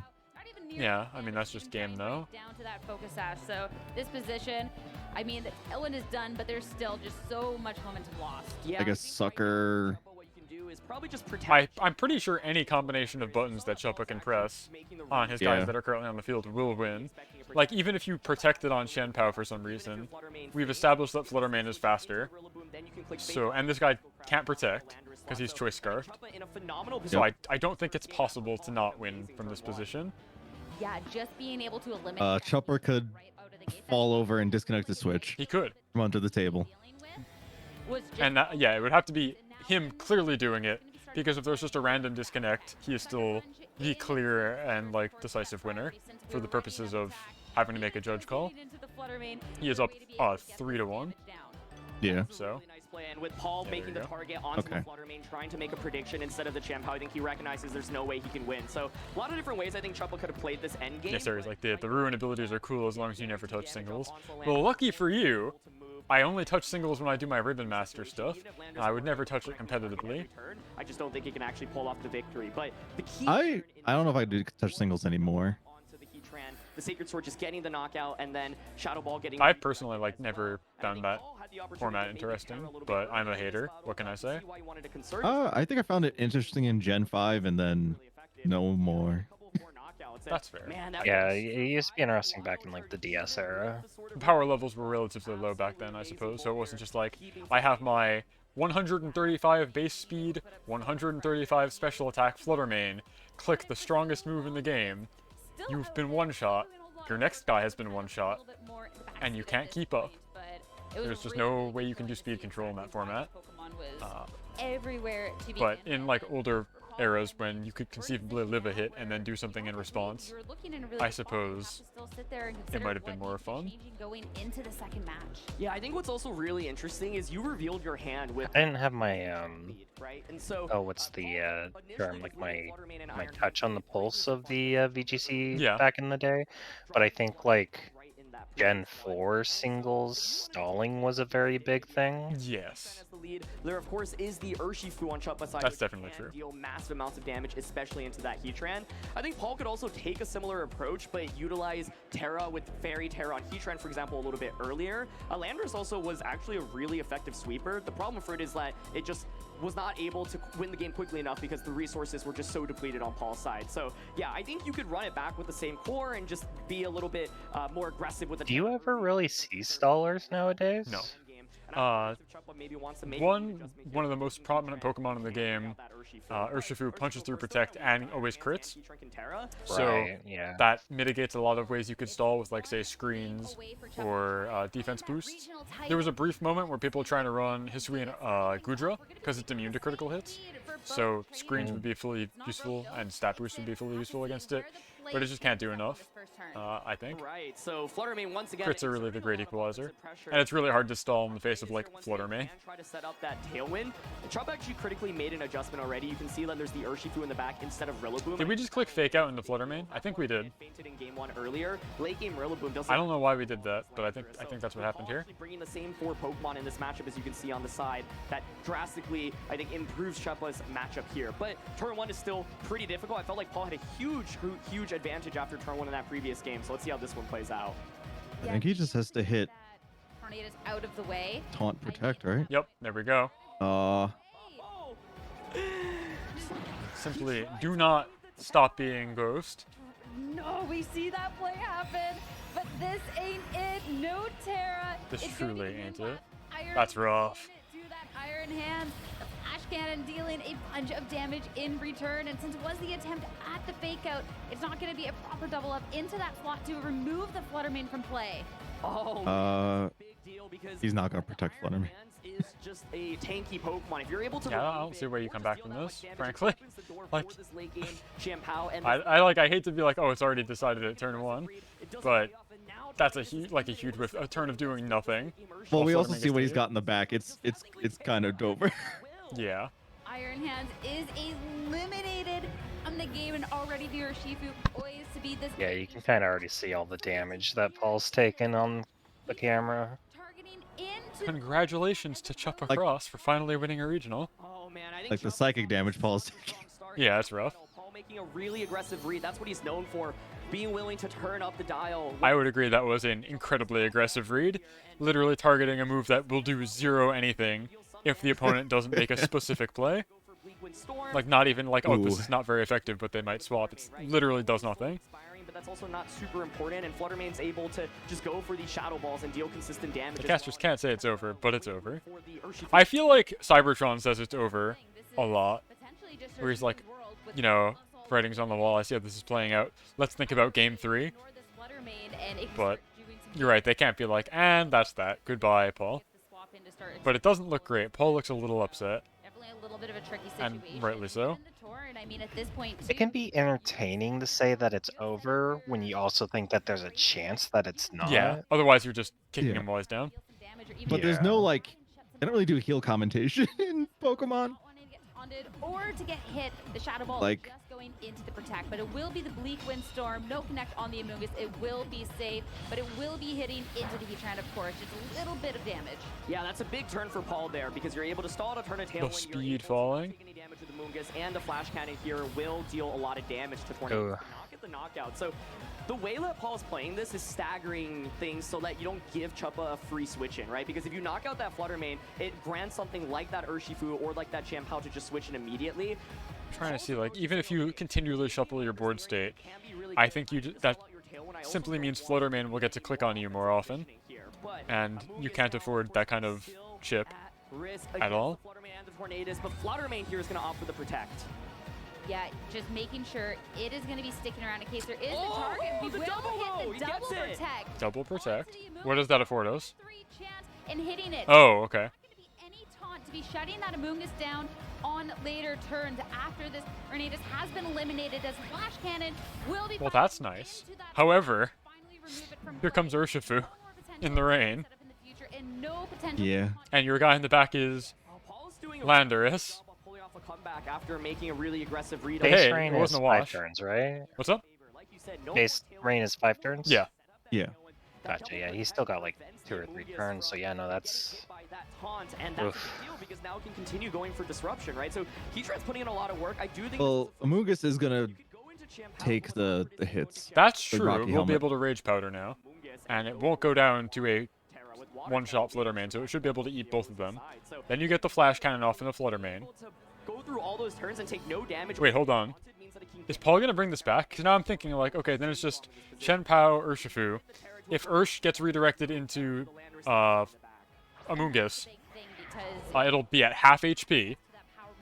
And then maybe you can clutch it out with, like, a flying type move on your Lando in the very end game?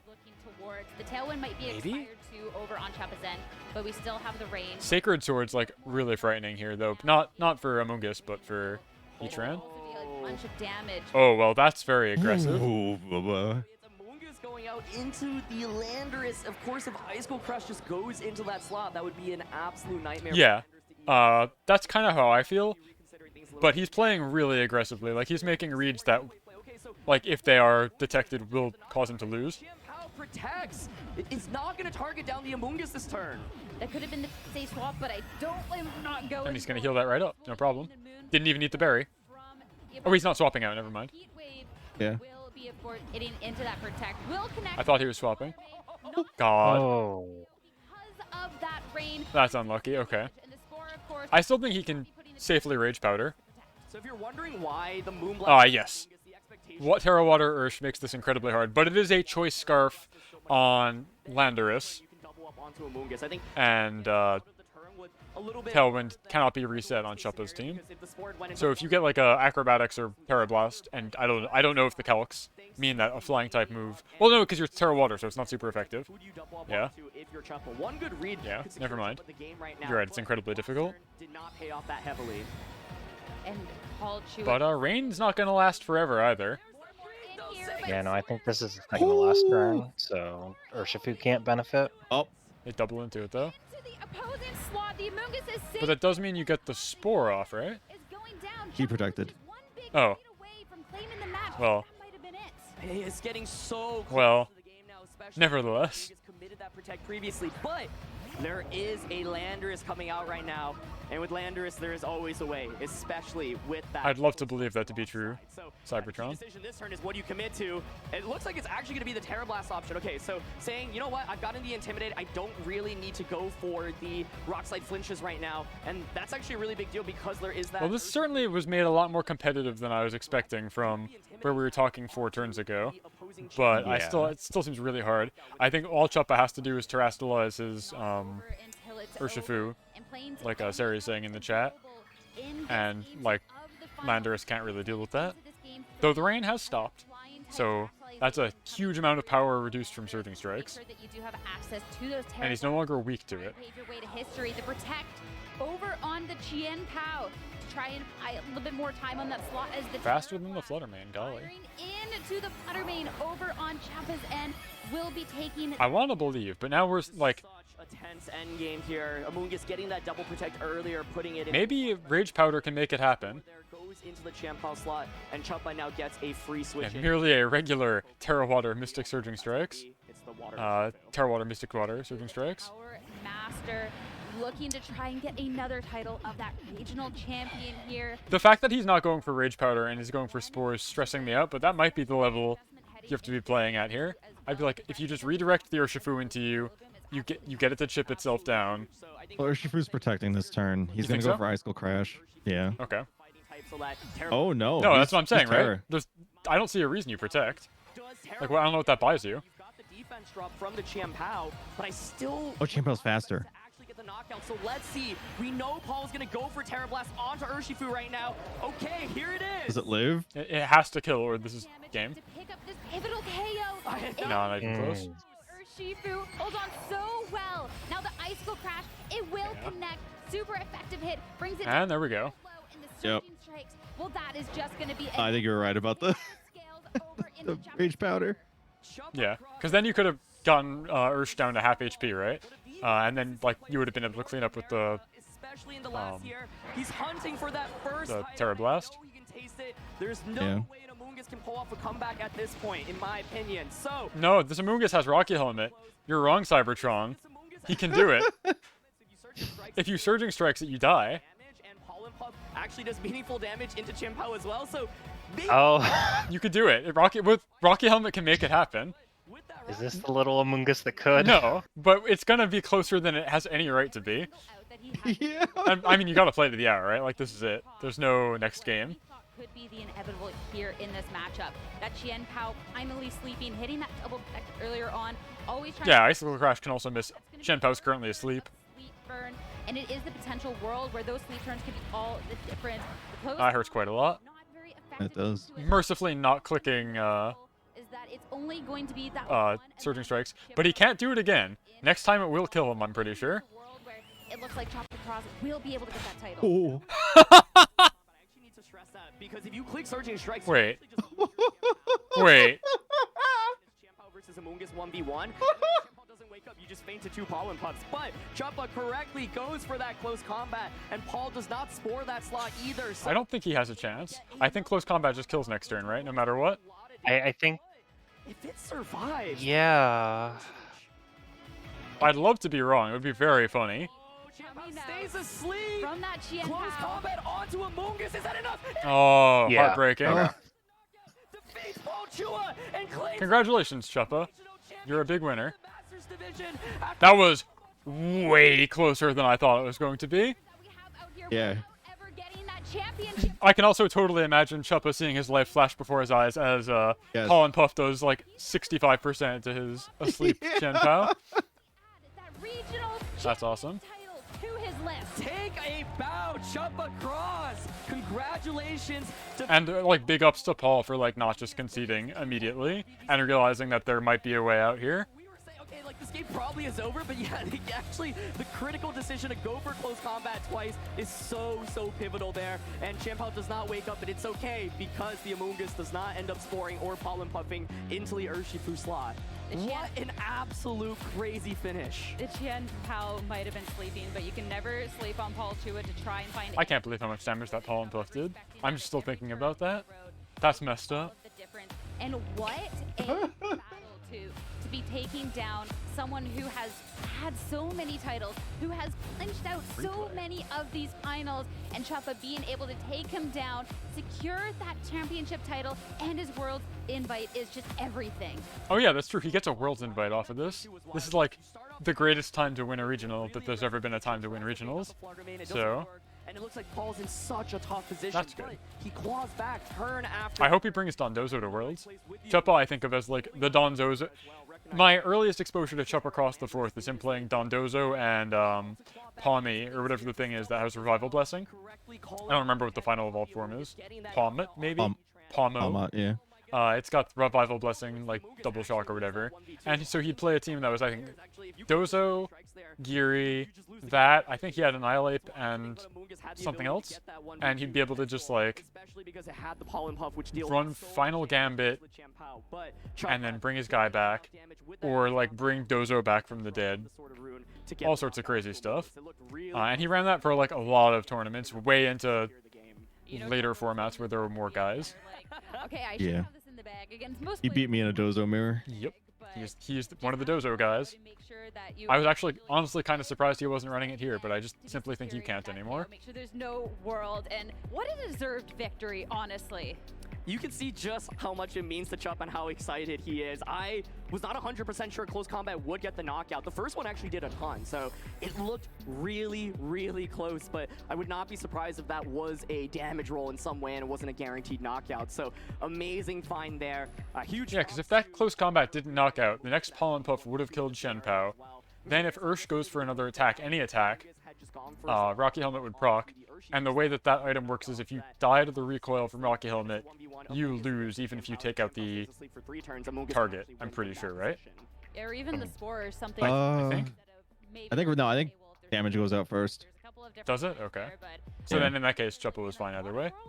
Chuppa wins that one out, but there definitely was. He had to Pollen Puff the Urshifu after the first close the turn he close combated first. There's no way Amoonguss wins, and I was like, okay, Maybe. never mind, it's Rocky Helmet. Wait, I'm kidding. And then if Shenpao got full sleep turns, he would have won. Yeah, okay. You need to rely on Shenpao just not waking up so you can stop hitting it for even a moment. Regional champion, like you said. I wanted to see Andrew Krug's team also, because it's got Dusclops and Stone Ogerpon, which is cool. And Enzo is running like stuff I like. 2 Trick Room teams. Yeah. Top 8, that's pretty good. Pretty good. One of them's even the Loathsome Psy Spam. Well, it is definitely a title that is long overdue, and Yeah, so I'll watch the award ceremony and then I'll go raid somebody and go back to being a productive human. Thank you both for stopping by. I appreciate it. This is the first time since Worlds that I've been able to actually make good on my promise of rebroadcasting a Pokemon event, which they totally let us do now. Looking at the teams for the top 8, right? I think the top 2 teams are composition. Happy they do. They do, yeah. That's not a joke. They totally let us do that now. They didn't used to, but they do now. We yelled at them long enough. There have been like good changes in the scene. There's like more prize money. You can qualify for Worlds just by winning a regional. Lots of good things happening. Enzo running into the Armrouge with Blood Moon Ursaluna, Andrew with Dusclops, Ogerpon, and Blood Moon Ursaluna, and of course Justin Tang with that Rain team bringing back Pelipper and Salamence. So an incredible. Pelipper and Salamence making it to top 8. What a world! My favorite part of the regulation, where things are pretty standardized in terms of the regular teams, so any experimentation you can actually start to really get results with that because there's such a good understanding of the format, where it's kind of going and what can maybe try and make their way through without those niche picks that maybe just don't perform because you don't really quite have that meta knowledge going on. So really commendable to all of these trainers who have built these teams. And I'm just really excited then going on forward because we're going to be able to see, like I say, we already got to see such great international talent come out here, and we're going to be able to see that international with a couple of these same players that should be trying to go for that title. I think talking a little bit more about Chuppa, following his career has been really fun and inspirational. You know, Chuppa's been playing the game for over a decade at this point, and He's not doing the gamer pose. No. it feels like He's just holding it to his stomach. 18 months. And his hands in his pocket. Wow. How can anybody take this guy seriously? It started with a top 32 finish at the 2022 World Championships, and last season Chuppa just felt like he top cut like every event, it felt like. But you know, it can feel really stressful to know that you are among the best and keep making it to the final bracket, but keep losing in that first round or in that second match. So to finally take home a victory after so much hard work is amazing. And it Oh yeah, looking at the thing you posted before. Amoongus is now up to 20% again. truly one of North Yeah. America and the world's greatest players. And that's so... But hey, it's not 30%, so that's nice. I don't remember what it used to be. 33. Yeah, so this is better. Not It great. was in the top. It was like in the top 5, 6 consistently. Must be such a relief Yeah. as well. Like, yes, I am good enough to do this. I can make it to this point. I can... I think the thing that surprises me most here is the resurgence of Goldango, more than anything. It is really nice to see. Like, Just I could see why, strange. but it's yeah, it's pretty good today. Yeah. Yes, he finally got that one. It's good damage, it's immune to Spore, and a bunch of other nasty status things. Speed tier is good enough that Intel Windy can still be Point to the turn where threatening. got doubled up into. There was the potential for a fair Terra Dragon is a good innovation on it, the way he did because he so it knew doesn't how surprise me too important much, I guess. Terra Blast But from it's funny, like time really is just a circle here. This looks just like Regulation D. players went up against each other previously in the Swiss rounds earlier today. Those games looked very different, right? Like the And yeah, Sorry's right, the Pokemon Go players who have to hold their phone in like the gamer claw when they do the esports pose. I think if Tom goes It's good. Chuppa should be able to just snowball the game because he already had a very big early lead. But Paul recognizing I need the double protect, I'm going to go for it, while also holding on to the Terra with Landorus that entire time gives them the position to actually win that battle. It was definitely a championship title that was earned by Chuppa because Paul was definitely not giving anything to him for free in that whatsoever. And you have to commend Paul too for that consistency, obviously.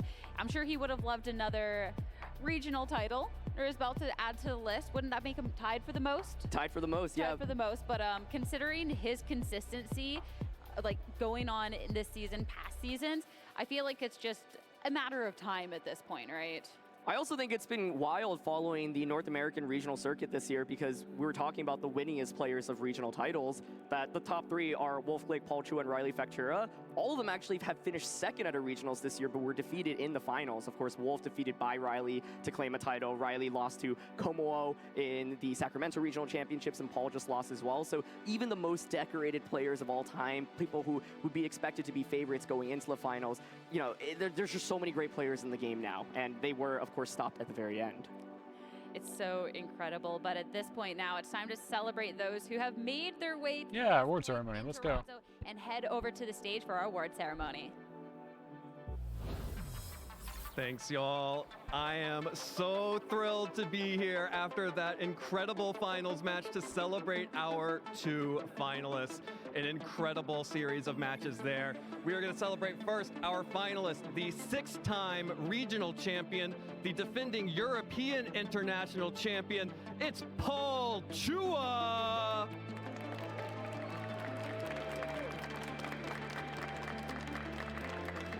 So they did not do this last year, by the way. What, an award ceremony? Nope, not at all. They're like, okay, get over here, stand next to this thing. We're taking a picture. Go, go, go. Go, go, go. All the way back from the seniors division. How does it feel? It feels pretty good. With these medals, I've only had like the bronze colored ones, so I'm pretty happy I got a different colored one. Yeah, gotta catch them all, right? Yeah. I mean, I would have liked to win, but Chuppa definitely played better and he deserves to win. So. Has Paul not won a regional? I thought he did. Has he only won internationals? He hasn't gotten that medal yet. Oh, specifically. Okay. No, he's won 6 regionals. That's what I thought. Okay, so he's saying he Yeah, hasn't gotten the bronze one. He has silver and, or he's no. Sorry. They changed the trophies at a certain point. Oh. Regional champion Chuppa Cross the fourth. The fourth. so tall, by the way. He's huge. Yeah. Finally get a regional championship in the Masters division. Evan, it feels amazing. I've been trying so hard for so long, and I guess I just discovered something else within me because I've finally broken the finals curse. We Unlocked Ultra Instinct mode. especially at the last few turns of that game. What was going through your head as you started to realize that you finally had it? The championship was yours. All had me on the ropes. I really liked my opening for that game. It was way better than I expected, even starting off with the fake out into the ghost type. But later in the mid game, the double protect had me so shook because at that point I knew I was in trouble, and that's why I had to make some kind of crazy plays like doubling the Heatran, which felt like a bit of a rogue play to go for. But if I got it, suddenly a decent position became a really solid one that Urshifu and Shen Pao let me convert on. Well, and this regional championship also comes with your automatic qualification for the So nice. World Championship. Going to Worlds. How excited are you to already have your invite? I'm so excited. I know a certain server where my name is going to be green now. That's funny. All right, well, let's hear it one more time for our regional champion, Chuppa Cross the Fourth. Chuppa, congratulations. Take a bow. You've earned it. And we are going to toss it back to the lounge. He's so tall. He is. He's taller than me. Yeah, he looks I'm like a pretty tall. scarecrow. I mean, what an incredible event. What an incredible finals. What an incredibly deserving winner here in Toronto. I mean, guys, how do you feel watching that? That was an insane match. It was honestly one of the best finals I've seen, if only because it was every turn counted. There were so many mind games that happened between Chuppa and Paul, both going into the finals match where Chuppa, when they I think it's been said already, but I love that Pikachu. The fat Pikachu doll? Yeah. Yeah. Pretty good. Pretty good. To his adaptation. The one benefit I'll say about Dynamax is that they had Gigantamax Pikachu that was just fat Pikachu. That was pretty good. And it was so exciting to watch. I just have to be so happy for Chuppa too, coming Yeah. so close so many times and proving himself as one of the best players in the country, if not the world, over the past year or two, and finally getting that huge win that he so desperately wanted, and to do it against Paul Chua as well, who's got so many regionals under his belt and is such a great player in his own right. A huge day for Chuppa, so big congrats. And it's been such a fun event too, because a deserving winner with incredible finals. And I feel like too, for Regulation E, it has actually really stood up and delivered so far when we're looking back at the meta and everything that's been going on. So we got to see, the two teams we got to see in finals, I feel like were a bit more atypical, but we got to see changes that were really pivotal, like this Rocky Helmet Amoonguss and stuff. And over the top 8, there was a lot of really unique Pokemon choices. So I'm really, really liking how things have been shaping up so far. Rocky Helmet in general is a really cool adaptation that's been popular a lot of the time back in 20. I'm not sure how long the closing ceremony is going to be. I'm like, and they'll say some final remarks in the stream, and then I'll go raid somebody and go make dinner. And it's like, we're looking at the top 12 Pokemon for the 4th time today.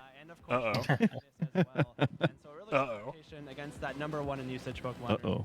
Yeah, and also just a recognition, I think. Do you know if this is all Urshifu make 46%, or is a specific Urshifu makes 46%? It is all Urshifu. Okay. Here in day #2, we saw the Reggie Drago that Raghav. That's good. I was worried it was like Rapid Strike is on 46% of teams, and Wicked Blow is on 19% of teams, so really it's on... I'll look... Victor was going to have it up in, if it's not up already. I wouldn't be surprised if there was 0 single strike. Really? I don't think For it's day that 2. uncommon. There's only 50 people for day 2. For day 2, maybe. That's true. Yeah. Because this is the day 2 numbers, so... That's true. That's true. Day 1 definitely had some. Going into the weekend. Of course, before anyone's like, where's your flutter? Thank you, Gabby. I appreciate you. From the top. She was right. Everybody except Cresselia on there was in a top 8 team. I feel like I have to be giving Evan the win here with that Salamence. I think Evan did get the win. Yeah, correctly predicting Salamence is like something I necessarily very out of left field. That said, we saw some really good Roaring Moons and Sinistcha today. Aaron picking Dondozo's a bit odd. Yeah, I don't know why he's thinking Hisui and Gudra and Dondozo are magically going to come back. Also in top 8. They have some pretty cool stuff on stream. It's okay to have dreams. I understand. So you can get a couple pumpkins to try and fly home with. I don't know if that's even legal. I don't know. We'll find out. Well, of course. Maybe next event, the meet closer, so we can drive some pumpkins too. Looking at the events that we have coming up down the road here for our North American roadmap. I like this map. This is cool. For that San Antonio. Yeah, I'm glad they did this. Like the middle last year, they started doing it. This definitely helps visualize how we're getting there. Oh, and it's on screen for like 4 seconds. Cool. Video game players last year since we were still on our break. So this is going to be really, really excited to return to. Yeah, I mean, I was there last year commentating Pokemon Go, and the energy that the crowd brings in Latin America is just unmatched. There are so many passionate Pokemon players there. I think it's going to be a fantastic stream to watch along at home and a fantastic event to compete in. So best of luck to any trainers making their way down to Brazil next month. It's certainly going to be an incredible time. And there's other events that are not just on the American end of Brazil mentioned, as they say. Over at Europe. This is going to be in Gdansk, Poland. So they'll be really exciting for those players. Of course, they're willing to travel far and wide, of course, coming over to good old Canada to compete. This one might be a little bit closer for some of them, though. You have to imagine if a European player and Jamie Boyd made top 8 here, and we also had Eric Rios in day 2. They'll probably also be over there in Gdansk, Poland as well. So some great action both for our North American and European friends watching at home. Yeah, and it's going to be a fun time no matter where you are competing. So if you are looking to compete in Gdansk, in Sao Paulo, in San Antonio, in Portland after that, I think for North America, you can find all that information on the Pokemon website. Here's hoping I get to work at Portland. That would be nice. I liked when I was in Portland last time for vacation. So going there to do a job would be okay also. And if you don't want to, Yeah, I haven't been yet, so it's nice. I recommend going to the Portland Zoo, but I'm also a big zoo enjoyer, so I guess your mileage may vary. Maybe Texas is just that little. I like seeing each one once at least. Yeah, I would definitely recommend this one. It ranks highly in my ranks of zoos, better than San Fran for sure. They just showed with all the restaurants and everything. Oh, it's beautiful. I'm love the so Riverwalk. excited. It'll be a good time, so I'm especially excited to see and how that's going to be shaking up and claim another regional champion here. So that one's going to be happening. Next NA event isn't until December. We got to see everything going on with Halloween. So I'm hoping I get a ticket for that. there. As a I want to see gingerbread houses. in what capacity? But what if we They did sold out when I was like out with friends. A ticket as a player? Yeah. Okay, I wasn't because San Antonio. Yeah. The term ticket made me think like as a spectator, rather than like player or. yeah, no. But you're right, it is still a ticket. So you can judge Not how I was thinking of it. one. And then I was like, oh, do you maybe mean as a professor? Because I know you are also a professor, though you're way more interested in playing than I am. Yeah. Was enjoying the event, So I could see it going either way. I'll wait until I like feel like I can't compete anymore. That's how I already feel, even though I'm like a little bit younger than you, I think. I already feel like a tired old man. We'll probably I might be a couple of years older. I might be 5 years old. Who knows? Who knows? Fun event, guys. Yeah, just a little bit. How's the year? Is Canada good? Oh, yeah. Very good. Very A plus. Very good. So, yeah, it has been. All right, end of the stream. Who am I gonna raid? Everyone for tuning Who in. am I Excellent gonna raid? question. There are so many fine people on this Sunday. Thank you both, by the way. Do you guys have any shout-outs you want to do to the audience we've got here before I kick it off to a raid? Oh, sure. So I'm Professor Tiberius. I stream mostly Pokemon and sometimes Souls games when I'm the community decides to torture me. But this Tuesday, Halloween, I will be doing a special Halloween stream. Oh yeah? Is it Pokemon related? Yes. I will be doing some shiny hunting, and then later in the day I'll be entering that spooky tournament that Tom Hayden is posting. That's awesome. So that tournament there's money on the line. You're only allowed to use poison, dark, ghost types, I believe. Like any Pokemon that has one of those types, and bug. Anything that has one of those types. But there's like a kind of obscene amount of money on the line. As far as I can tell, there's a $250 first place prize, which is very high for a gimmick tournament. Yes. So that should be a lot of fun. That's cool. That's cool. Tom, you doing anything that you want to shout out? I don't have anything particularly planned at the moment, but yeah, I'm PeekayTom anywhere, and currently I'm going through an Emerald 100% stream playthrough whenever I end up feeling like actually streaming. That's fair. It's a little rough right now post move, so it sure isn't easy. I can But relate to that.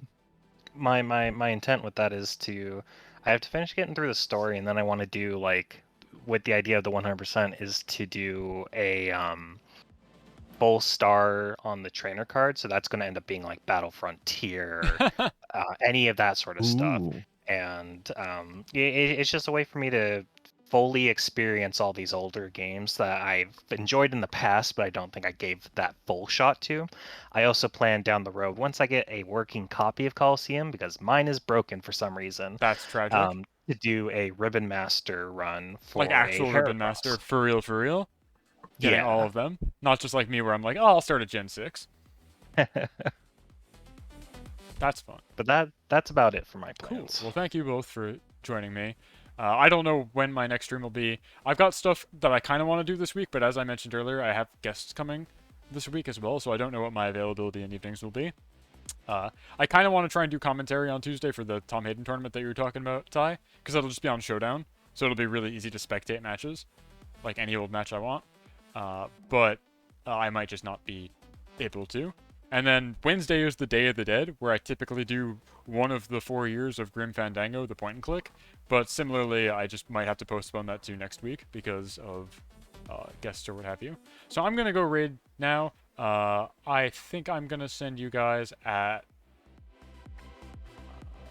looks like Dot is doing her all-day Let's Earn Rent marathon. So I'm going to send you guys to Dot level, friend of the channel, I think. Raid dot underscore LVL. She's playing Halloween games right now, trying to get money for rent, as one does. So that'll be it for me. Go be nice to Dot. Go say hello. And I'll catch you guys when I catch you guys. Thank you again for tuning in. Thank you to my guests, Bonus Sarah, and good night.